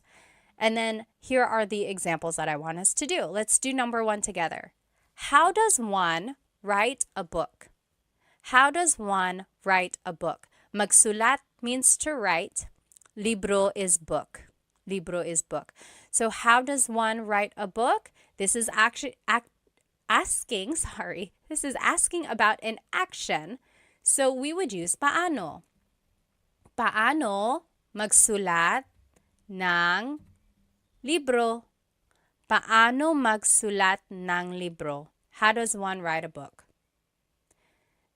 Go ahead and pause the video now and we will do the rest together. Okay, welcome back. Let's do number 2. How did you make this? Ginawa means made. Paano mo ginawa ito? So that's following rule number 2. Paano, then the pronoun, then the verb. Paano mo ginawa ito? Number 3, how far is your house? Malayo means far, bahay is house. So, gaano kalayo ang bahay mo? Do you see that it's asking about the distance of your house? So it's like an extent of that adjective. So, gaano kalayo ang bahay mo? That's why we're using gaano instead of paano, because we're asking about like an adjective related to your house. How did you get that? Nakuha means got. Paano mo nakuha yan? There's no adjective in this question, so we would just still use paano. And that follows rule number 2. Paano mo nakuha is the verb yan. Number 5, how big is their dog? Malaki is big, aso is dog. How big is their dog? So it's asking about an adjective, so we would have to use gaano. Gaano kalaki ang aso nila, their dog nila. And then number 6, how spicy is the food? Maanghang is spicy, pagkain is food. So it's asking about an adjective, the spiciness of it. So it would be gaano kaanghang ang pagkain. Gaano kaanghang ang pagkain. So in all of these examples, I gave you the adjective in the ma form, right? Malayo, malaki, maanghang. So it's the ma form of the adjective. But remember, when you are using gaano as a question, you have to change the adjective into the ka form. So it has to have the ka prefix because it's asking about the extent of that adjective. Okay, if you have any questions, again, please feel free to write them in the comments. I will try to answer. Okay, next question word we're going to learn is ilan. How many? Ilan. So it would be ilan, then ang, then a noun. For example, ilan ang anak mo? How many kids do you have? Ilan ang anak mo? Ang anak ko ay tatlo. Ang anak ko ay tatlo. I have 3 kids. Or tatlo ang anak ko. Or tatlo. So again, there are many ways to respond. The first one is formal. No one really says it like that. The second one is common. That is what people would say. And then the last one is the short answer, which is also acceptable. I have 3 kids. That is what that means. Now, you might hear someone say, ilan na ang anak mo? Ilan na ang anak mo? Na means already. It's kind of like an emphasis. Maybe you haven't seen someone in a very long time and you're just catching up. They're like, ilan na ang anak mo? How many kids do you have now? Or how many kids do you have already? So it's just like an emphasis. And then technically, when you want to make something plural, you have to add the word mga. So mga anak, kids, mga anak. But in the question form, you don't have to add mga because it's already implied. So you don't say, ilan ang mga anak mo? You can, it's not wrong, but people drop it and it's just, ilan ang anak mo? How many kids do you have? But it's not incorrect if you wanted to add mga, ilan ang mga anak mo? It's just kind of redundant. All right, next, ilan ang plus a verb. Ilan ang pupunta sa handaan? How many are going to the party? Ilan ang pupunta? Pupunta is the verb meaning to go. So, ilan ang pupunta sa party? The response is, ang pupunta ay 5. Or 5 ang pupunta. Or 5. I would say the second one. 5 ang pupunta. 5 people are going to the party. Next example, ilan ang kakain dito? How many are eating here? Ilan ang kakain dito? And then, your response is, ang kakain dito ay 3. Or 3 ang kakain dito. Or 3. That means 3 people are eating here. Or will eat here. So, both of these questions ask about like how many people are coming, how many people are eating. And I didn't add the word tao because it's kind of implied already. Like ilang tao ang kakain dito or ilan na tao ang kakain dito. Those just kind of make it a little bit more complicated. If you want to just get straight to the point of the question, you don't have to add the word tao. It's kind of implied.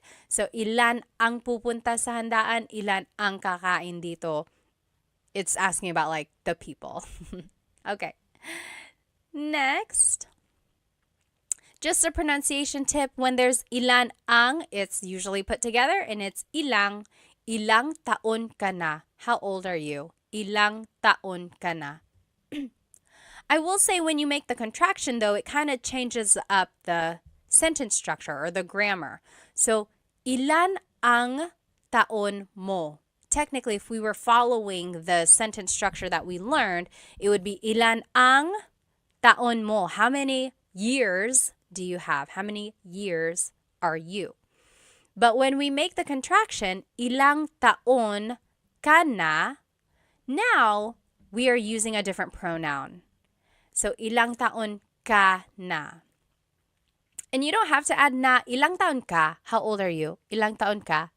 But I do want to point out you have to change the pronoun here when you're making the contraction, and it's just a different form of asking how old are you.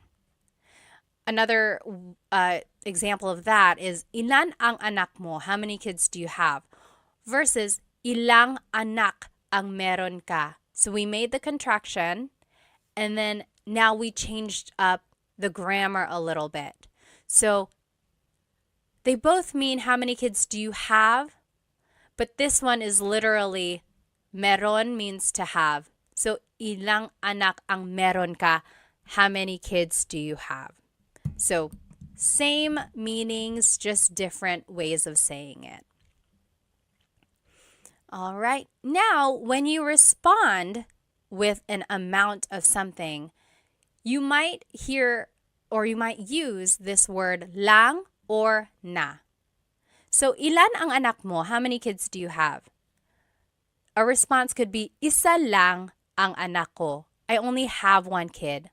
Lang means only. Isa lang ang anak ko. Or, na means already. Tatlo na ang anak ko. I have 3 kids already. Tatlo na ang anak ko. Or another example, ilang donuts ang kinain mo? How many donuts have you eaten? Ilang donuts ang kinain mo? Or how many donuts did you eat? So, you could say, dalawa lang, only 2. Dalawa lang, only 2. Or, apat na ang kinain ko. I already ate 5. I've already eaten 5.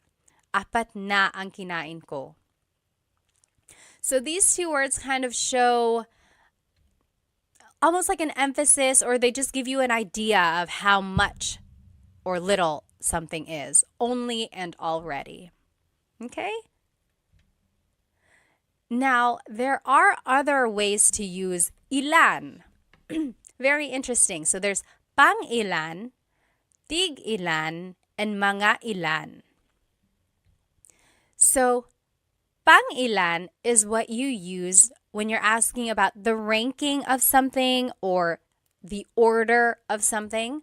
So, for example, pang-ilan ka sa magkakapatid? In what order were you born amongst your siblings? So, were you the oldest? Were you the firstborn?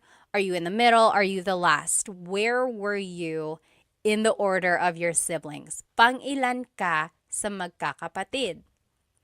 Some responses, panganay ako, I'm the oldest. Panganay ako. Pangatlo ako, I'm the third. Pangatlo ako. Or bunso ako, I am the youngest. Bunso ako. So you'll see the response usually has pang in it because the question has pang. So pang is almost like in which or where. It's just asking about like the placement of things. Okay, so here's another example. Pang-ilan ka sa contest? What place did you get in the contest? Pang-ilan ka sa contest? Here are some examples. Una ako, I was first. Una ako. Pangalawa ako, second. Pangatlo, third. So again, there's that pang prefix that you use to answer when it's a pang question. Very interesting. Next, tig-ilan means how many of each. So for example, maybe you're shopping at a store and you're like, oh, I like all of these t-shirts, but I want multiple of them. They might ask you, tig-ilan na t-shirt ang gusto mo? How many of each t-shirt do you want? For example, oh, I want 3 of the red t-shirts, 2 of the white t-shirts, 1 of the black. So, tig-ilan na t-shirt? How many of each t-shirt do you want? Your response would just be the number of it. So, dalawang pula, 2 reds, isang puti, 1 white, and so on. So, you see it's asking how many of each type of thing. Another example, tig-ilan na tsokolate ang gusto mo? How many of each chocolate do you want?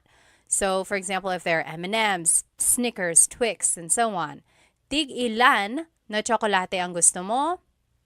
You could say, tig-iisa po. I'll take 1 of each. Tig-iisa. 1 M&M, 1 Snickers, 1 Twix. tig-iisa. Or tigdadalawa po, 2 of each. 2 M&Ms, 2 Snickers, 2 Twix. Tigdadalawa. Tigdadalawa. And then tigtatatlo po, 3 of each. You get the idea. And then I want to show you that the question has na. So tig ilan na t-shirt, tig ilan na chocolate. And in this case, na is translating as of. How many of each t-shirt, how many of each chocolate do you want? And then just a pronunciation tip here. Tig ilan is a homonym, meaning it can have different translations depending on how it's pronounced. So tig ilan, when there's a hyphen in it, you have to have that glottal stop. Tig ilan. That means how many of each. When there's no hyphen, tigilan, tigilan. It's just one word, tigilan. That means to stop. For example, tig ilan t-shirt ang gusto nila. How many of each t-shirt do they want? Tig ilang t-shirt ang gusto nila. That means how many of each t-shirt do they want? But if you say, tigilan mo yan, that means stop that. Okay, so again, that glottal stop is important for proper pronunciation because they mean different things otherwise.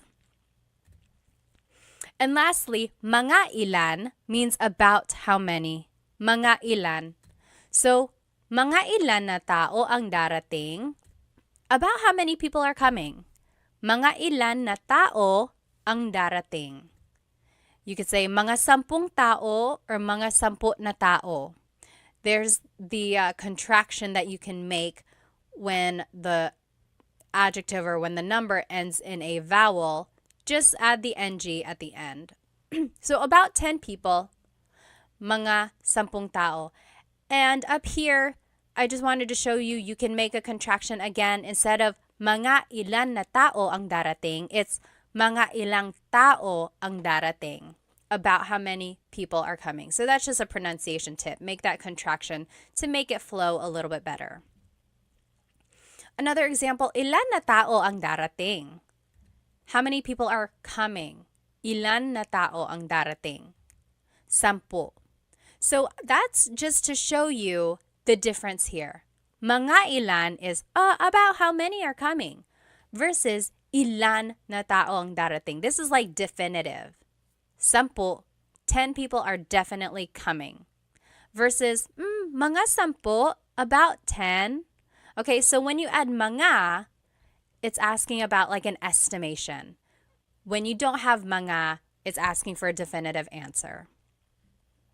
And then just another example of mga ilan na oras ang biyahe. Mga ilang oras ang biyahe. About how long is the trip? Mga 3 oras. It's about 3 hours. Mga 3 oras. So there is the na again, and then you can put it together so that it's just ilang. So mga ilang oras ang biyahe or mga ilang tao ang darating. All right.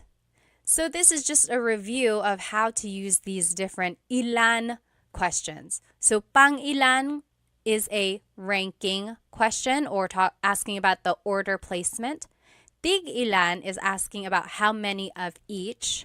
Mga ilan means about how many of something. Okay, now let's practice using ilan in some questions. So on the left side, you will see the different ways to use ilan. Ilan plus ang plus a noun. Ilan ang anak mo? Or ilan plus ang plus a verb. Ilan ang pupunta sa handaan? And here are some examples. Let's do number 1 together. How many cats do you have? Mga pusa is cats. It would be ilan ang pusa mo. Ilan ang pusa mo? Remember, you don't have to add mga, but you can. It's not incorrect. But just to be quick about it, and if you want to sound natural, you don't have to. So, ilan ang pusa mo? Ilan ang pusa mo? How many cats do you have? Pause the video now and you do the rest, and then we will go over it. All right, welcome back. Number 2, I have 2 cats. Dalawa ang pusa ko. So that's how you would respond to question number 1. I have 2 cats. Dalawa ang pusa ko. Number 3, how many are coming to the house? Darating means coming. So it would be ilan ang darating. So ilan plus ang plus a verb. Ilan ang darating sa bahay. Number 4, 4 people are coming to the house. Apat means 4. So 4 people are coming to the house would be apat ang darating sa bahay. Apat ang darating sa bahay. Remember, the short answer would be apat, apat. Number 5, how many friends do you have? Kaibigan is friends. Actually, kaibigan is friend. Mga kaibigan would be friends. Ilan ang kaibigan mo?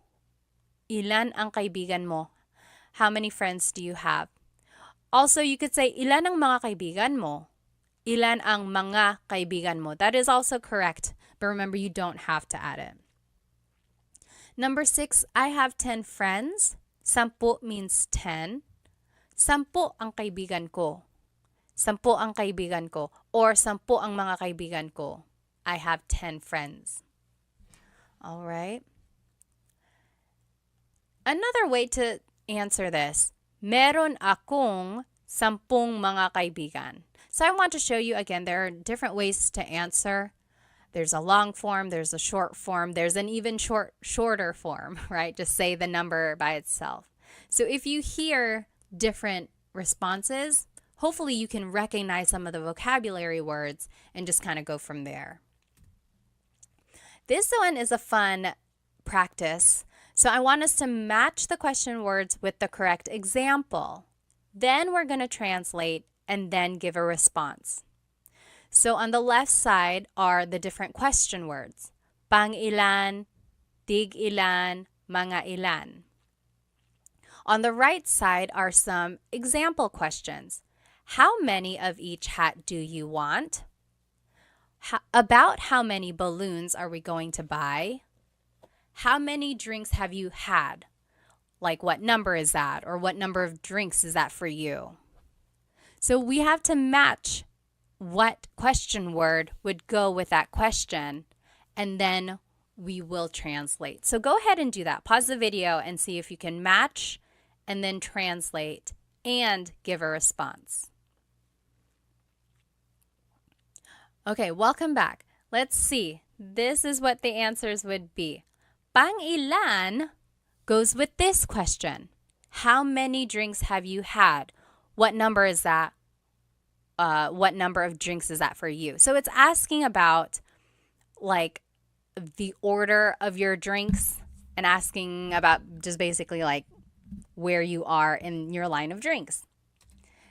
Tig-ilan would be how many of each hat do you want? So it's asking about the amount of each. Mga ilan, about how many balloons are we going to buy? So it's an estimation. We don't know exactly. It's just about how many do you want. Okay, so hopefully you were able to match them. Now let's see if we can translate them. How many of each hat do you want? It would be, tig-ilan na sombrero ang gusto mo? Tig-ilan na sombrero ang gusto mo? And then your response could be, tig-iisa po, one of each. Tig-iisa. Next, about how many balloons are we going to buy?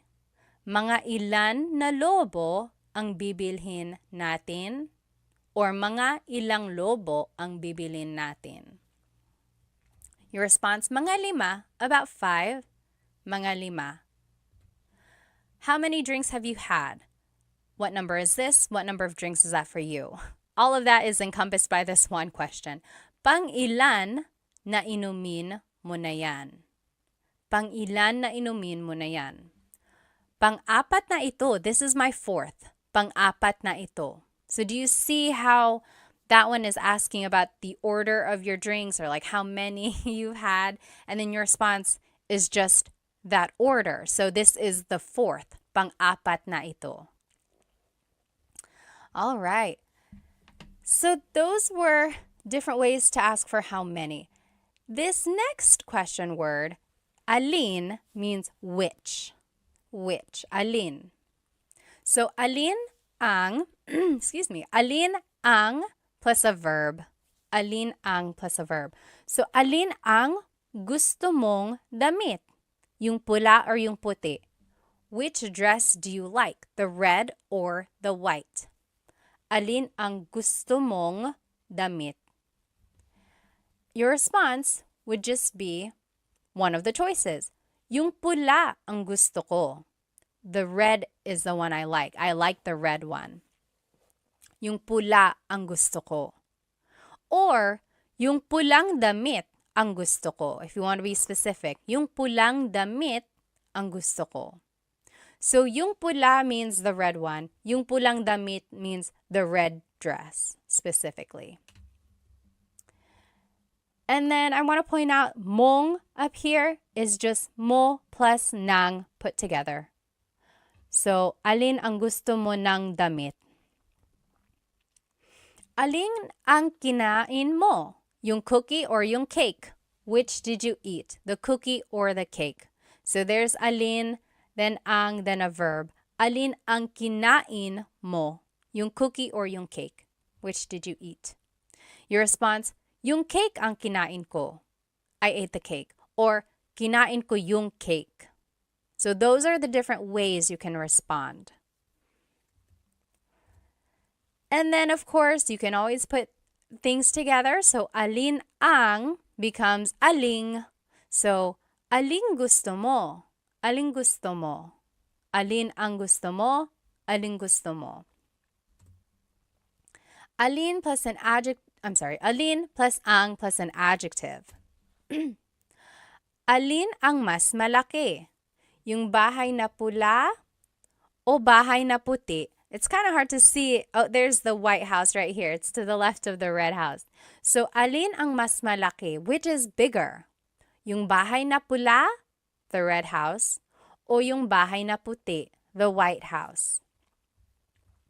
Mas malaki yung bahay na pula. Mas malaki yung bahay na pula. The Red House is bigger.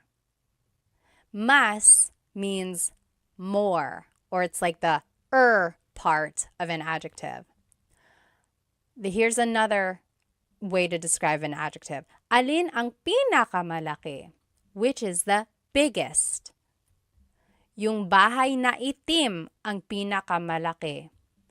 The black house is the biggest. So I just want to point out these two words, mas and pinaka. Those are called superlative adjectives. So let's take a look at those a little bit more. So big is malaki, bigger is mas malaki, biggest is pinakamalaki.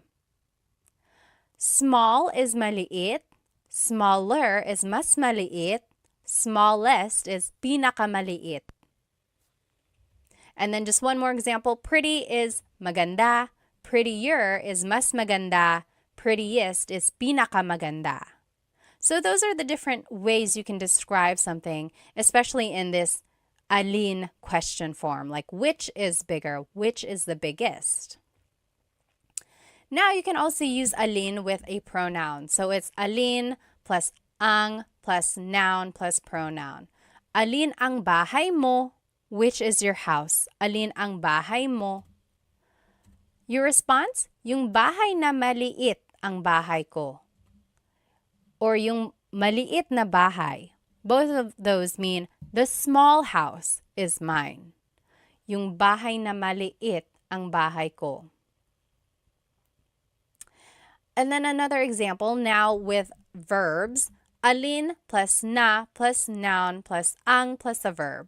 So, alin na kotse ang bibilhin mo? Alin na kotse ang bibilhin mo means which car are you going to buy? Yung mura na kotse, the cheap car. Yung mura na kotse.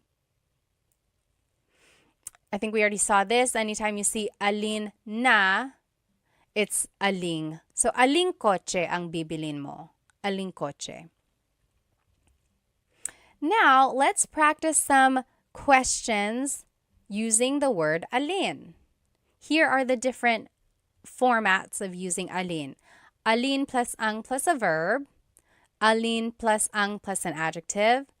Alin plus ang plus a noun and pronoun. Then alin plus na plus noun, ang, and verb. Here are our practice questions. Which is your favorite? The sweet or the salty one? Paborito means favorite. Matamis means sweet. Maalat means salty.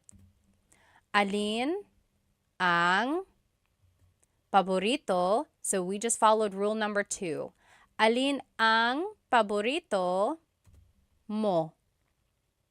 Which is your favorite?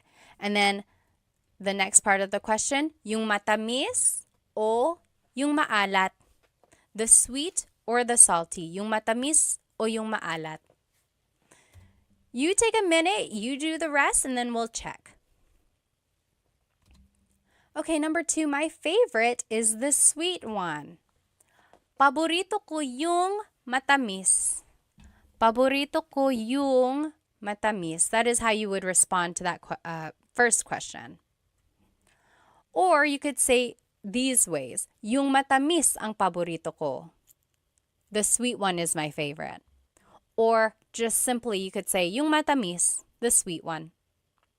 Number 3, which dish is the most delicious? Adobo or sinigang? Ulam means a dish or a meat. Masarap means delicious. So, alin na ulam ang pinakamasarap? Alin na ulam ang pinakamasarap? So, it's kind of taking rule number 4, but then instead of a verb, it's adding the superlative adjective.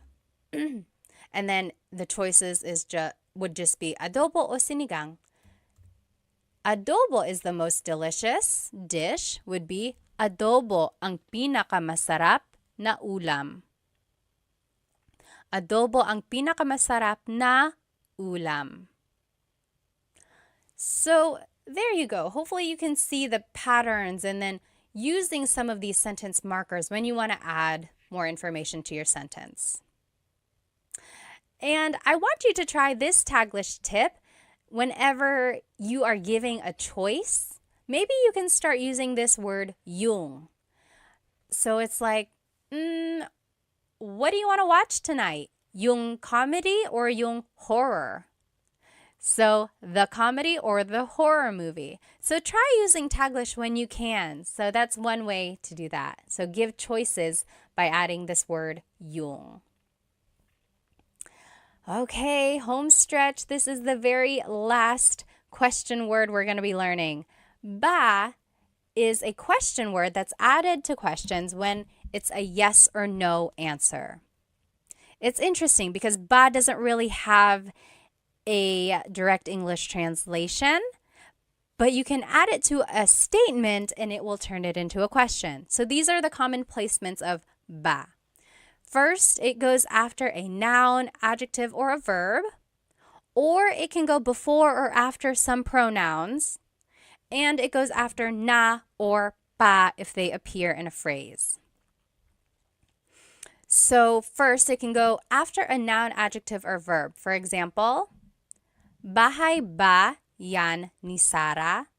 Is that Sarah's house? Bahay ba yan ni Sarah? It's going after the noun. Or, mabait ba si Tita Baby? Is Tita Baby nice? Mabait ba si Tita Baby? So it's going after the adjective, mabait. Lastly, it can go after the verb. Nagluto ba si David? Did David cook? Nagluto ba si David? So it's going after the verb nagluto. Next, sometimes ba goes before a pronoun. Sometimes it goes after. Take a look at this. So subject pronouns, we already learned about these in the previous lessons. Kumakain ako means I am eating. Kumakain ako. But if you wanted to ask, am I eating? Like if you're asking yourself rhetorically, ba would go before it. Kumakain ba ako? Am I eating? Kumakain ba siya? Is he eating? Kumakain ba sila? Are they eating? Kumakain ba kayo? Are you all eating? Kumakain ba tayo? Are we eating? Kumakain ba kami? Are we eating exclusive? But take a look at this pronoun. Kumakain ka ba? Ka. When you are using the singular you, ka, ba goes after that. Kumakain ka ba? And that's the only pronoun in the subject pronouns when ba would go after it. And I haven't found a rhyme or reason why this happens. Why is it ka has to go before the ba? It's just one of those things that has been a pattern in the Tagalog language. So just take note of that. Again, if you mix it up, if you happen to say kumain ba ka, that's not correct, but someone will correct you, hopefully. So don't be scared of making the mistake. Just know that there are certain times when ba goes before or after. Now let's take a look at possessive pronouns. So bahay nila yan, that means that is their house. Bahay nila yan. But when you add ba, it turns it into a question. Bahay ba nila yan? Is that their house? Bahay ba nila yan? So it's going before. Next, bahay ba namin yan? Is that our house? Bahay ba namin yan? Or bahay ba natin yan? Our house inclusive, bahay ba natin yan? So those three examples, ba is going first. Now take a look at the last four examples. Ba is going after the pronoun. Bahay ninyo ba yan? Ninyo can be interchangeable. I've actually heard it bahay ba ninyo yan and bahay ba ninyo yan. So I've heard ba go before and after the pronoun for ninyo. Next, bahay mo ba yan? Bahay mo ba yan? Ba is going after the pronoun. Bahay ko ba yan? Bahay ko ba yan? And bahay niya ba yan? Bahay niya ba yan? Niya is another pronoun where I've heard both. Bahay ba niya yan?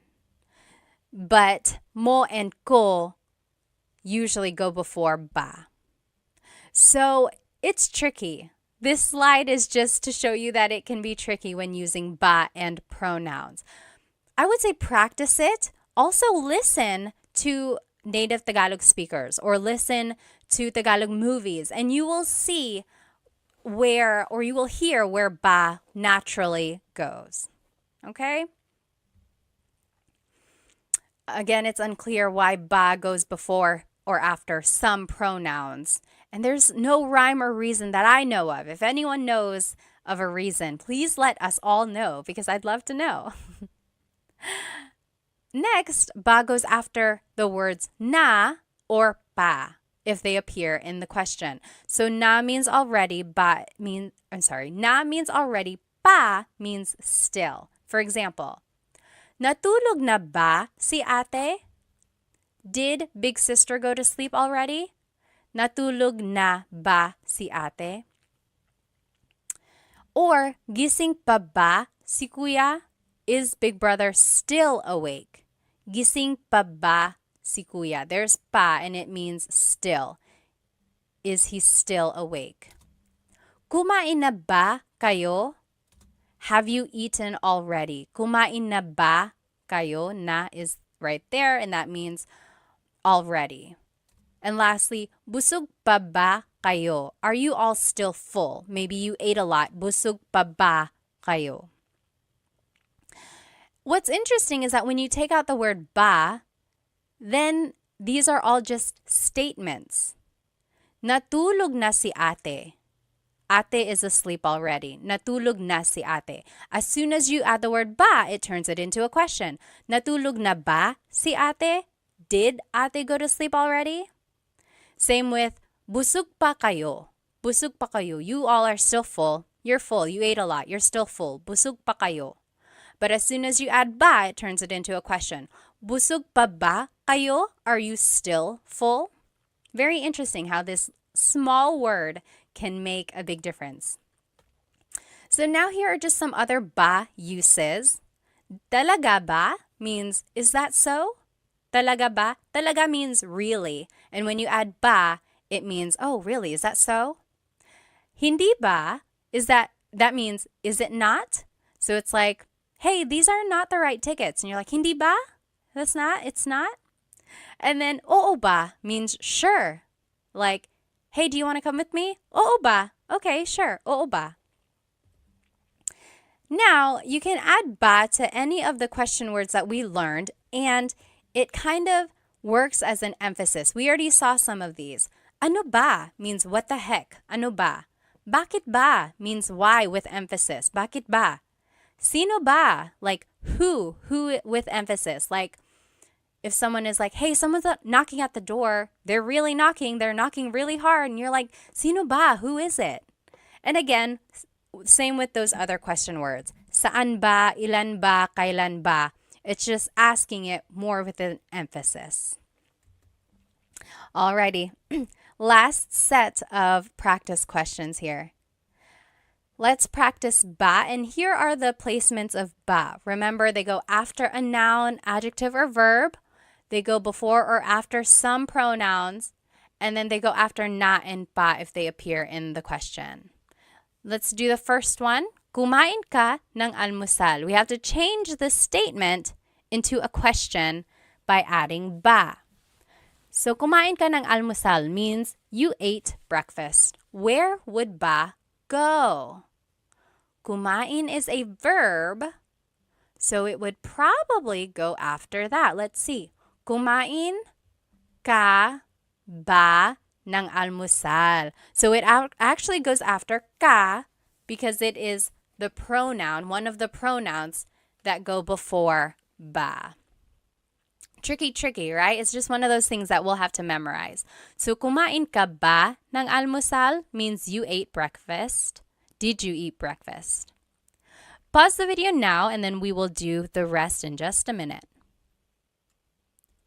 Okay, welcome back. Number 2, nasa eskwelahan na ang mga bata. The kids are at school already. Nasa eskwelahan nasa eskwelahan na ang mga bata. The answer would be, nasa eskwelahan na ba ang mga bata?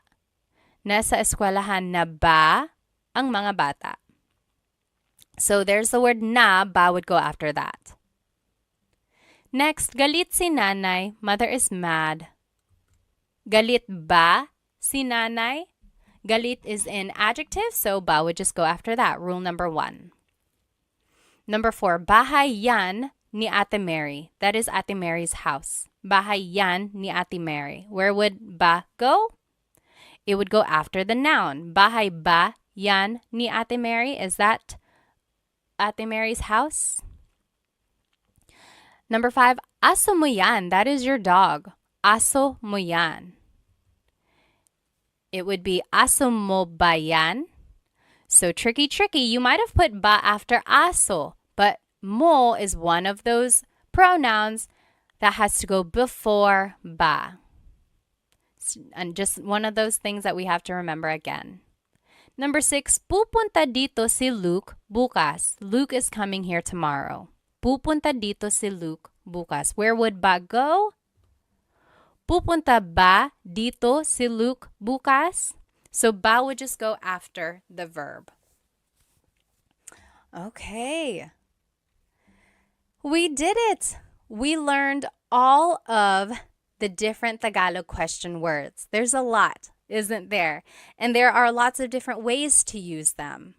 But let's go ahead and review them. So, ano means what? Ano.